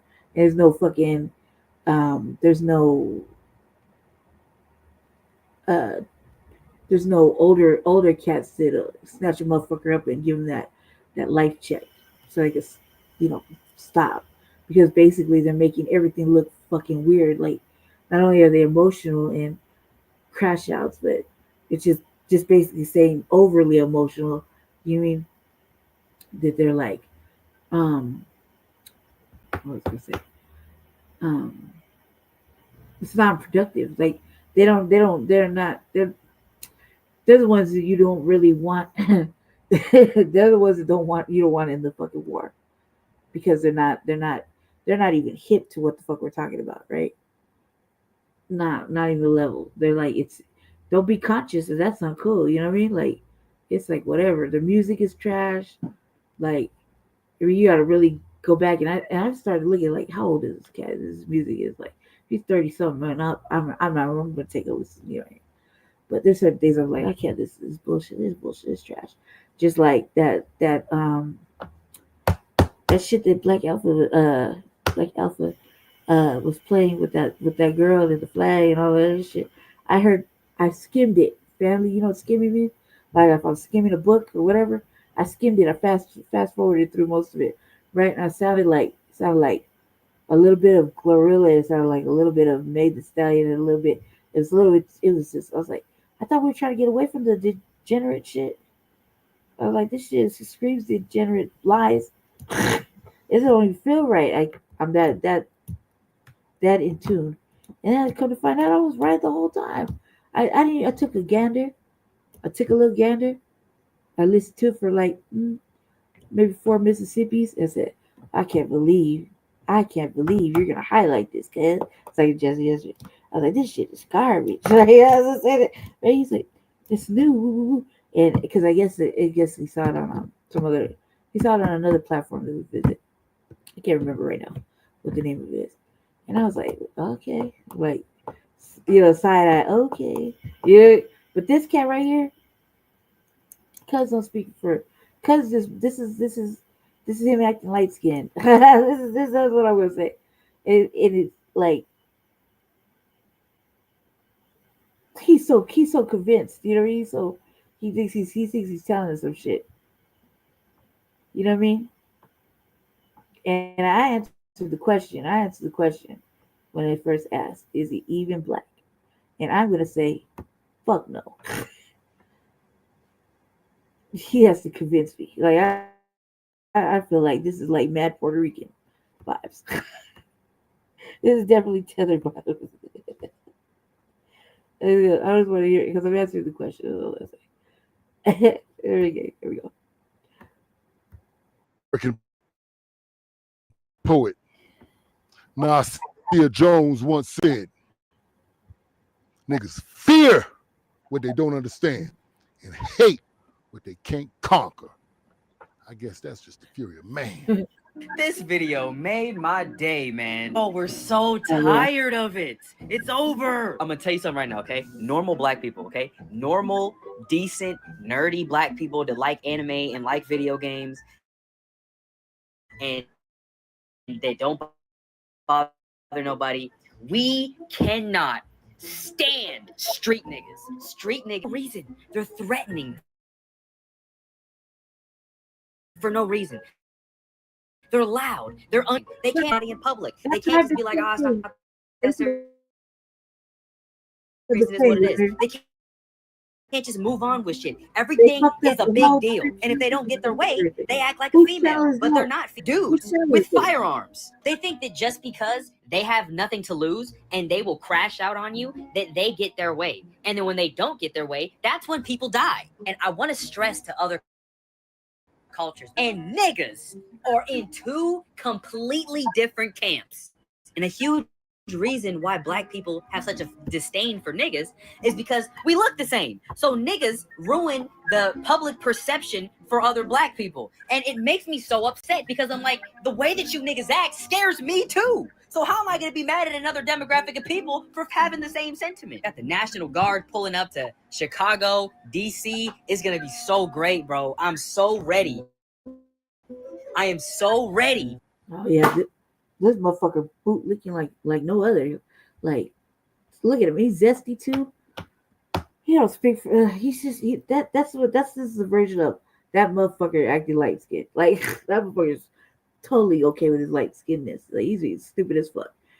And I wouldn't classify it as different shit. I would just classify it as, hey man, maybe we know how to. Maybe we just conducting ourselves in the moment. You know what I mean? Like some things you just have to be this way. You know what I mean? Sometimes you're on a we're constantly evolving. I wouldn't put it like that the way he put it. You know what I mean? And you're comparing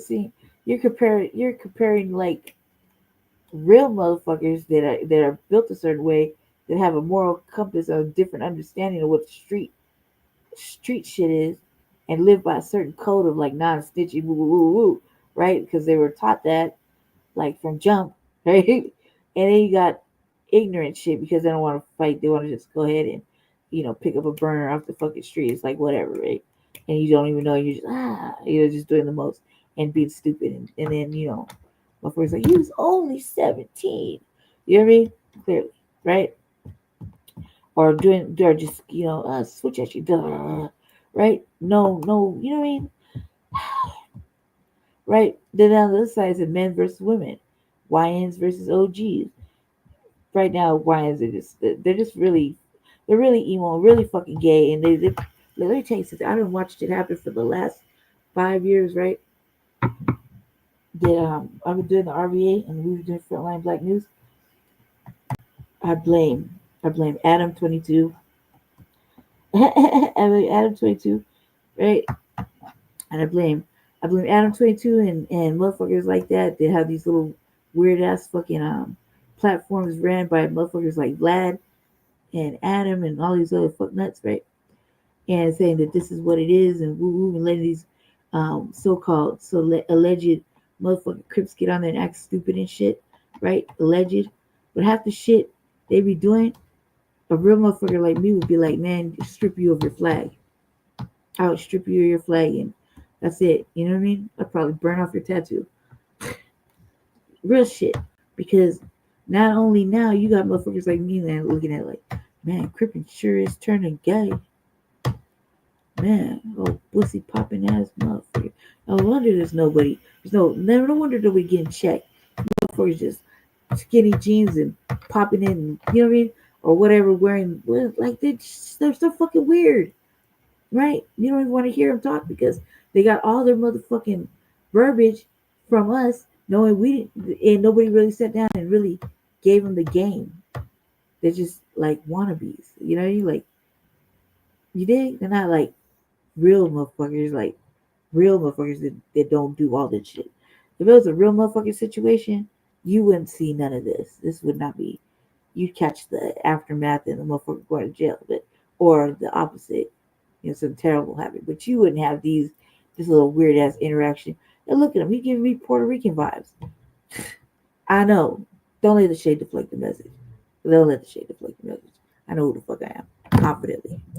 Okay, confidently. He says, Hood versus Bougie, Blood versus Crib, GD versus VD, Hit. I wouldn't even say there's a separation because even regular black people act like that too. It doesn't take very long to pull us out, and next thing you know, we're showing our ass. It doesn't take long, or we're just handling business, standing on shit. It's all amusing. Depends on what the context is, but he is just way too happy that the military's coming. Like, cuz if you're gonna be that happy, just go sign up. Shit. For these people to be put in cages because they're animals. They're animals. It's not because they're black. It's because they're black and choose to act like animals. I would rather see. You don't speak for me because now we're live in authoritarianism than live in anarchy. I would feel so much safer with the National Guard walking around with AR-15s than I do with these crazy 21-year-old black crash outs with a switch. I just would. Niggas fear what they don't understand. Like this is just say you want to join the military and you want to lick the boots of any motherfucking white oppressor, because just say that, because you didn't see that say any black militia or anything like that. He's clearly a low key delineating or low key going over to the dark white side. Okay, that's what it looks like to me. Like I would never. I don't have no pearls to clutch, but I'm like, this cockazoid right here is straight acting like that. All right, look what you said. Yeah. It's fucking stupid. I don't, man, that motherfucker would never. Don't speak for me, cuz. Don't speak for me at all. Like, Azal, your light skin activity is fucking, ugh. Like, you get real Puerto Rican, Dominican vibes and shit, Cuban vibes. Like, you're not. No, you're definitely not no foundational. You definitely are not, because that's some shit. That's that tethered plebiscite bullshit. You know what I mean? Yeah, Adam.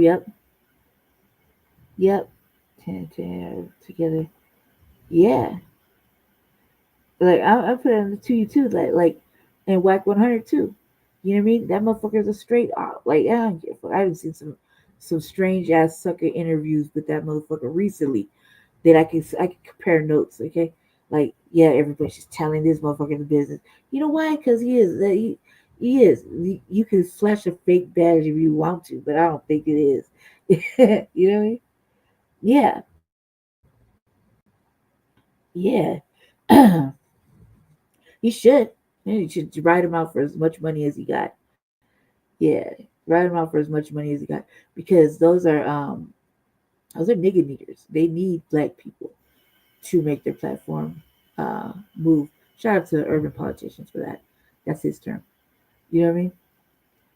Yeah. Fuck them, right? Like, dude, what I've seen many interviews with Whack 100 trying to be like, well, maybe Adam didn't mean it like that. No, you know what the fuck your fucking white pussy popping ass fucking cuck said? You know what she said? Like, stop the cap, because you know you're over there instigating shit with black people. You know what you're doing, and you know what kind of fucking shit you're on. Why does he never get in trouble? Why do they never get in trouble? But it's always these alleged. I would put it like that: alleged Crips, right? Because I'll tell you like this, couldn't pay me enough to go there. First of all, secondly, uh, that whole shit is gossiping tea circle, like bitch shit, right? Zesty bitch shit. I don't care how hard they think they is, because they're some of them motherfuckers are not that hard. You can look, you can feel it, you can see it in the fucking show. If you watch the show, you can see the motherfuckers just talking, over woofing and underproducing type shit. You know what I mean? You can feel it. Like I don't know, but I'll put it to you this way: you can feel when a motherfucker's serious by the energy they exude, and then you can feel when a motherfucker's just live talking and getting loud and animated, and you know already that it's not gonna go nowhere. You better go just control your laughter from within. Let him get it out. His emotional ass pussy. You know, seriously. I've been watching, kind of not really watching, but occasionally come across through the feed, and I'm like, this motherfucking Adam, this motherfucking gold black ass cuck. Oh, fucking white Diddy. I was like, he's getting away with all kind of madness. And these motherfuckers just, oh, yeah. Then, the money can't be that good to make you sell out. Why did you even join up? Like, that's true. You know, like, oh, there's no older OG fucking correction going on. So that's why they're running around willy nilly. If there was some OG correcting going on, correcting, before got snatched off into a dark alley and fucking probably got mocked a little bit, then gave him the now hope we don't have to have this discussion again, cuz speech. You know what I mean? Man, suck it up. Suck it up. We're gonna say a little prayer, we're gonna get on our way. Don't let me find out you did that again. And you gonna go make it right. Ooh, ooh, ooh, ooh. You hear me, cuz? Like some shit like that. You know what I mean? Here, drink this beer. I don't want to hear no more fucking crying. And yeah, you got that work. You got that work. That's what happens, cuz. Like, a bit of a recipient. I'll tell you something I know.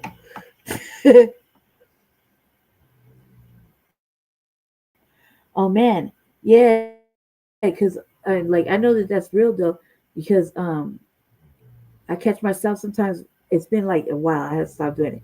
It's been like maybe 3 months. I saw some shit I didn't like, and I was in the comments. Like after the show had ended, right? I was in the comments talking big shit about Adam or whatever. And give you my view. It's true though. I don't lie. There's nothing going on like that. There's nothing going on like that. That's why they get away with that kind of shit. If there's some fucking OG corrections going on, when they go to prison, that's why they're getting fucked in the ass. I'm just telling the truth. Right? I'm just telling the truth. You know what I mean? That's why they get fucked in the ass, because they don't know how to protect themselves. They don't even know how to talk right, do right. Yeah. Mama probably all worried about them and shit. They probably have, I bet you them motherfuckers come from real good homes and shit. Unlike the other like Generation X. Latchkey kids and shit was just outside and the street was their home. You dig? Yeah, I'm serious. I'm serious. You think Adam 22 can hold his own in jail, even if he is with the Peckerwoods? Nah, he gonna be holding somebody's pockets. He gonna be washing other people's drawers, holding the soap in the shower for the other motherfucker. Yeah, yeah. That's how I feel. That's how I feel. Like, think about it. Like, remember when that one white dude that white dude was on a show, and he was talking smack about Kendrick and what he would do to him, right? And then you never heard nothing else about it after that. Like, they could get away with all kind of madness. Those people are worse too. Those people incite our people to come out their skin and fucking act stupid too. You know what I mean? No, it's like we were outraged for like a week, and we hear nothing else about them. He should sue the fuck out of all of them, and sue for like sue for tangible things. And if you can't get tangible things, put liens on all their shit. Put liens on all their shit. You know what I mean? Like for real, look it up. Put liens on everything from their mama shit, their girlfriend shit, their side bitches shit, their boyfriend's shit, they fucking stepdaddy shit, anything they ever loved. They can't ever have a pet, fucking own a car, none of that shit. Yeah. For real? It wouldn't surprise me. It wouldn't surprise me because that's how look how he gets out of shit. Nobody ever checks him. Like when's the ass will be gonna come to them? You know what I mean? Yeah, and two, it's two. Our like we could tell our family not to go on them shows, right? We could tell our brothers and sisters not to go on them shows, but the buddy must be that good because they're never doing constructive shit. They're not doing constructive shit, and then occasionally we get to watch it when Tariq goes on shows like that and he fucking lays down the law and tells them what it really is, and then they're like, "Ooh," you know what I mean? Like, seek out. Is this okay to say? Like when Glad had to do it. Is this okay to say? I think I went a little too far. What do you think, Tariq? Yeah, right. See what I'm saying? Because he go in there and lay down the law. That's what it is. Yeah, yeah. I'm serious. Put liens on everything. Put liens on everything. If they don't want to come off no bread, the alternative is liens and a bet and like strip them of fucking good credit and shit. Once you start getting liens and fucking financial lawsuits like that, your name isn't good your name isn't good with credit. You know, like credit is you need to have good credit in life. That's one thing I learned that I never could really I just never could grasp it because I never had a real job, right? Like a real job for longer than a few months, right? Always so like up until the last 5 years. Me and Jesse got together. So listen, what I learned is that your credit is like is you need to have good credit in order to get good shit. You have a good job, right? So motherfucker said, "Oh, full time, motherfucking podcaster." But this motherfucker been doing the most, and he don't want to come off no bread. Well, okay, cool. Don't come off no bread. Let me take your house. Let me take your cars. You know, like, give me them watches, like that they did with Giuliani. You hear me? And you owe me money. Oh, you don't want to pay me? Fine, I'll put a lien on all your shit and make you pay restitution till the end of time, right? You gotta make sure he has a really good fucking lawyer, because if you can't get him any other way, and they don't want to break bread, then they're gonna have to break bread with their asses, because that's how I feel about things nowadays. So, like, I don't say just go ahead and do that, but I'm saying that's how I'm looking at things, because you can't put a motherfucker in jail anymore. They seem to skeet skirt out of it. You dig? And they don't want to pay no money, so they'll try to settle out, and the settlement will be something fucking stupid and nobody ever hears about it.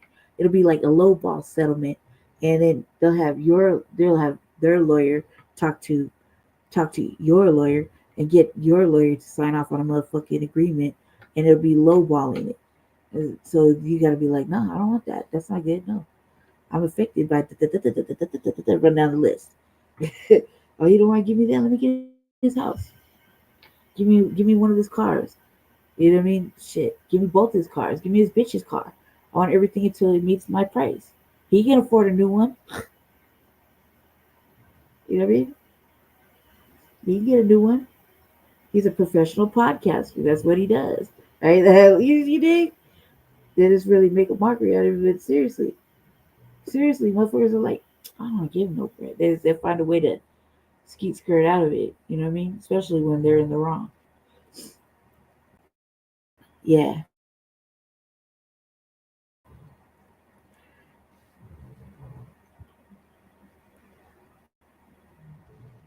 Yes, that too. But yeah, that I don't even have a but to say that, because I agree with you on that. I agree with you. When I see that, I was like, no, he just said don't go over there. You know, he's like, and here his ass is over there. Like, no. But I bet you he made him pay like big dollars, you know, for him to be up there. And I didn't watch the whole interview, so that's not enough to know that I was like, man, come on. You're supposed to be getting our family off these motherfucking platforms. Like, for real, like it's like you're young, black, you got some shit going on, and you need the numbers. And so you go over there for the number benefit, but ultimately they're humiliating you and doing the most, getting you in compromising compromising positions to go to jail and incriminate yourself. Those are incriminating platforms. Those platforms get you to feel all comfortable, feel like you just feel right in and use it so tight. And in fact, you telling all your motherfucking tales, and these motherfuckers are like, oh yeah, he did that, piecing it all together. You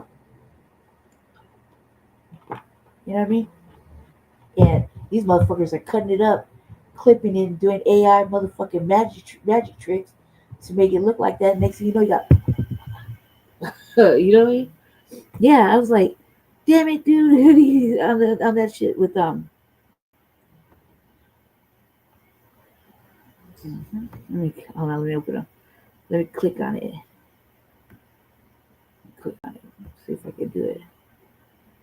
Okay, it's in the chat. So hold on.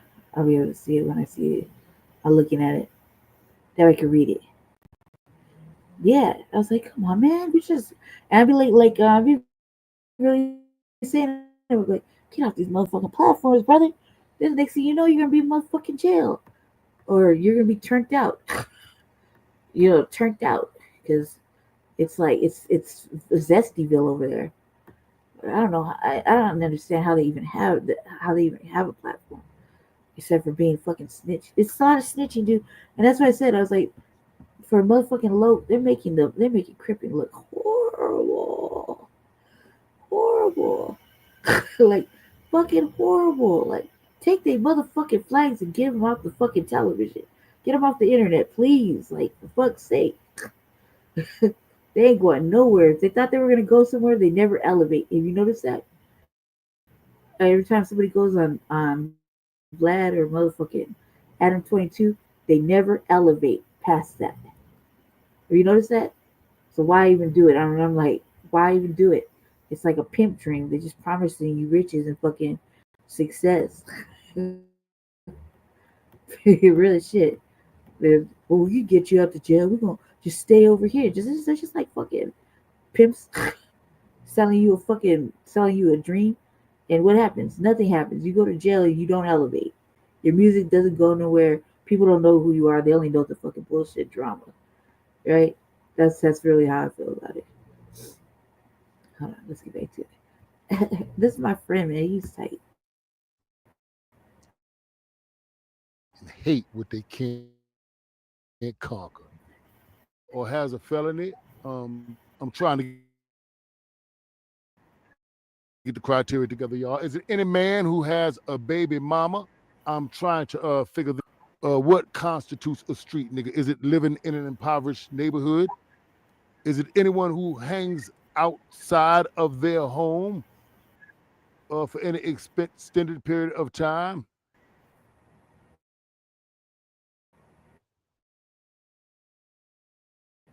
In a park or All right. I would say in my case, like, you know, I have my own little code of conduct, but that's because I was educated by older looks. So I have a thorough understanding of G's and C's and fucking, you know, rules of protocol and fucking um, chain of command and following the right type of politicking and things like that. And yeah, I'm outside doing dirt. I'm outside taking care of myself. Yeah, I mean, I have no family. I'm like, you know, whatever, in and out of trouble. I'm always outside because I don't have nowhere to be. You know what I mean? I would say it's that. I'm saying that I'm over there earning my stripes. How I earn my stripes. You know what I mean? Yeah. Amongst other things, yeah, probably that I've been. Yeah, I'd say jail probably has to do with it too. I would look at it like that because of how I perceived it. You know, so like when I hear my opening little BG clips, right? That's like the theme song to Brandy. You know what I mean? That's like the theme song. It's like that's how I live. That's how it is. That's exactly how I is. You know what I mean? Because that's like I felt like, damn, did BG make this song for me? You think that's how I've been my entire life because I had to be. I had to be. You know what I mean? I had to be.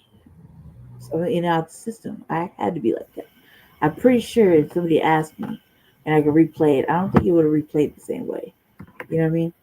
Although I'm thankful that it played out this way because I got way more skill sets. And trust me, I have no fear of the fucking street. Like most of them, it's too late for me to go outside. No, I'm outside creeping around at night. Am I doing nefarious shit? No, now I'm on some other shit. You know what I mean? Now I'm on some like, uh impeding the police and fucking, um, writing up and telling them the profiling and just doing other shit like shit we're supposed to be doing. But damn, it only took me 40 fucking years to get there. You did? When like always like this has only been going on for like the whole, just you call it activism type shit. It's only because it's just something different. You know what I mean? I had to find a way. It's it's like being nefarious, but being nefarious in a good way, you know? And trust me, I'm the worst. I'm the worst type. I'm the type that good things happen to when I'm being bad, right? I never have to worry about having money. I never had to, right? So I'm just outside just doing dirt. I don't do whatever, right? I say that. And so being bad, I always had good luck. I could have anything I want. I always had a nice little, little knot in my pocket, little roll in my pocket of money. You know what I mean? I was not too sociable, just enough, just You know, I have my rules. I don't don't roll around with a whole bunch of motherfuckers just out there maneuvering quietly. You know, handling my stuff quietly. Any kind of friction, I handle it quietly. You dig? Like when there's not a show, you know, a lot of people around and I gotta do something, I gotta do it. You know what I mean? Like it's whatever. Don't steal from me, fuck you, pay me, and I'll take your taxes, the repercussions. You know what I mean? I'll keep taking from you took from me. I'm gonna keep taking from you until I feel satisfied. So that could be whatever. It's a real thing. I still do it now to this day. Like, don't let me find something here over here that I knew you jacked me for. I'll take you like 6 things that I got caught slipping. I'll give back to you in 6 months. Real shit. Ask him. Right? But I was thinking about it like that. That's how I would think about it. I have a moral code too. There's certain things I will not do or will not do no matter what anybody says. And not all money is good money, and I had that fucking consciousness going on for a long time. So it doesn't matter. You're gonna do if it starts to impede on your soul, because that's really what you have, right? All you have is your word and your soul, right? All you have is your word, and when your word becomes shit, that's a whole nother level of fuckery that nobody trusts you. And you're just no good. You know what I mean? So I managed to maneuver quietly, never cause no problems. You know what I mean? Never have to ask for no motherfucking help solving problems. I might brainstorm an idea or something or a situation, but no, that's just I was built like that because I had a father like that. You know what I mean? And I adapt to any situation. Some folks wouldn't know how to adapt at all if they had to. My father used to say that you adapt. You need like a 2 minute level of adaptation. You better adapt to a situation within 2 minutes, and like be so be aware of what the fuck you're gonna do. Think on your fucking feet. Like I think on my feet. At any given time, I got 5 different options going on in my brain for any situation. You see what I'm saying? But that's because I had to. If I didn't go into the system at a young age, I don't think I would have been fully engrossed in all that education. They're not the same. You know what I mean? And I would say, do you have to shoot somebody? That's politicking. That's gang politics. I don't know. No, things aren't the same anymore. And I don't think it was like that either back then. The looks that I used to hang out with, they didn't really practice that sort of bullshit. So, rob somebody? No, didn't have to plan that either. But there's all kinds of ways to make money. And no, you know you can make those with anything in your fucking tool shed. You know what I mean? So no, I think that this is just. I think that is lazy work too. Having a switch is lazy work. You know what I mean? And you're not gaining stripes. It's like I'm trying to figure out what's You the don't know how you criteria. get stripes anymore, or putting in work. That's not how you get stripes anymore. I don't even know what the criteria is for YN anymore to get their stripes. You know what I mean? You could tell when a motherfucker got their stripes. There's tattoos or motherfucking shits, golds. You know what I mean? Like there's methods, there's ways. But now I don't even know what the criteria is because these motherfuckers are so off brand and lame that a real motherfucker be like you try to do something to a motherfucker like okay. All right, not today, cuz go try somebody else. Like, and they would get really mad about that. Like, shit, you too emotional. You too fucking emotional. Yeah, I seen it. I seen it. I seen it. I seen it. When I get off, I'm gonna have to go hit it. Yeah, no, they're too emotional. They're just like bitches, like sassy ass bitches. And either way, right now we're in a sense of confusion where women are acting a certain way now that isn't very good. I can't even say it because it's a sad state of affairs. And them, you know what I mean? And YNs, right? But I saw something though. There was a cat saying it's a thing going on right now. It's like OGs versus the YNs. Who would win in a fight? You know the answer. You know the answer. Yeah. FBA warriors or FBA weaknesses.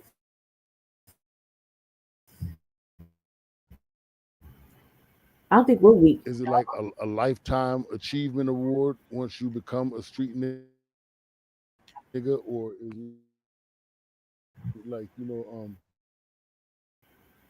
are you out of the street nigga club after the street nigga? Your opinion.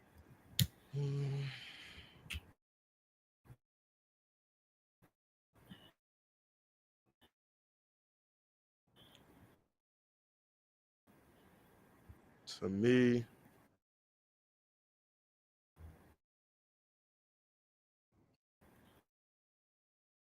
the street nigga is played out. So to me, a street nigga is Word. necessarily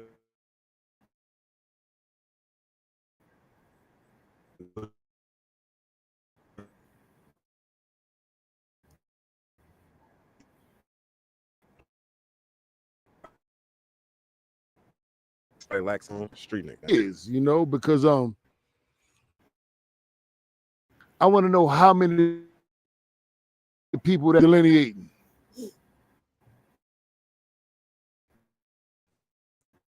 I think it would be senseless as well as counterproductive for us to divide our number any smaller. You may hear some of us, you hear indigenous, you hear aboriginal.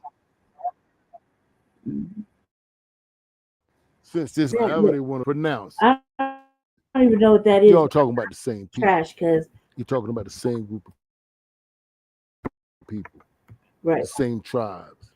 I'm like, whatever that was. I mean, I caught the gist of it, and I really think that I was like, oh, this is some tether babble, some shit. This shit is whack. That's what I'm saying. I said that was all whack, right? Like I said, I skimmed that shit. I didn't know that they were trying to make it a thing. Like, I'm cool with, let's just keep it at FBA. Let's keep it there. You know what I mean? That's easy to understand. Pushing that for a minute. This other shit is just gonna add to the constant questioning, and like you see, like if you listen to Twitter Spaces or Tariq's Twitter Spaces, I only listen to when I'm with Jesse, right? I don't have a Twitter account no more. I'm permanently banned, right? But I was like, okay, cause like they be calling and asking the same stupid, redundant ass questions. You know what I mean? And so I think adding anything more to that would be beneficial, especially for a motherfucker like me that's trying to draft a crime bill. You know what I mean? Or trying to do serious shit. I don't think that would be it. I don't think that adding to that is something I want to do personally. I just think I'm good with what's been going on in the last 10 years. There's something that's going on. Okay, look. Okay. There's OGs versus the YNs. Watch. They said the Unks versus the YNs, right? The Unks said they gonna fuck y'all up. How y'all feel about that? No weapons. No, they said no weapons, only hands. How y'all feel about that? We can ask. I ain't gonna fuck y'all up. They been using their hands. Hold on, wait. What you think? I ain't gonna lie. The Unks is gonna fuck us up. They do got that. I ain't gonna lie. They got us on that. Oh, they got us on that. Okay. How you feel? Wait, what you say? You heard them. They said the Unks versus the YNs, right? The Unks said they gonna fuck the YNs up. How you feel about that? Gonna beat the Unks up? They said no weapons, just hands. Breaking one off? They said like one of those. Unks versus the YNs. No weapons, just hands. Y'all think y'all gonna win? YNs, what is it? Meaning young niggas. The young niggas. The youngins. Okay, the young cats. Yeah. You know what I'm saying? They wear the things on their head and they wild for, they do bad shit for no reason, for clout. Right. YNs. Of course we gonna win. We already made it to the age, the golden age. Okay. So they gotta make it to where we at. It's not happening. In fact, They only battling themselves. Okay. They fighting themselves. So one of them throw you in the dope like this. What you gonna do? My man gonna get him. Say no more. Say no more. Yeah, man. He said the Hawks versus the YNs, right?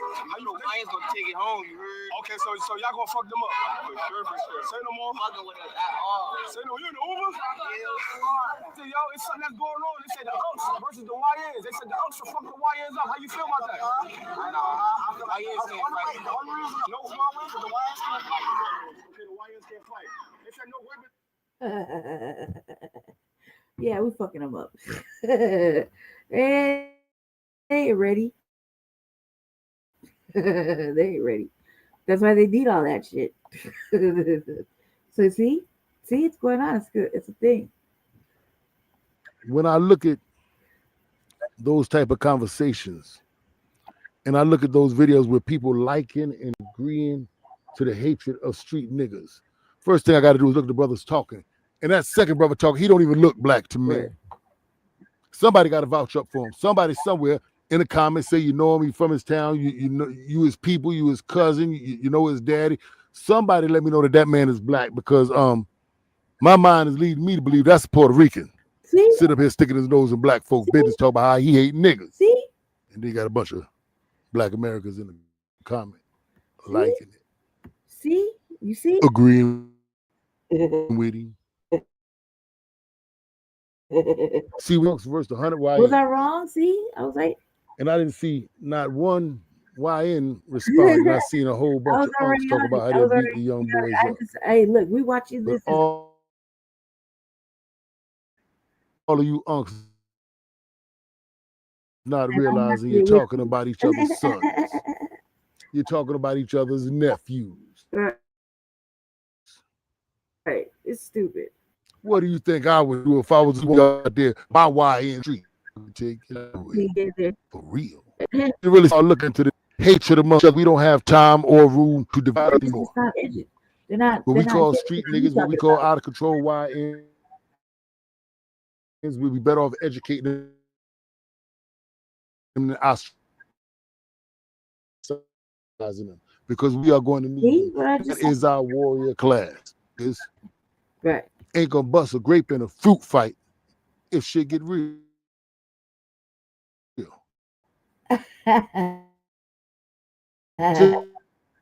You birds play video games. We too much credence. Prowess. I'm looking for the right word. Is it? But I just believe we assimilate to supremacy. Yeah, I mean that's what I said. Didn't I say that? I said I don't think we need to do all that. I think we just need to get them all in one spot, give them a life check, a little education. You got to be all right, because ultimately they're the ones that are gonna be having our future children that we're gonna have to be looking after and looking on. Watching them grow up and giving them this. We're gonna be old motherfuckers sitting there like, hey. You know what I mean? All right, now you better. Come on, stop it. You know what I mean? We're gonna be those types like we got when we was growing up. Like, I don't see your father. I'm gonna tell your father. Oh shit. I know you live in that foster home, girl. I'm gonna call on you. Shit. You did? I know you in and out the guild. You can go right back in. Shit. You see what I'm saying? We're gonna be those types. So I think that if you just pull them aside and put a little fear, but not too much, just enough that they're not gonna start, getting in their emotions. Listen to what the fuck they gotta say, and then hit them with some real shit that only life experience can handle. Yeah, life experience can get you. You know what I mean? And then just stay on them a little bit, because they don't have no supervision. They don't have nobody to like stay on them. You know what I mean? Shit, even when I was outside, somebody somewhere was staying on my helmet. You know what I mean? Because I was fucking up. I was done, man. That shit, I'm free. I just, I gotta answer for that. Like, you're gonna take me in your house? What the fuck? You know what I'm saying? Things change, or you evolve. But I think that is the future. I'll say, like, I think we gotta teach them. Some of that shit's just pent up. You just put them in a gym or something. Let them work that out a little bit. Then it wouldn't be so stupid. You know. And it's just emotional. Probably, seen a lot of emotional shit. So they think it's okay to be loud or yelling and fucking animated and not knowing, you know what I mean? I can get away with half that animated shit. But you see, I was saying, we watching it together, fam. We watching it together. What I said, yeah, I'm giving whole Puerto Rican vibes. Sound like the Africans with the, I have degree.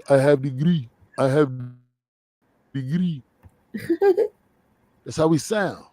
I never make excuses for myself. I'm the type of man, I do not make excuses for myself. But there are some people who I can and will make excuses for. I'm wrong. I know for a fact everybody did not have that. No, everybody did not have that opportunity. Right. To start their life with. I came up in the crack cocaine era. Yeah. It was an epidemic. It was a pandemic. It destroyed the Black American community in the 80s. I saw sons drugs sell and tell him not. Learned how to drive by giving a smoker some drugs to rent their car. They used to call it a rental rock. Yeah. I knew people who had given up control of their whole home, including the people in it. Yep, I knew I families had that that allowed experience too. drug dealers to move into their homes, and have their way with their daughters. It was my apartment. There are certain circumstances that paid some her, people came up paid in her drugs. She to was never, where they had no other way to survive, because I was like, shit, man. At some point, I no was other way to eat. like, man, I can't keep going I through look this. at those cases, and those people are a little different. Last little job corps event. People who never had a chance since childhood. But nah, we just gonna do this. People who were taught all the wrong things and grew up to become street niggas. Yeah. A whole lot of street people didn't want to be in the street. See? As bad as you may think you have had it. See? There were always people who had it worse. Had it worse. A lot of these guys I hear say, things like, well, I grew up in the inner city and I ain't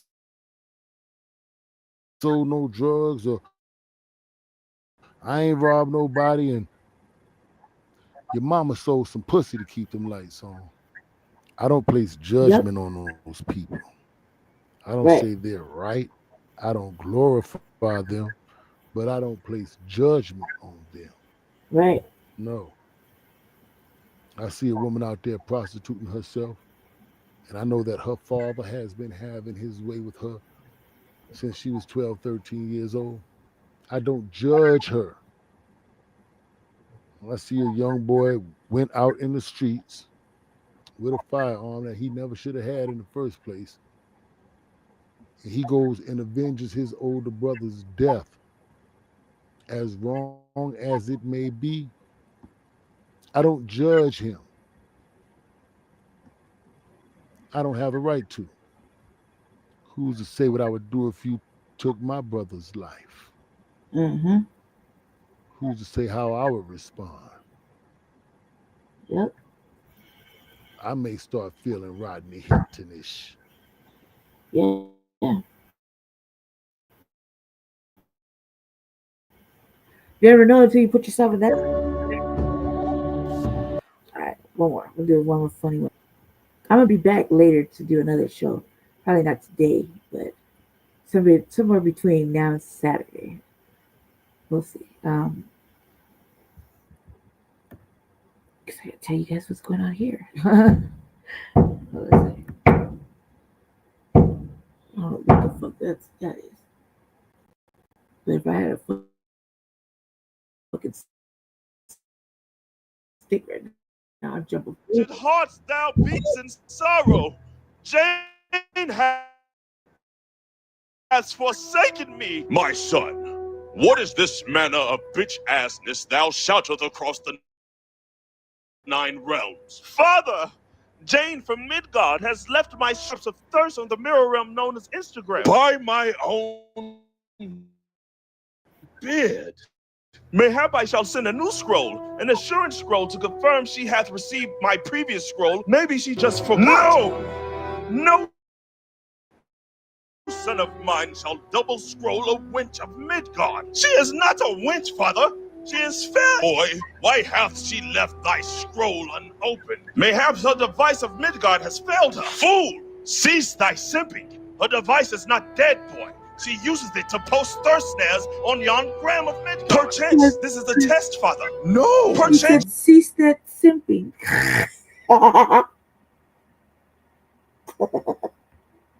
She seeketh proof of my devotion. Fuck out of here. She testeth nothing, lad. She vanished like mist. Left I promise you, all day long, the rest of the day, I will talk like this. Zip away, talk. That shit is tight. On red, she ghosted thee. She is no queen. She is but a hoe from Midgard. If she be a hoe, then by my hammer I shall remake her. Thou canst not reforge a hoe into a housewife. Thou art wrong, father. By mine hand I shall redeem her. If she be wearied, I shall guide her path. If she strayeth, I shall set her right. I will change her. Boy, if a hoe desireth to hoe, then let her go. Never. Don't save her. She doth not wish salvation. But I am down bad, father. Thou must go through thy whole phase, boy. A god cannot heal with tears, only cheats. You have to become what you cry over. Only through hoeing shall thy soul be mended. For even I, Odin All-Father, am still in my hoe phase. Still what? What about mother?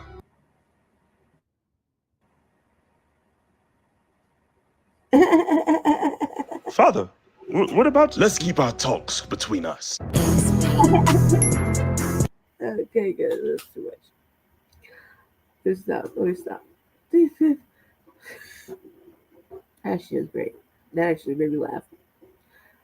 Okay. All right, family. Are you laughing? That shit was great. I feel like watching that again because how can I will it my way? He said she's stupid. I tried to find some more funny stuff, but I was like, if I don't get to show y'all some serious shit, then you guys will never learn nothing.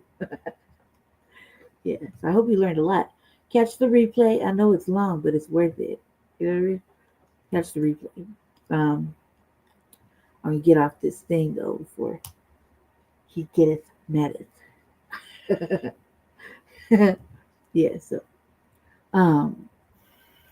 what is today? Wednesday?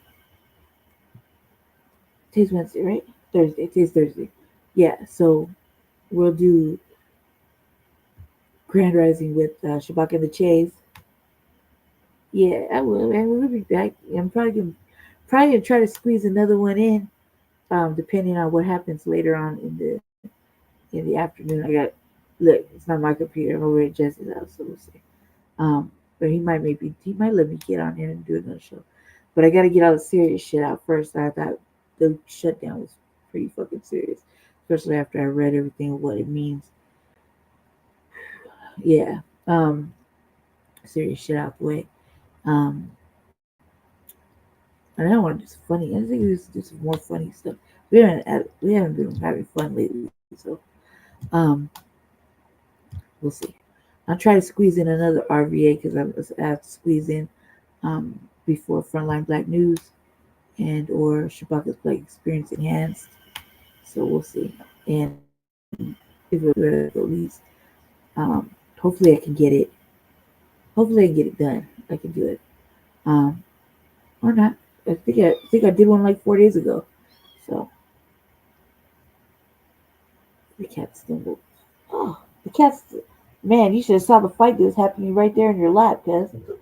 Like, you were just slept through it. And they were just like, I mean, the tussling, it was back and forth, just jumping like all over, like they were playing leapfrog on top of you guys. And you're like, like that. Well, let me close the show. Um, let me see. Yes, thank you, Leonard, for coming and kicking it with me. For the remaining part of the show, and thank you. Let me see. Let me see. I don't want to get your name wrong. Let me see. Yeah, salute, Leonard. Thanks for coming over. Yeah, salute. I'm gonna go catch some the replay and get them clips or get the links. I already know where to go with that. Who else? Who else was? Oh yeah. Hold on a second. Oh, thank you, Big E, for coming through. Oh, word. Thank you. Yeah, he was looking for you too. He said hi. Everybody said hi to Jesse first. Not clearly seeing this a girl right here. And this is the revolutionary agenda. But I think it's because I streamed on our Frontline Black News page, and I streamed on your regular page. Thank you, Big E. Thank you, FBA Convo, for swinging through. Yeah, shout out. Jesse said, shout out. Yeah, they came in and said, "What up, Jesse?" They didn't even say hi to me. Damn. It was immediately just Jesse. See, that's what happens when you showboat.